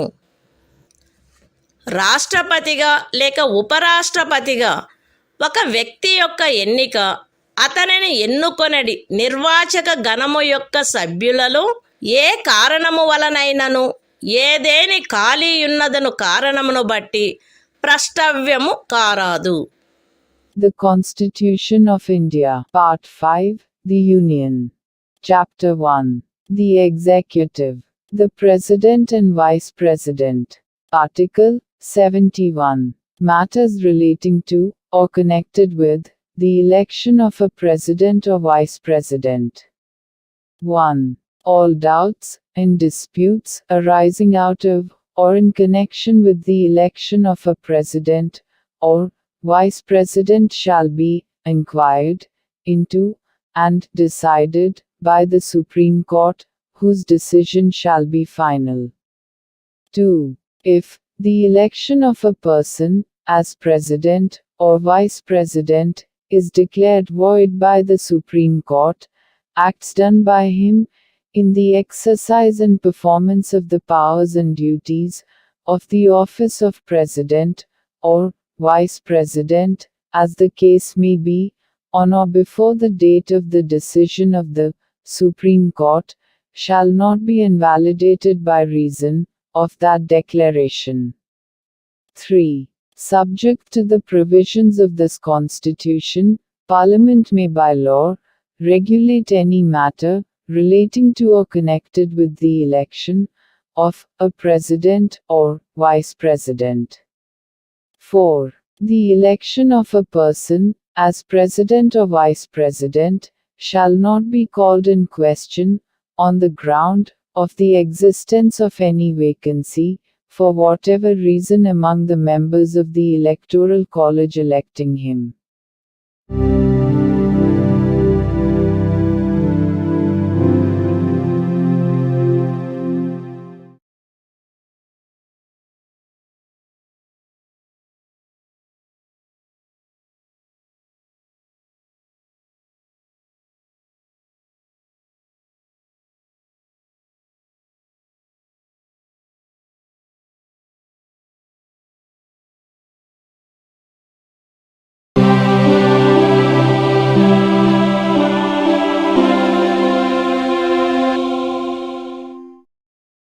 భారత సంవిధానము భాగము 5 సంఘము అధ్యాయము 1 కార్యపాలక వర్గము రాష్ట్రపతి మరియు ఉపరాష్ట్రపతి ఆర్టికల్ 72 కొన్ని సందర్భములలో క్షమాపణలు మొదలైన వాటిని మంజూరు చేయుటకు మరియు దండనోత్తర్వును సస్పెండ్ చేయుటకు పరిహరించుటకు లేక లఘూకరించుటకు రాష్ట్రపతి యొక్క అధికారము. రాష్ట్రపతి ఈ క్రింది సందర్భములలో నేర నిర్ణీతుడైన వ్యక్తికి క్షమాపణలను, తాత్కాలిక నిలుపుదలను, వాయిదాలను లేక పరిహరణలను మంజూరు చేయుటకు లేక ఆ వ్యక్తిపై విధించబడిన దండనోత్తర్వును సస్పెండ్ చేయుటకు పరిహరించుటకు లేక లఘూకరించుటకు అధికారము కలిగియుండును. శిక్ష లేక దండనోత్తరువు సైనిక న్యాయస్థానముచే విధించబడిన అన్ని సందర్భములలో సంఘము యొక్క కార్యపాలనాధికారంలో చేరియున్న విషయమునకు సంబంధించిన ఏదేని శాసనమునకు విరుద్ధమగు అపరాధమునకై శిక్ష లేక దండనోత్తరు విధించబడిన అన్ని సందర్భములలో దండనోత్తరు మరణ దండనోత్తరు అయిన అన్ని సందర్భములలో ఏదేని సైనిక న్యాయస్థానముచే ఇవ్వబడిన దండనోత్తరువును సస్పెండ్ చేయుటకు పరిహరించుటకు లేక లఘూకరించుటకు సంఘమునకు చెందిన సాయుధ బలముల యొక్క ఎవరేని అధికారికి శాసనము ద్వారా ప్రదత్తము చేయబడిన అధికారమునకు ఖండము 1 యొక్క ఉపఖండము ఏలో ఉన్నదేదియు భంగము కలిగించదు. మరణ దండనోత్తరువును సస్పెండ్ చేయుటకు పరిహరించుటకు లేక లఘూకరించుటకు తత్సమయమున అమలులోనున్న ఏదేని శాసనము క్రింద ఒక రాజ్య గవర్నరుచే వినియోగించబడదగు అధికారమునకు ఖండము 1 యొక్క ఉపఖండము సిలో ఉన్నదేదియు భంగము కలిగించదు. The Constitution of India, Part 5, The Union. Chapter 1. The Executive. The President and Vice President. Article 72. Power of President to grant pardons, etc. and to suspend, remit, or commute sentences in certain cases. 1. The President shall have the power to grant pardons, reprieves, respites, or remissions of punishment, or to suspend, remit, or commute the sentence of any person convicted of any offense, in all cases where the punishment or sentence is by a court-martial. B. In all cases where the punishment or sentence is for an offense against any law relating to a matter to which the executive power of the Union extends. C. In all cases where the sentence is a sentence of death. 2. Nothing in sub-clause A of clause 1 shall affect the power conferred by law on any officer of the armed forces of the Union to suspend, remit, or commute a sentence passed by a court-martial. 3. Nothing in sub-clause C of clause 1 shall affect the power to suspend, remit, or commute a sentence of death exercisable by the governor of a state under any law for the time being in force.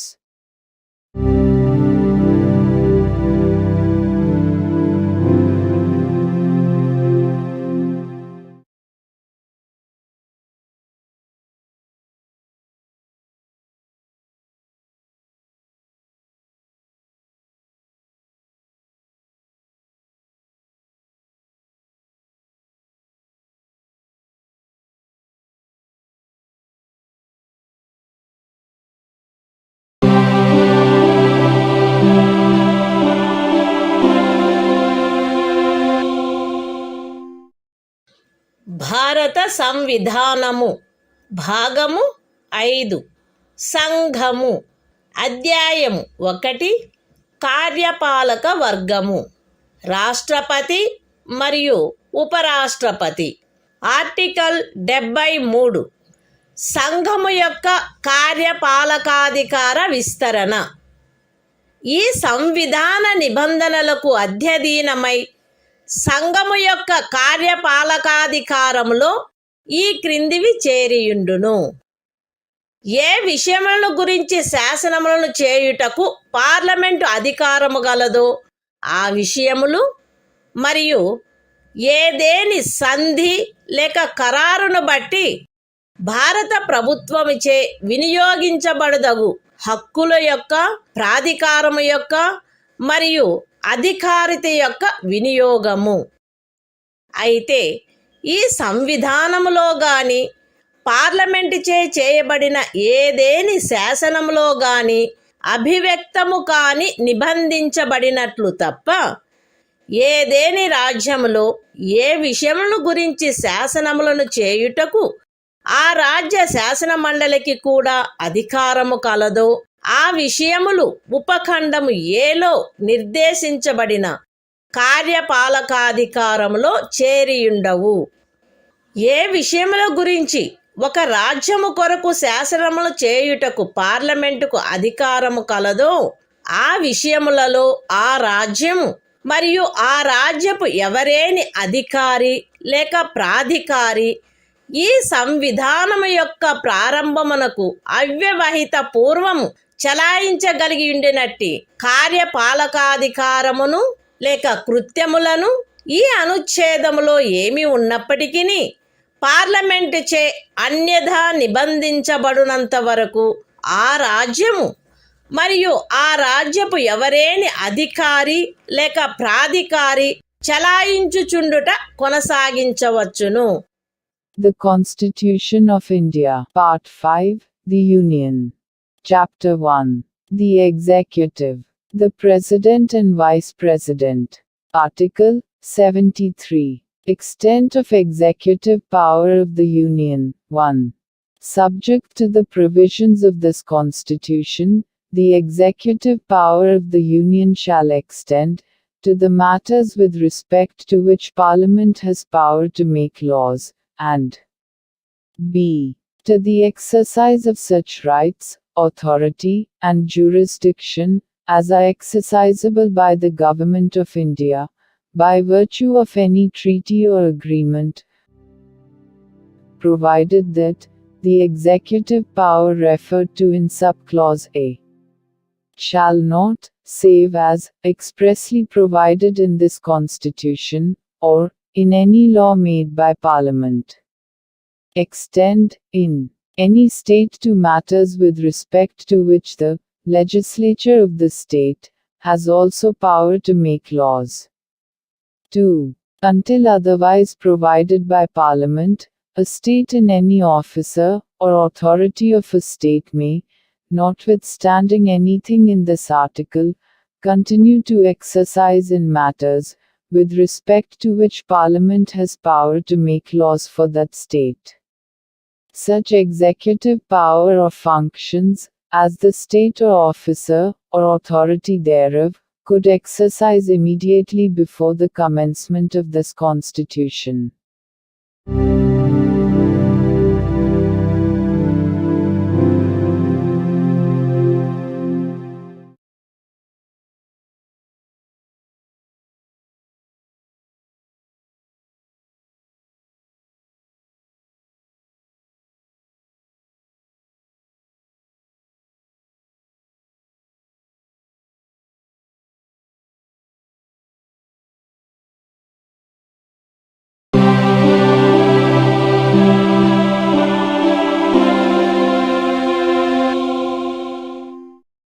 భారత సంవిధానము భాగము 5 సంఘము.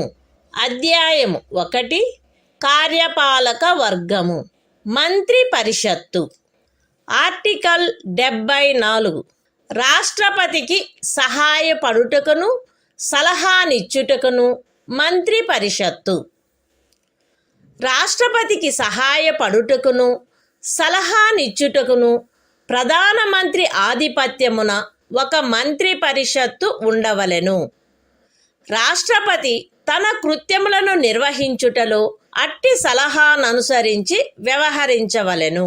అయితే రాష్ట్రపతి సాధారణముగా గాని అన్యథా గాని అట్టి సలహాలను పునఃపర్యాలోచించవలసినదిగా మంత్రి పరిషత్తును కోరవచ్చును.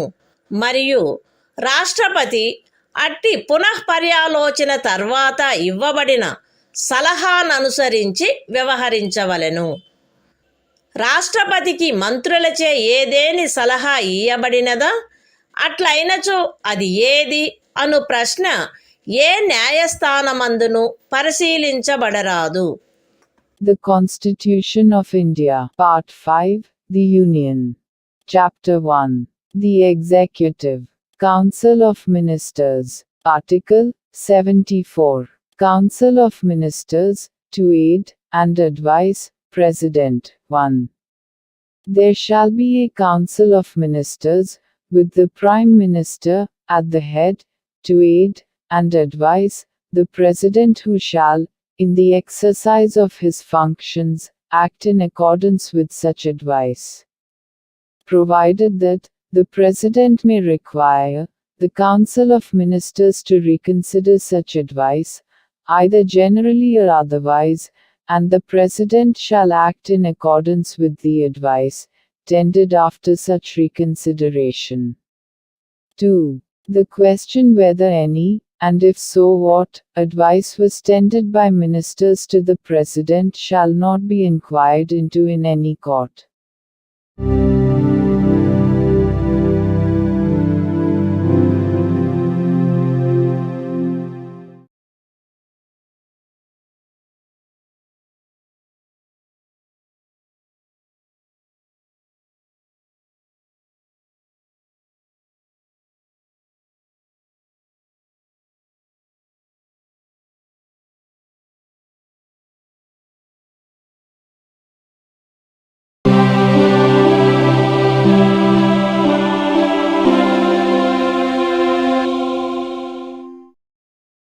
భారత సంవిధానము భాగము 5 సంఘము.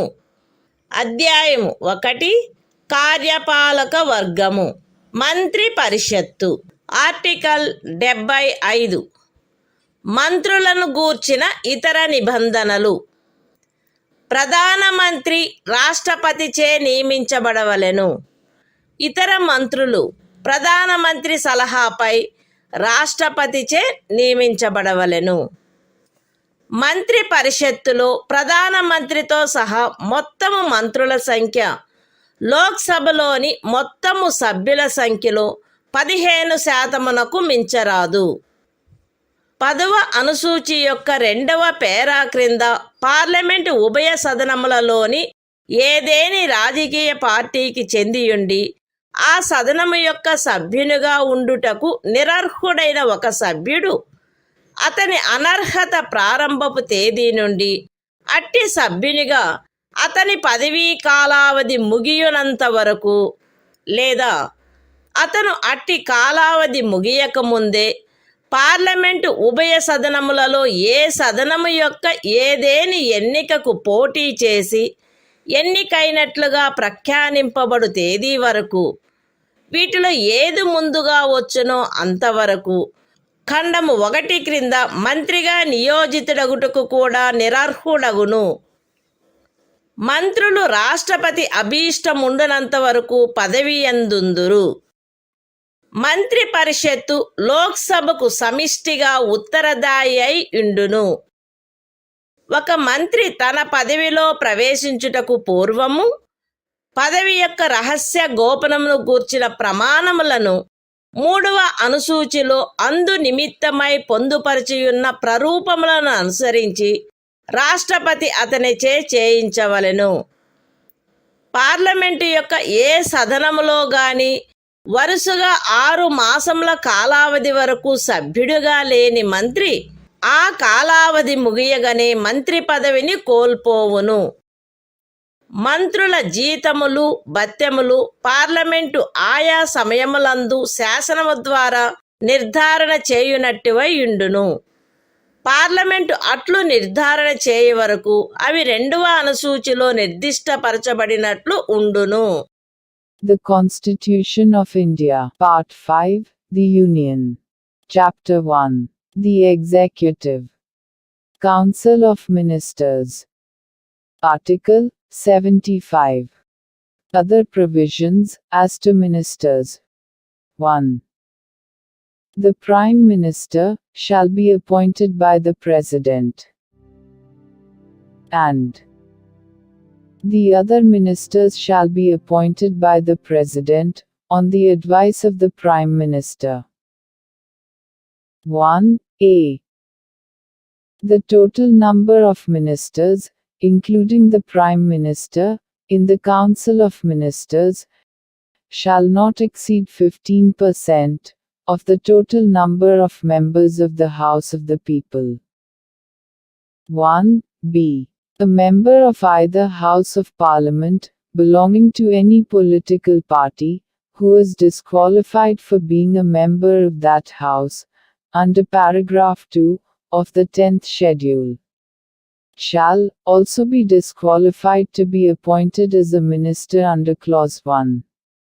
For duration of the period commencing from the date of his disqualification, till the date on which the term of his office as such member would expire, or where he contests any election to either House of Parliament before the expiry of such period, till the date on which he is declared elected, whichever is earlier.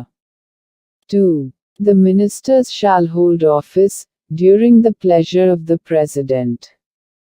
3. The Council of Ministers shall be collectively responsible to the House of the People. 4. Before a minister enters upon his office, the President shall administer to him the oaths of office and of secrecy according to the forms set out for the purpose in the 3rd schedule. 5. A minister who, for any period of 6 consecutive months, is not a member of either House of Parliament, shall at the expiration of that period cease to be a minister. 6. The salaries and allowances of ministers shall be such as Parliament may from time to time by law determine, and, until Parliament so determines, shall be as specified in the 2nd schedule.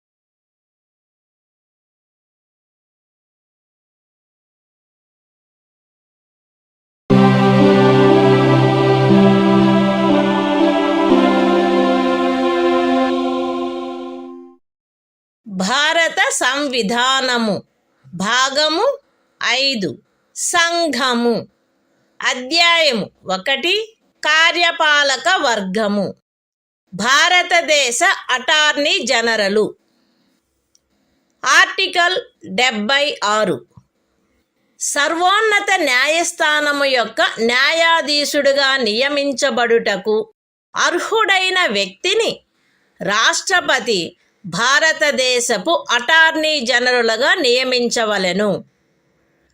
ఆయా సమయములందు శాసనిక విషయములలో రాష్ట్రపతిచే తనకు నిర్దేశించబడు వాటిపై భారత ప్రభుత్వమునకు సలహానిచ్చుటయు, రాష్ట్రపతిచే తనకు అప్పగించబడు శాసనిక స్వభావము గల ఇతర కర్తవ్యములను నిర్వర్తించుటయు ఈ సంవిధానము ద్వారా గాని దాని క్రింద గాని తత్సమయమున అమలులోనున్న ఏదేని ఇతర శాసనము ద్వారా గాని దాని క్రింద గాని తనకు ప్రదత్తము చేయబడిన కృత్యములను నిర్వహించుటయు అటార్నీ జనరల్ యొక్క కర్తవ్యమై ఉండును.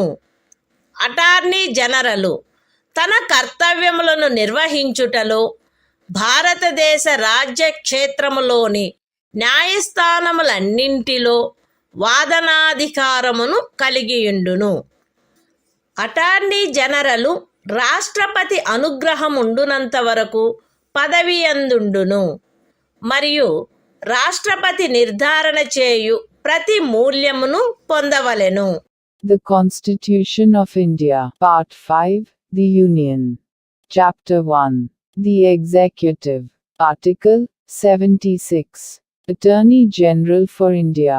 1. The President shall appoint a person who is qualified to be appointed a judge of the Supreme Court, to be Attorney General for India.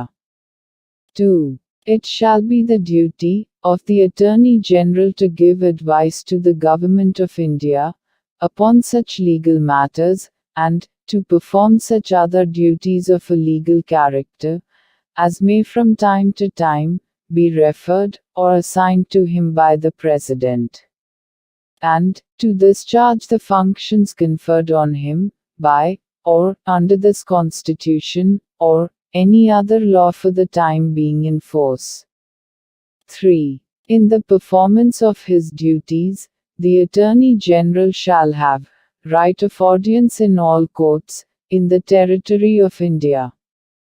4. The Attorney General shall hold office during the pleasure of the President, and shall receive such remuneration as the President may determine.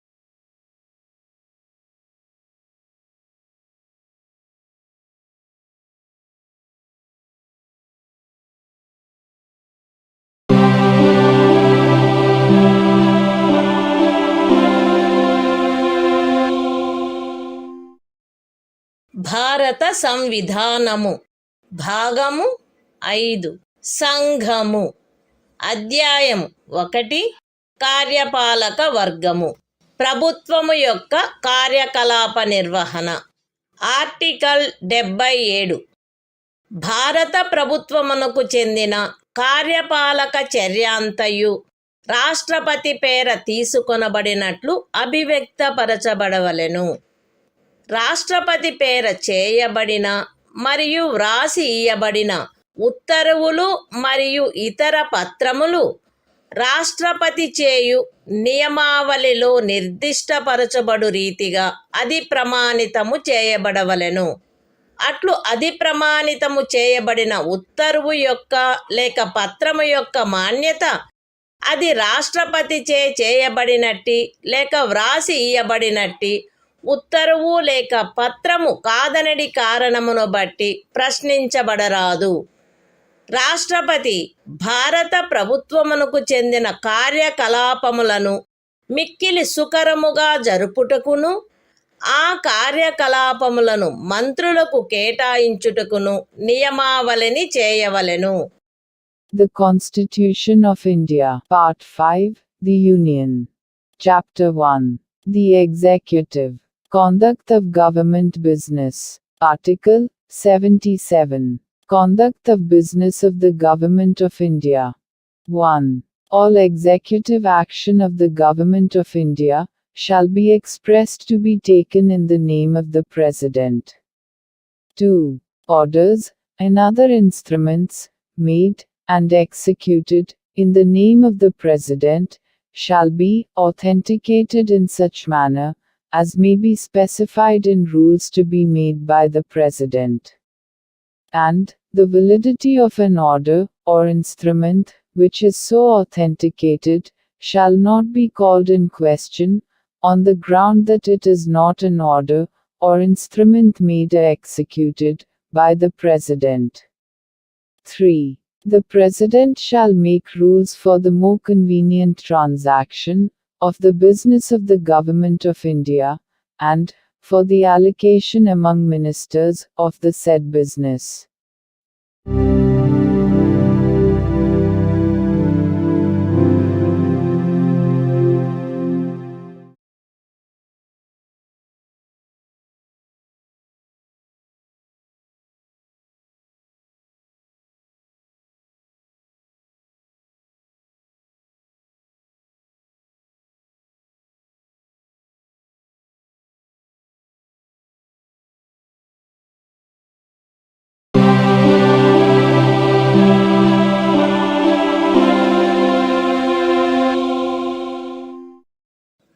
భారత సంవిధానము భాగము 5 సంఘము అధ్యాయం 1 కార్యపాలక వర్గము ప్రభుత్వము యొక్క కార్యకలాప నిర్వహణ article 78 రాష్ట్రపతికి సమాచారమును అందచేయుట మున్నగు విషయములను గురించి ప్రధానమంత్రి కర్తవ్యములు ఈ క్రింద తెలుపబడినవి ప్రధానమంత్రి కర్తవ్యములై ఉండును.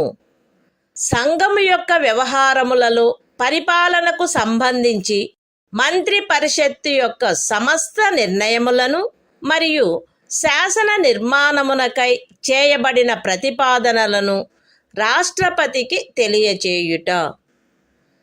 సంఘము యొక్క వ్యవహారముల పరిపాలనకును శాసన నిర్మాణమునకై చేయబడిన ప్రతిపాదనలకును సంబంధించిన విషయములలో రాష్ట్రపతి కోరు సమాచారమును అందజేయుట మరియు ఏ విషయమైనను ఒక మంత్రిచే నిర్ణయించబడి మంత్రి పరిషత్తుచే పర్యాలోచించబడి ఉండని ఎడల ఆ విషయమును మంత్రి పరిషత్తు యొక్క పర్యాలోచనకు సమర్పించవలసినదిగా రాష్ట్రపతి అపేక్షించినచో దానిని అట్లు సమర్పించుట.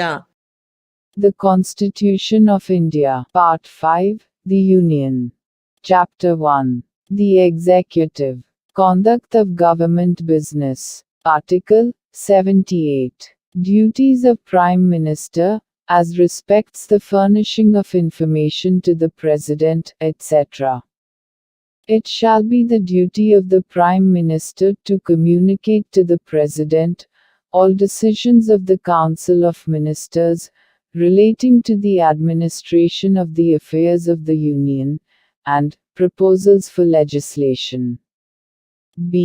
To furnish such information relating to the administration of the affairs of the Union, and proposals for legislation, as the President may call for. And C. If the President so requires, to submit for the consideration of the Council of Ministers any matter on which a decision has been taken by a minister, but which has not been considered by the Council.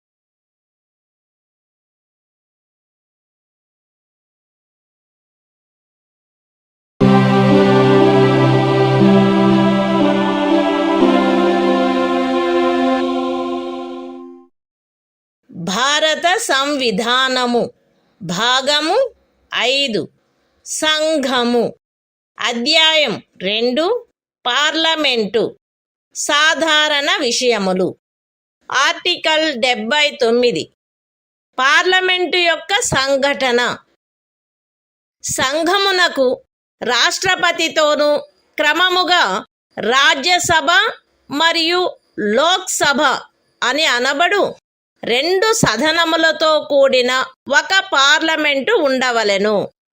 The Constitution of India, Part 5, The Union. Chapter 2. Parliament. General. Article 79. Constitution of Parliament. There shall be a Parliament for the Union, which shall consist of the President, and 2 houses, to be known respectively as the Council of States, and the House of the People.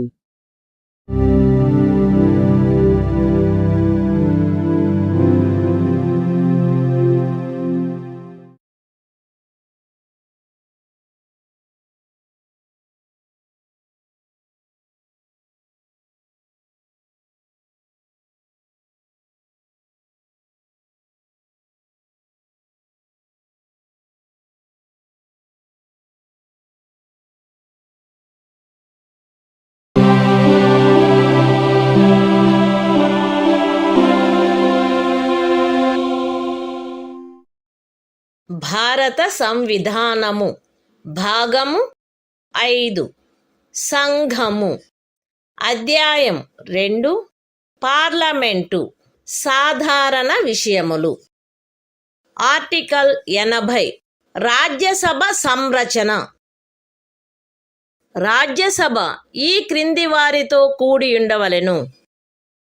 ఖండము 3 యొక్క నిబంధనలను అనుసరించి రాష్ట్రపతిచే నామనిర్దేశము చేయబడు 12 మంది సభ్యులు మరియు రాజ్యముల యొక్కయు సంఘ రాజ్య క్షేత్రముల యొక్కయు 238 మందికి మించని ప్రతినిధులు. రాజ్యసభలో రాజ్యముల యొక్కయు సంఘ రాజ్య క్షేత్రముల యొక్కయు ప్రతినిధులచే పూరించబడవలసిన స్థానముల కేటాయింపు 4వ అనుసూచి యందు గల తద్విషయక నిబంధనలను అనుసరించి ఉండవలెను. ఖండము 1 యొక్క ఉపఖండము ఏ క్రింద రాష్ట్రపతిచే నామనిర్దేశము చేయబడు సభ్యులు ఈ క్రింది వాటిని పోలిన విషయములందు విశేష జ్ఞానమును కాని ఆచరణానుభవమును కాని కలిగిన వ్యక్తులై ఉండవలెను. అనగా సాహిత్యము, విజ్ఞాన శాస్త్రము, కళ మరియు సాంఘిక సేవ.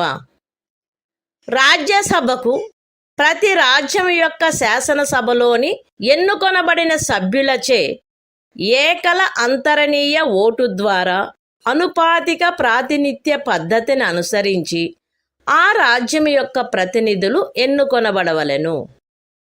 రాజ్యసభకు సంఘ రాజ్య క్షేత్రముల యొక్క ప్రతినిధులు పార్లమెంటు శాసనము ద్వారా విహితపరచు రీతిలో ఎంపిక చేయబడవలెను.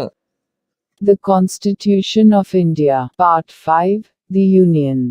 Chapter 2, Parliament, General. Article 80. Composition of the Council of States. 1. The Council of States shall consist of 12 members to be nominated by the President, in accordance with the provisions of Clause 3. And b. Not more than 238 representatives of the states, and of the Union territories. 2. The allocation of seats, in the Council of States, to be filled by representatives of the states and of the Union territories, shall be in accordance with the provisions in that behalf contained in the 4th schedule. 3. The members to be nominated by the President under Sub-Clause A of Clause 1 shall consist of persons having special knowledge or practical experience in respect of such matters as the following, namely, literature, science, art and social service. 4. The representatives of each state, in the Council of States, shall be elected by the elected members of the Legislative Assembly of the state, in accordance with the system of proportional representation, by means of the single transferable vote. 5. The representatives of the Union territories in the Council of States shall be chosen in such manner, as Parliament may by law prescribe.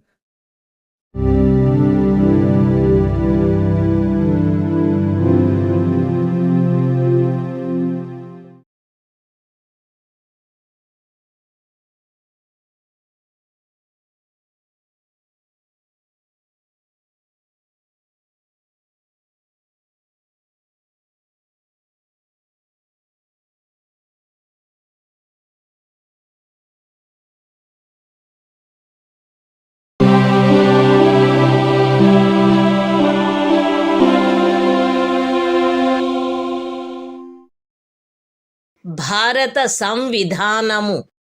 భాగము 5 సంఘము. అధ్యాయం 2 parliament సాధారణ విషయములు. Article 81 Lok Sabha సంరచన. 1. 331వ అనుచ్ఛేదము యొక్క నిబంధనలకు అధ్యయనమై లోక్సభ ఈ క్రింది వారితో కూడి ఉండవలెను. ఏ. రాజ్యములలోని ప్రాదేశిక నియోజకవర్గముల ప్రత్యక్ష ఎన్నిక ద్వారా ఎంపిక చేయబడిన 530 మందికి మించని సభ్యులు. బి.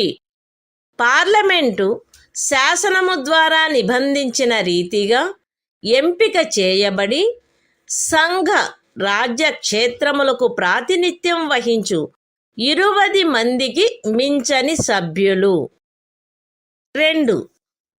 ఖండము 1లోని ఉపఖండము ఏ నిమిత్తము ఏ. ఒక రాజ్యపు స్థానముల సంఖ్యకును దాని జనసంఖ్యకును గల నిష్పత్తి ఆచరణీయమైనంత మేరకు అన్ని రాజ్యములకు ఒకే రీతిగా ఉండునట్లు లోక్సభలోని స్థానములు ప్రతి ఒక్క రాజ్యమునకు కేటాయించబడవలెను. మరియు బి.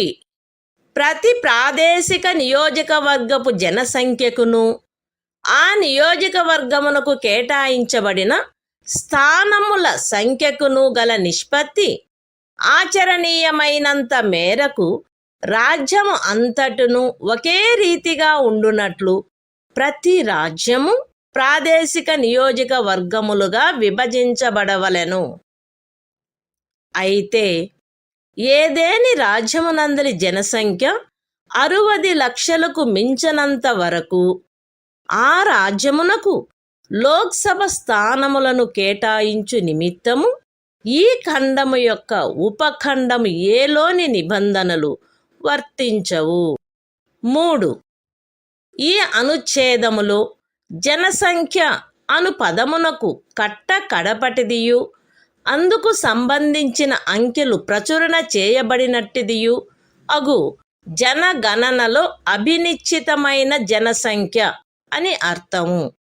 అయితే ఈ ఖండములో కడపటిదియు అందుకు సంబంధించిన అంకెలు ప్రచురణ చేయబడినట్టిదియు అగు జనగణనకు గల నిర్దేశమును 2026వ సంవత్సరము పిమ్మట చేయబడు మొదటి జనగణనకు సంబంధించిన అంకెలు ప్రచురింపబడు వరకు 1.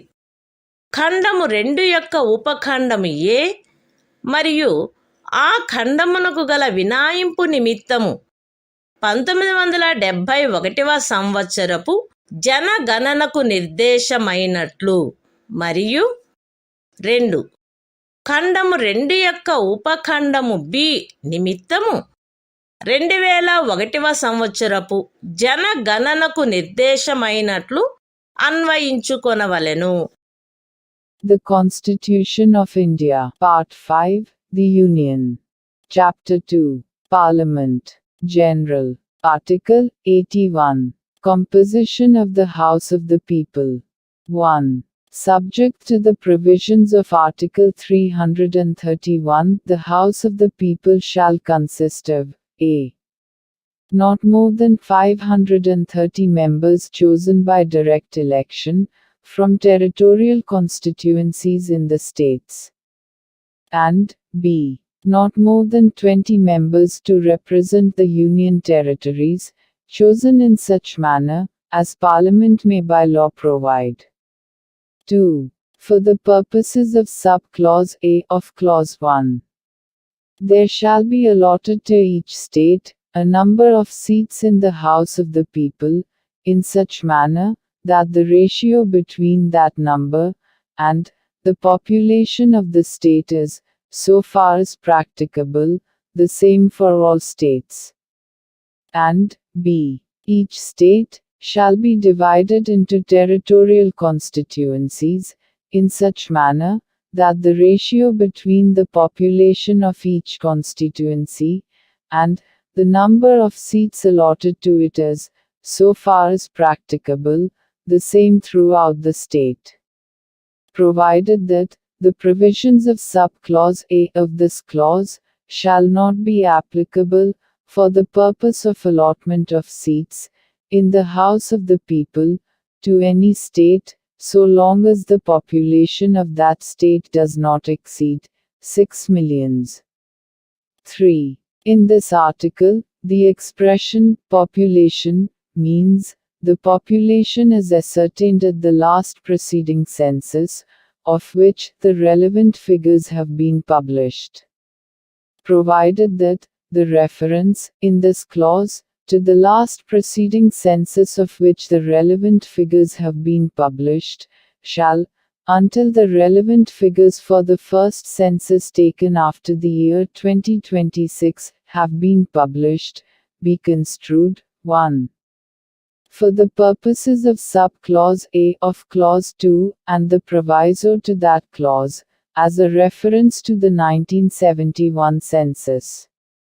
And 2. For the purposes of sub-clause B of clause 2, as a reference to the 2001 census.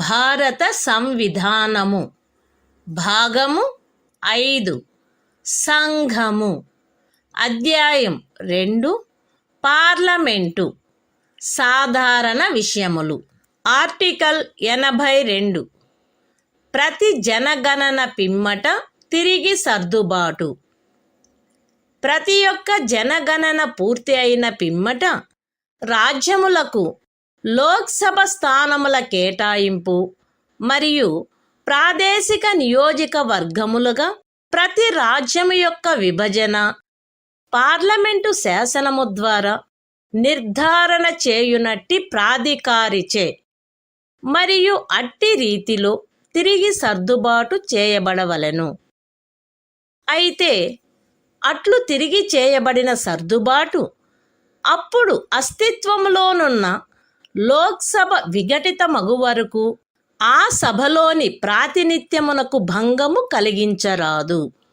అంతేగాక అట్లు తిరిగి చేయబడిన సర్దుబాటు రాష్ట్రపతి ఉత్తర్వు ద్వారా నిర్దిష్టపరచు తేదీన అమలులోనికి వచ్చును మరియు అట్టి సర్దుబాటు అమలులోనికి వచ్చు వరకు ఆ సదనమునకు చెందిన ఏదేని ఎన్నికను అట్టి సర్దుబాటునకు పూర్వము ఉన్న ప్రాదేశిక నియోజకవర్గముల ప్రాతిపదికపై జరపవచ్చును.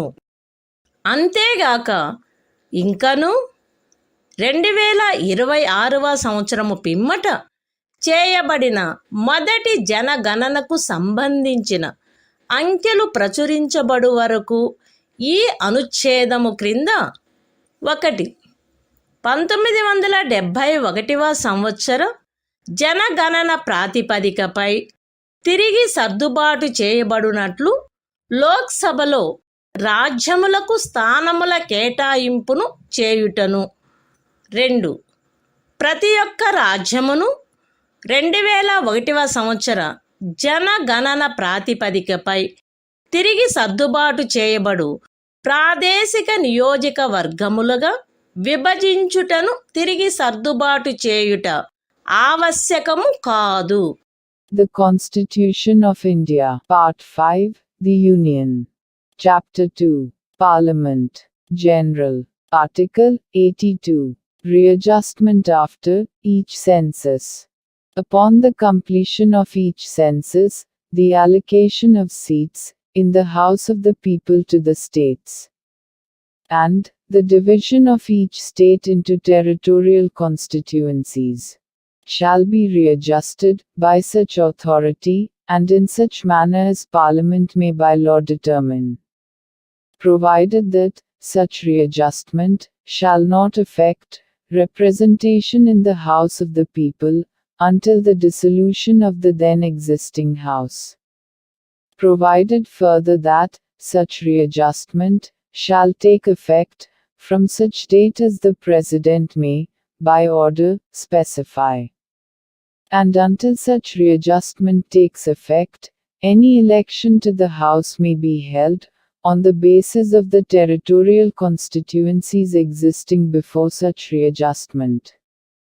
Provided also that, until the relevant figures, for the first census, taken after the year 2026, have been published, it shall not be necessary to readjust the allocation of seats in the House of the People to the states, as readjusted on the basis of the 1971 census.